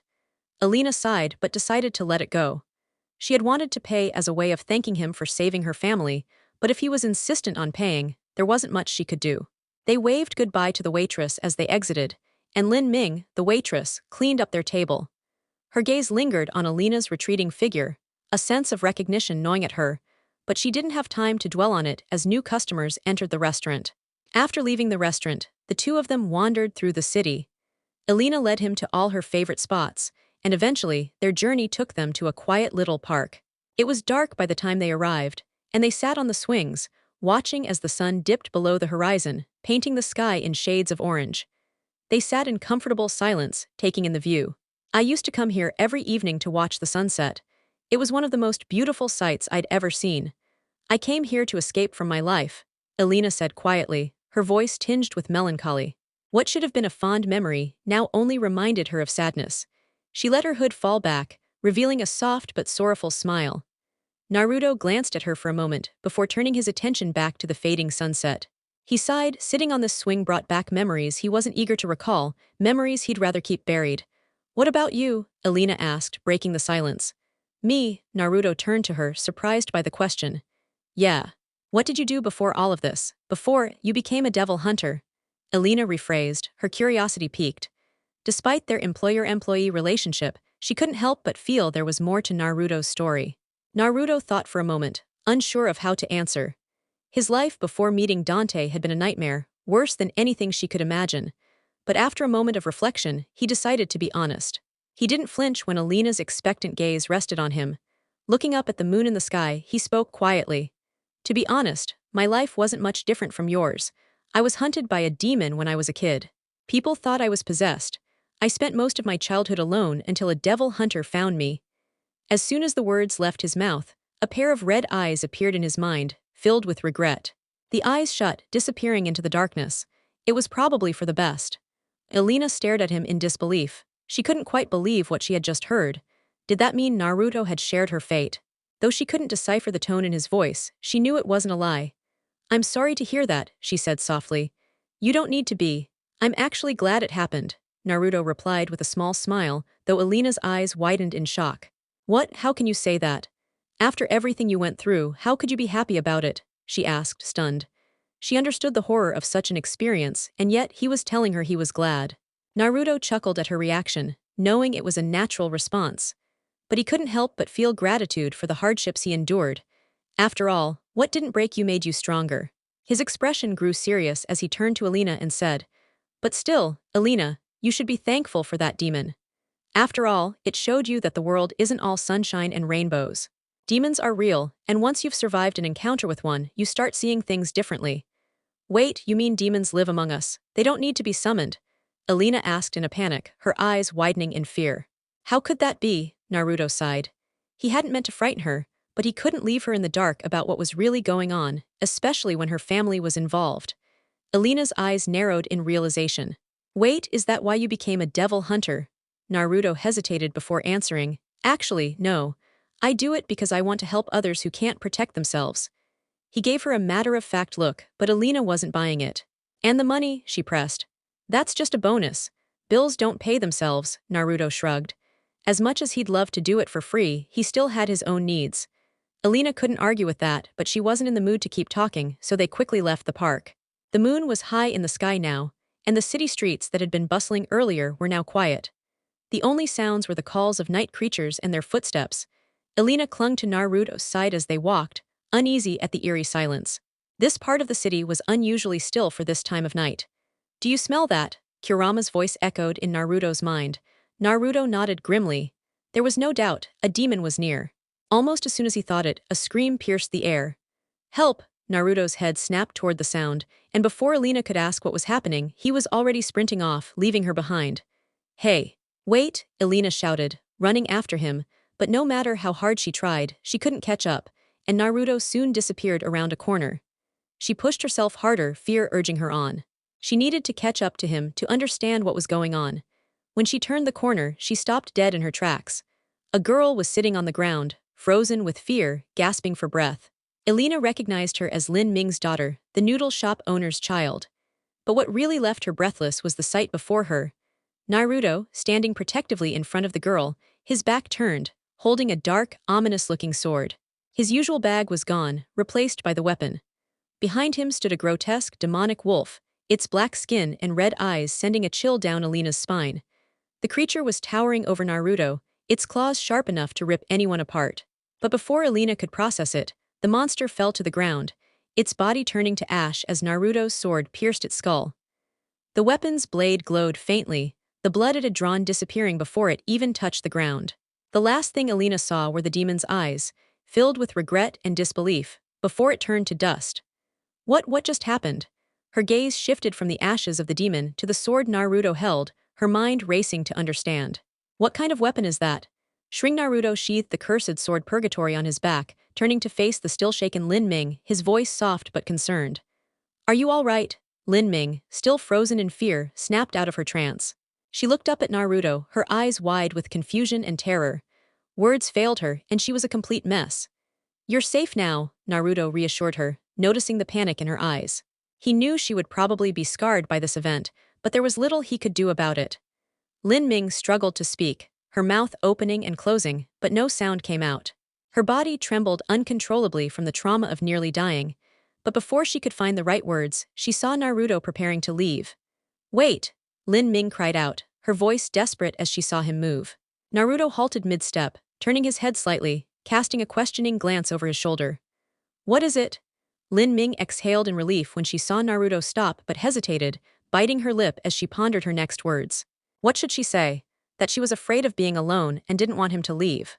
Wouldn't that be selfish after everything he'd done for her? What was she supposed to do? But she really was terrified. Her heart was racing so fast it felt like it might burst. As Lin Ming struggled internally, Alina, who had remained silent up until this point, spoke. Why not let her come with us? She just went through something traumatic. Alina suggested, glancing at Lin Ming. Lin Ming whipped her head up in surprise, startled by the new voice, which she hadn't noticed before in her panic state. But now, this person seemed to be her lifeline. Wait, could it be? The woman looked a bit like the one who had entered the restaurant with Naruto earlier that day. Naruto frowned at Alina's words. It wasn't that he opposed Lin Ming tagging along, but he feared it would just add more complications. What if she found out about Alina's background? I can't risk leaking client information again. Naruto shivered at the thought, recalling an incident where he'd let slip something he shouldn't have. He still remembered the scolding he received and how he was grounded afterward. It was one of the worst experiences he'd had. Are you sure about this, Alina? What if she finds out? Lin Ming, still confused, looked at Alina. The woman's hood obscured most of her features, but something about her seemed familiar. Could it really be her, or was it just a coincidence? Alina smiled faintly under her hood, though it went unseen. It's fine. Her family's restaurant isn't too far, and we're headed that way anyway. Think of it as a little walk. If you say so, Naruto shrugged, then turned back to Lin Ming, who was still staring at Alina. All right, let's go. Yes, Lin Ming quickly snapped out of her thoughts, hurrying to stand. But her legs gave out, and she tumbled backward, shock registering on her face. Hey, Naruto rushed over and caught her before she could hit the ground. He was about to ask her if she was okay when he realized she had passed out. It hit him then. Lin Ming had just narrowly escaped death. The sheer emotional toll must have been too much for her. The realization hit her all at once. What happened to her? Will she be all right? Alina asked, her voice tinged with concern as she approached. She's just unconscious from the stress, Naruto explained, lifting her gently. It's probably better that way for now. Alina nodded, understanding. With Alina's help, Naruto carefully picked Lin Ming up and carried her in a princess carry as they headed toward her family's restaurant. Is she going to start seeing demons too? Alina asked quietly as they walked, her tone betraying her worry. Naruto sighed. I can't say for sure, we can only hope she doesn't.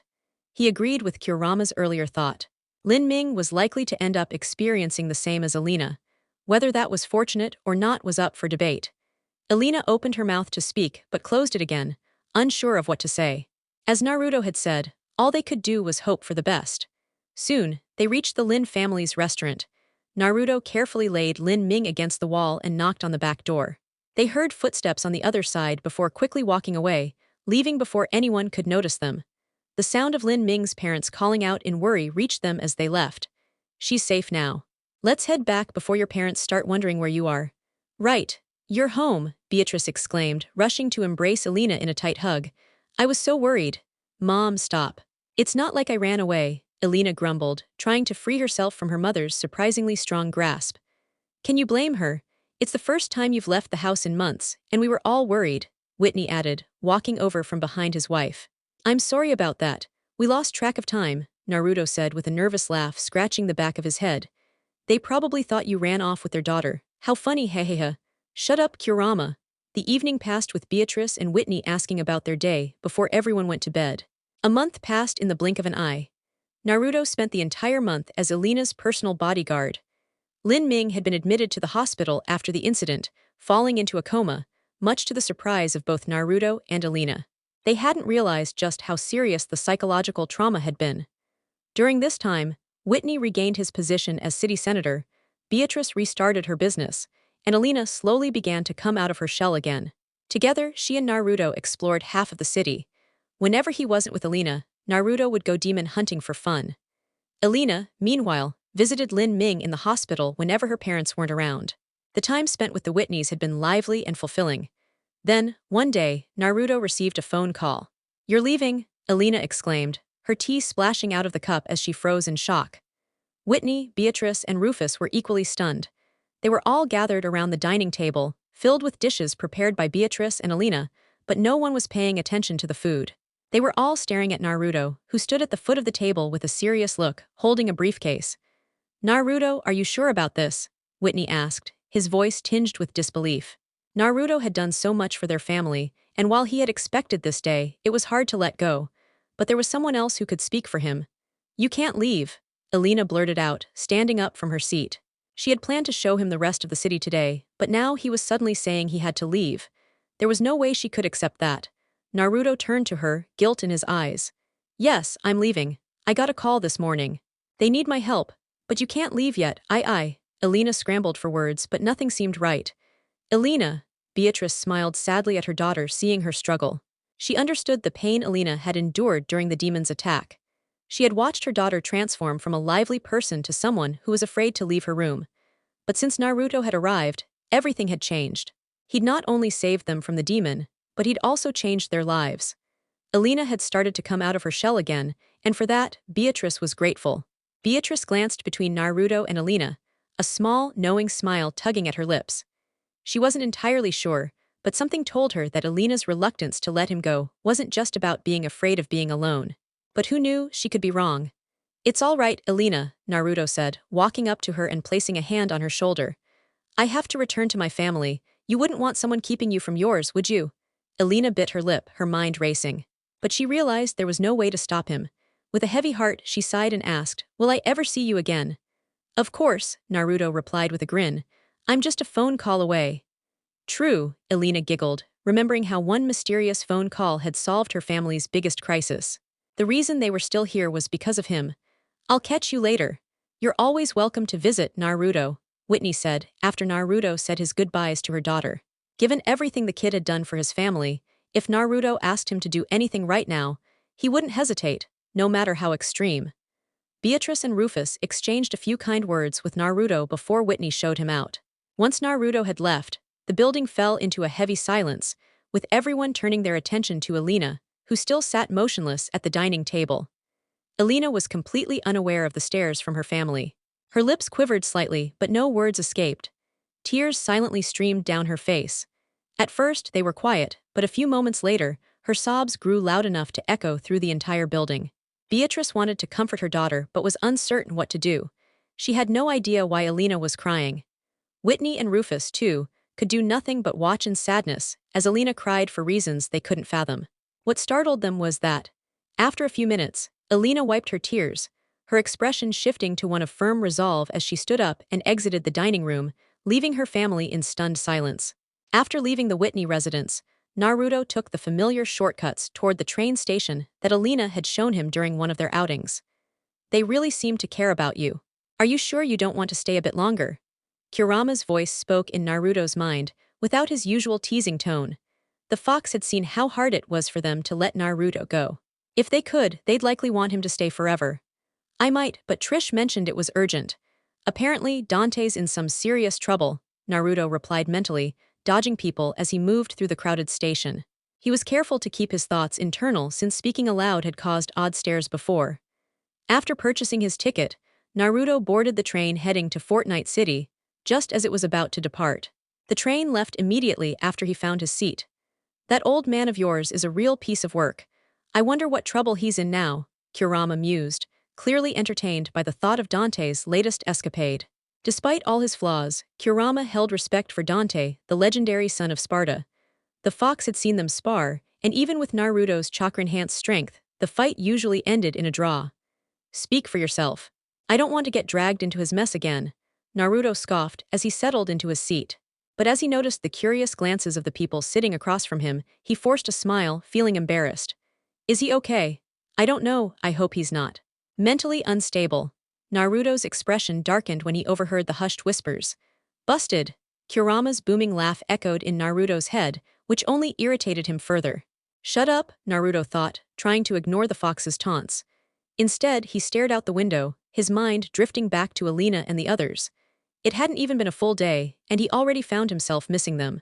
If he got back and found out it wasn't urgent, he was definitely going to give Trish a piece of his mind for making him worry.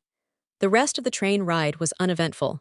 People either slept or buried themselves in their phones, with the occasional conversation breaking the silence. Naruto, for once, opted to rest. However, he was suddenly jolted awake by a loud scream. What the hell? Naruto sprang from his seat, instinctively reaching for his gun. Scanning the surroundings, he saw a woman on the floor, terrified. What in the world? Kit, the windows. Naruto turned his attention to the windows, realizing that everyone was staring outside. Some were screaming, others fainting, and a few were visibly trembling in fear. He frowned as he peered out the window. Above a distant city, a swirling dark cloud filled the sky. Red lightning crackled inside it, and black dots obscured the heavens. A familiar presence emanated from the dots. Demons, demons, both Naruto and Kurama whispered, disbelief in their voices. Even as they said the words, they felt surreal. How could there be this many demons? What in the world was happening? You think it's related to that black hole in the clouds? Kurama asked, prompting Naruto to focus on the swirling vortex. As he looked closer, more demons poured out of it. His eyes widened as realization hit. Was that a portal to the underworld?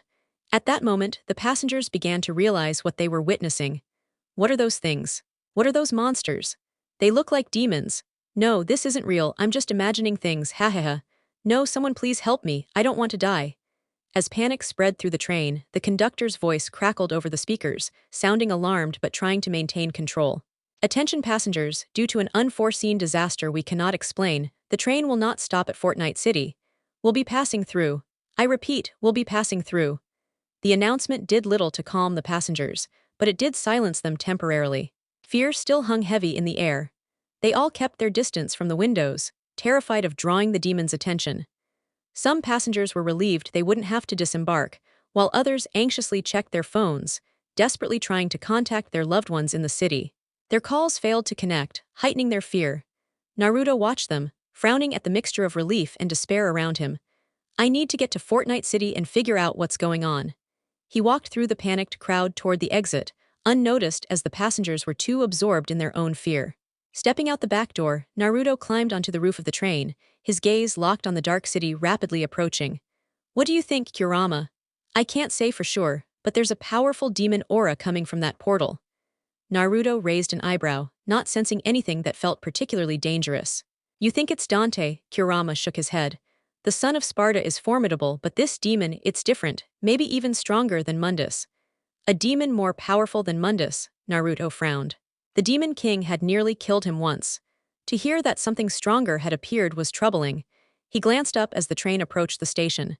The conductor was clearly not intending to stop, and the train only accelerated. Here we go. Naruto jumped off the train just before it sped past the station. He landed gracefully, watching the train disappear into the distance. He could hear the faint cheers of the passengers, a mix of relief and disbelief. What a bunch of idiots. You humans never fail to amuse me. Ha ha ha, Kurama chuckled. Despite everything, humans never ceased to entertain him with their selfish and naive ways. When the train was out of sight, Naruto turned and walked toward the station. What mattered now was getting to Dante and figuring out what was going on. The train station was eerily quiet. The power had been cut, leaving only moonlight streaming through the glass dome. As Naruto stepped inside, he immediately noticed the bodies, dozens of them, lying on the floor. The scent of blood was overwhelming. More bodies lined the floor the deeper he ventured into the station, blood pooling on the marble tiles. This is horrific, Naruto muttered, pinching his nose to block the stench. The sight of the mangled bodies was burned into his mind. A river of blood flowed from beneath them. Kit, to your left. Naruto turned, only to be greeted by a terrifying sight. A beast, half the size of a fully grown adult, emerged from a dark corner, its gaze locked on him. Its form was completely cloaked in darkness, with the only visible feature being its glowing crimson eyes.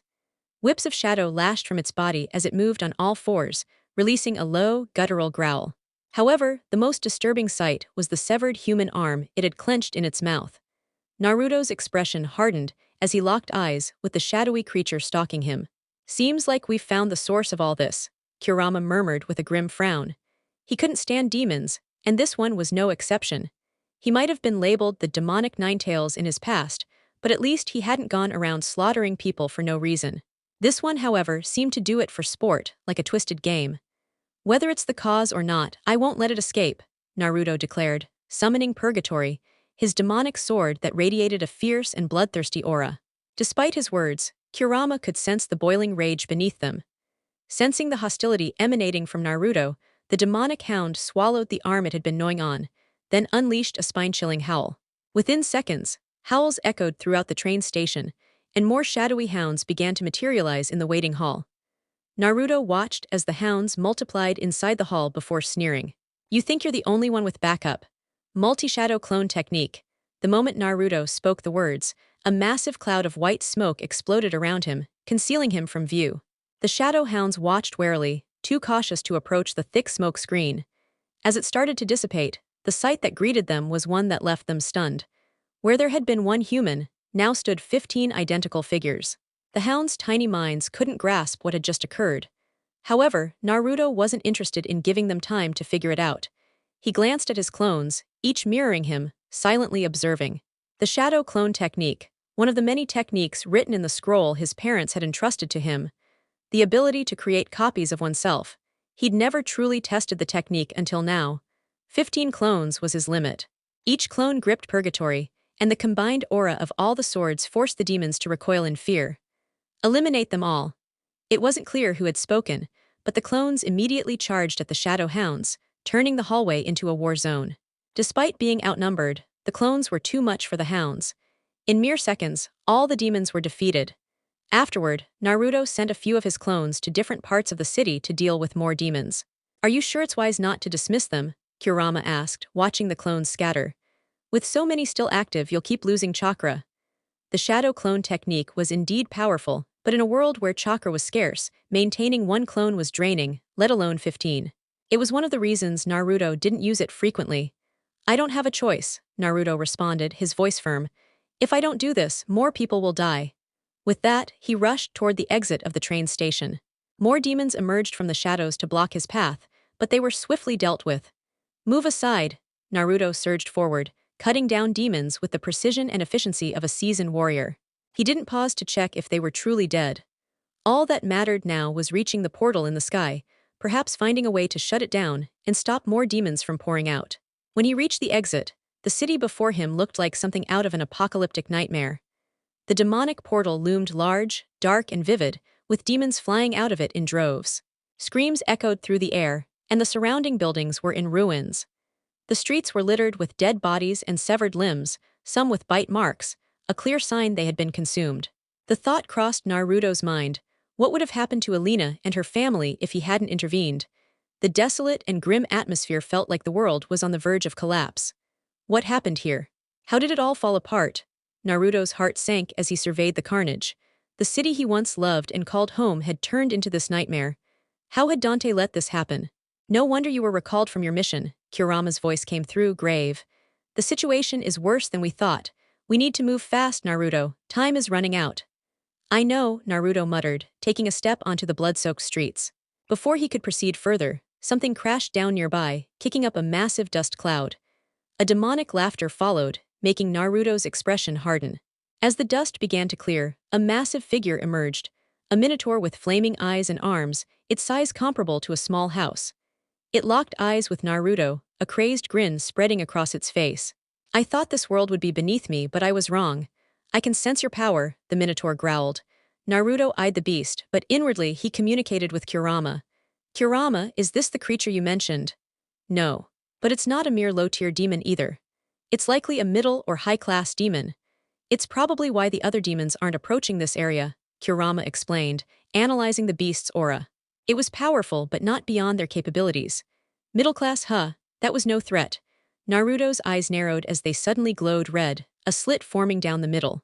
The Minotaur's eyes widened as Naruto's body began to leak a crimson, boiling aura. I knew it, the Minotaur growled, clearly excited. You're not just a human. That aura, it's the mark of a demon. Naruto didn't correct the beast's assumption. The chakra cloak swirled around him as he stared blankly at the Minotaur. Let's finish this quickly. I don't have time for a pig like you. The Minotaur's face twisted with rage. I'll make you regret that. Bring it on, you oversized steak. The Minotaur had lived a long life and his pride was immense. He'd defeated countless foes. But this human, to be spoken to in such a manner, it was unforgivable. With a roar, the Minotaur swung a massive axe toward Naruto, sending out a shockwave of force. Naruto didn't flinch. He stood still, his gaze steady as the axe descended like a meteor. The strike was terrifying enough to make any normal person cower, but Naruto was far from ordinary. Moro grinned, assuming Naruto was paralyzed with fear, thrilled by the thought of ending this insolent human's life. I'll feast on your flesh and feed your bones to the weaker demons. Die. But just as the axe was about to land, Naruto vanished. The Minotaur swung his axe around in desperation, sensing Naruto's presence behind him. Clang! Sparks flew as the axe met purgatory. A mini explosion of force rippled through the air as the weapons clashed. Strong. Moro staggered back, forced to take a step away. He couldn't believe it, he'd been repelled by a mere human. Ahhhhh, Moro roared in fury, raising his axe for another series of attacks, but Naruto deftly deflected every blow. His frustration grew, especially as the sword, Purgatory, didn't even flinch after so many strikes. It was a weapon of terrifying might. This human, Moro thought, realizing that this was no ordinary mortal. He must have been one of those legendary demon hunters. He couldn't let this one live. With a snarl, the Minotaur doubled down, increasing the intensity of his assault. Their clash ravaged the surroundings, leaving deep gouges and fractures in the ground and nearby structures. The noise of their combat drew the attention of the demons soaring above, though none dared to approach. Those who tried were swiftly torn apart, prompting the others to keep their distance. Roar. Moro's demonic energy erupted after exchanging blows with Naruto for some time. He soon realized that Naruto wasn't a typical human. No human could withstand his attacks and keep fighting on equal terms. What confused him the most was the crimson aura enveloping Naruto. It radiated a demonic power, which was strange considering Naruto was human. As much as it hurt his pride to admit, Moro knew he couldn't win without using his full strength. A dark, blood-red energy surged from his body, unleashing a shockwave so powerful that it sent the nearby demons scattering in fear. Naruto scowled as he felt the overwhelming power from Moro. Up until this point, he had only been using chakra equivalent to his three-tailed form to conserve energy, but now it seemed he would need to change his approach. Looks like he's finally serious.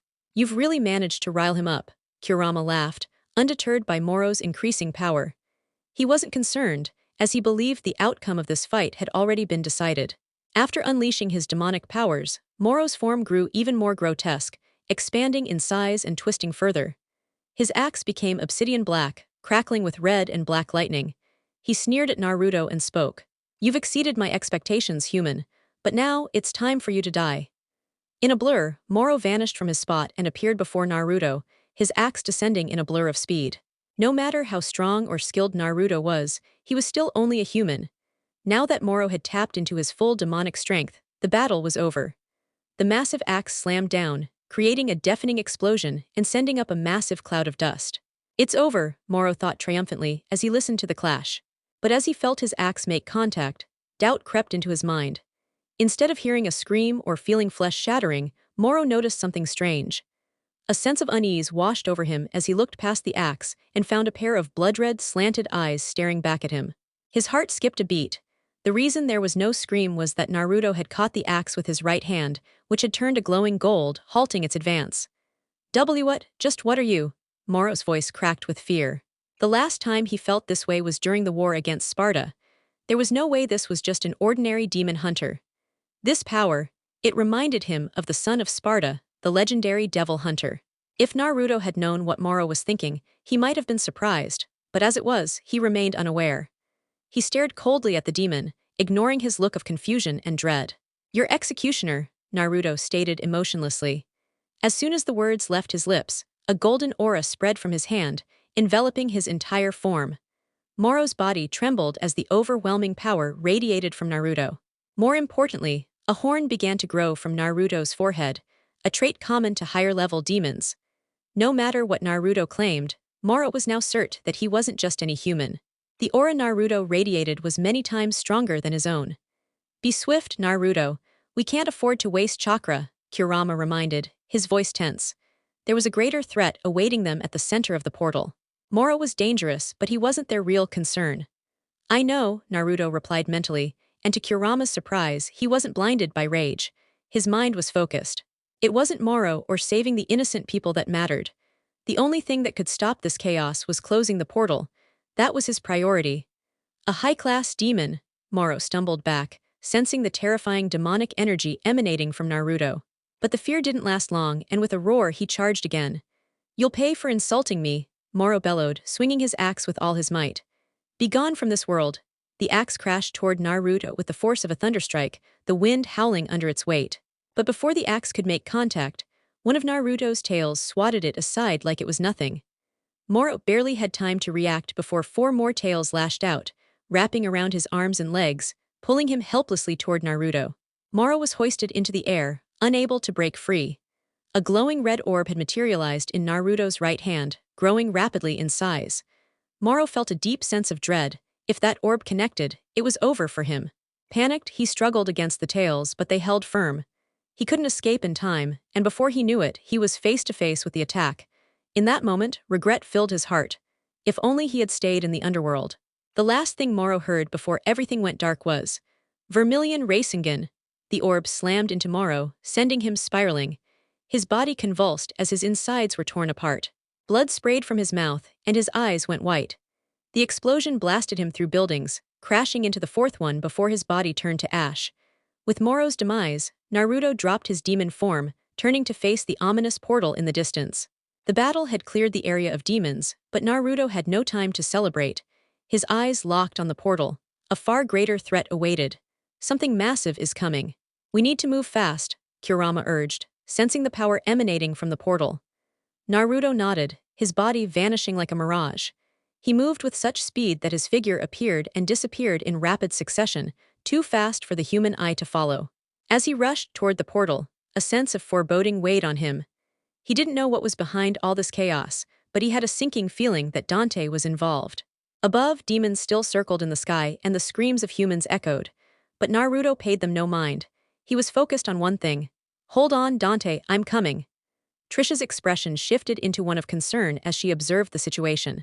As long as the underworld portal remained open, they would continue to face an endless stream of demons. They could definitely use some extra help right now. Where's Naruto?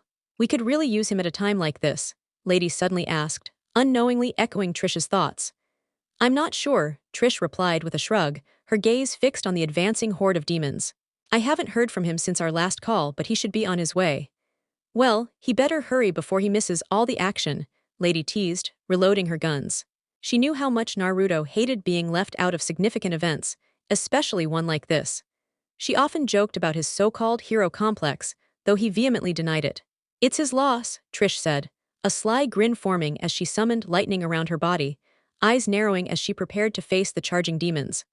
However, just as the demons closed in, a familiar voice cut through the chaos. Racingen! Both women looked up in shock, their eyes widening at the massive glowing blue sphere that suddenly appeared above them, lighting up the dark sky like an artificial sun. The ball crashed down into the heart of the demon horde, reducing those in its path to ash, while others were blown apart by the shockwave. The two demon hunters shielded themselves from the ensuing explosion and the dust storm that followed. The demons that survived the initial blast scattered in terror, no longer daring to challenge the overwhelming power that had appeared out of nowhere. What in the world was that? Lady exclaimed, her voice tinged with disbelief. The attack had decimated the demon's swarm almost instantly. The few survivors were already fleeing for their lives. She was certain such an attack would have altered the landscape, but nothing in her experience could explain the origin of such a devastating power. Trish, however, was different. Having witnessed Naruto's powers firsthand during his battle with Mundus, she recognized the blue sphere. It resembled something Naruto had used before, although it had been on a far smaller scale back then. She had an inkling about what had happened, though she still couldn't believe it. The two women snapped out of their stunned silence as they heard the sound of footsteps emerging from the dust. Guns were cocked, and electricity crackled in the air as they both aimed in the direction of the approaching figure.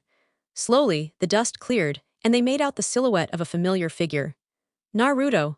Both Trish and Lady stared in disbelief. Was it really him? Could he be the one behind that powerful attack? Naruto's appearance, his sun-kissed blonde hair, confirmed their suspicions. He had indeed unleashed the devastating energy blast. The scale and power of the attack were unimaginable to both women, though Trish had a faint understanding of Naruto's potential after seeing his demonic form in the past. She hadn't expected him to reach such a level so quickly. The last time she'd seen him use that kind of energy, it was barely the size of a basketball. Now, however, it was far larger and more destructive. What they didn't know was that the reason the attack had wiped out so many demons so easily was because they were low tier. If he had faced a stronger opponent, the attack would have been far less effective. Naruto had come to realize that some demons couldn't be defeated by his chakra alone, so he had begun using the Kyubai's power. He believed that perhaps only a demon's power could truly harm other demons. Trish, Lady, sorry I'm late, Naruto said, his voice grim as he approached the two women. He was covered in grime and dirt, clearly having fought his way through hordes of demons to get here. He looked at them both with a respectful gaze, understanding the battle they had fought on their own. The fact that Trish and Lady had managed to hold their ground and keep the city from total destruction was no small feat. The two women's expressions were a mix of admiration and questions. The blue orb of energy that Naruto had summoned was a mystery to them, and they both wondered how Naruto had gained such power. Lady, knowing Naruto as she did, had raised him alongside Dante and was familiar with his abilities. But this was different. She had no knowledge of this newfound power, which had seemingly come out of nowhere. But little did she know, what she thought she knew about Naruto was now outdated. He had inherited techniques from both of his parents, passed down as heirlooms, and the glowing blue orb was one of those inherited abilities. Trish shook her head with a small smile. Naruto, you've really grown. If you and Dante fought now, you might actually stand a chance against him. What happened? Naruto asked, his curiosity piqued as he scanned the city, particularly the ominous portal still hovering in the sky. Lady sighed, looking up at the portal. It's a long story, but to put it simply, a demon opened a portal to the underworld, and now demons are overrunning the city. Dante went ahead to deal with it, hoping to close the portal. Dante, at the mention of his surrogate father, Naruto quickly glanced around but couldn't spot Dante. His senses didn't pick up on Dante's energy, which puzzled him. Where's Dante? Naruto asked, a furrow forming on his brow. Over there, Trish replied, pointing to a distant skyscraper. It was the closest building to the portal, and as Naruto focused his senses, he could finally feel a powerful demonic presence emanating from the top. Two, in fact. Kurama, who had been quiet up until this point, suddenly spoke up. Do you feel that, kid? Those demonic energies are even more terrifying than Mundus's. One of them belongs to your surrogate father. Naruto's eyes narrowed. Dante was more powerful than he had ever been before, something that Naruto found hard to accept. After all, Dante had fought Mundus and still seemed to be lacking in power compared to the Demon King. Now, though, he could feel the difference. Seems like you weren't the only one to grow stronger, Kurama added, his voice tinged with a hint of amusement. Naruto's mind raced, and though Kurama could sense his unease, Naruto didn't know what to make of it. Dante had surpassed the power of Mundus, but how? Don't overthink it. Unlike you, he shares the blood of a true demon. But you've got chakra on your side, Kurama advised. Just as Naruto began to digest this new information, Trish called his name, pulling him back to reality. She pointed behind him, and Naruto turned just in time to see yet another wave of demons rushing toward them. This group was larger than the last, and Naruto could even spot some mid-tier demons among them. We've got company, Trish said with a grin. Naruto locked eyes with the incoming horde. Despite the vicious creatures charging at them, he didn't feel anger or frustration. Instead, he felt an odd sense of excitement. Purgatory appeared beside him, its blood-red hue radiating in the air. If Dante was handling the boss, then Naruto's job was to deal with the trash. Naruto gripped the hilt of his sword, holding it sideways, a devilish smile forming on his face. Trish and Lady mirrored his grin. As Kurama had said, they might not be true demons, but they had one thing in their favor, chakra. Then let's go say hello. Right, Lady and Trish chimed in unison.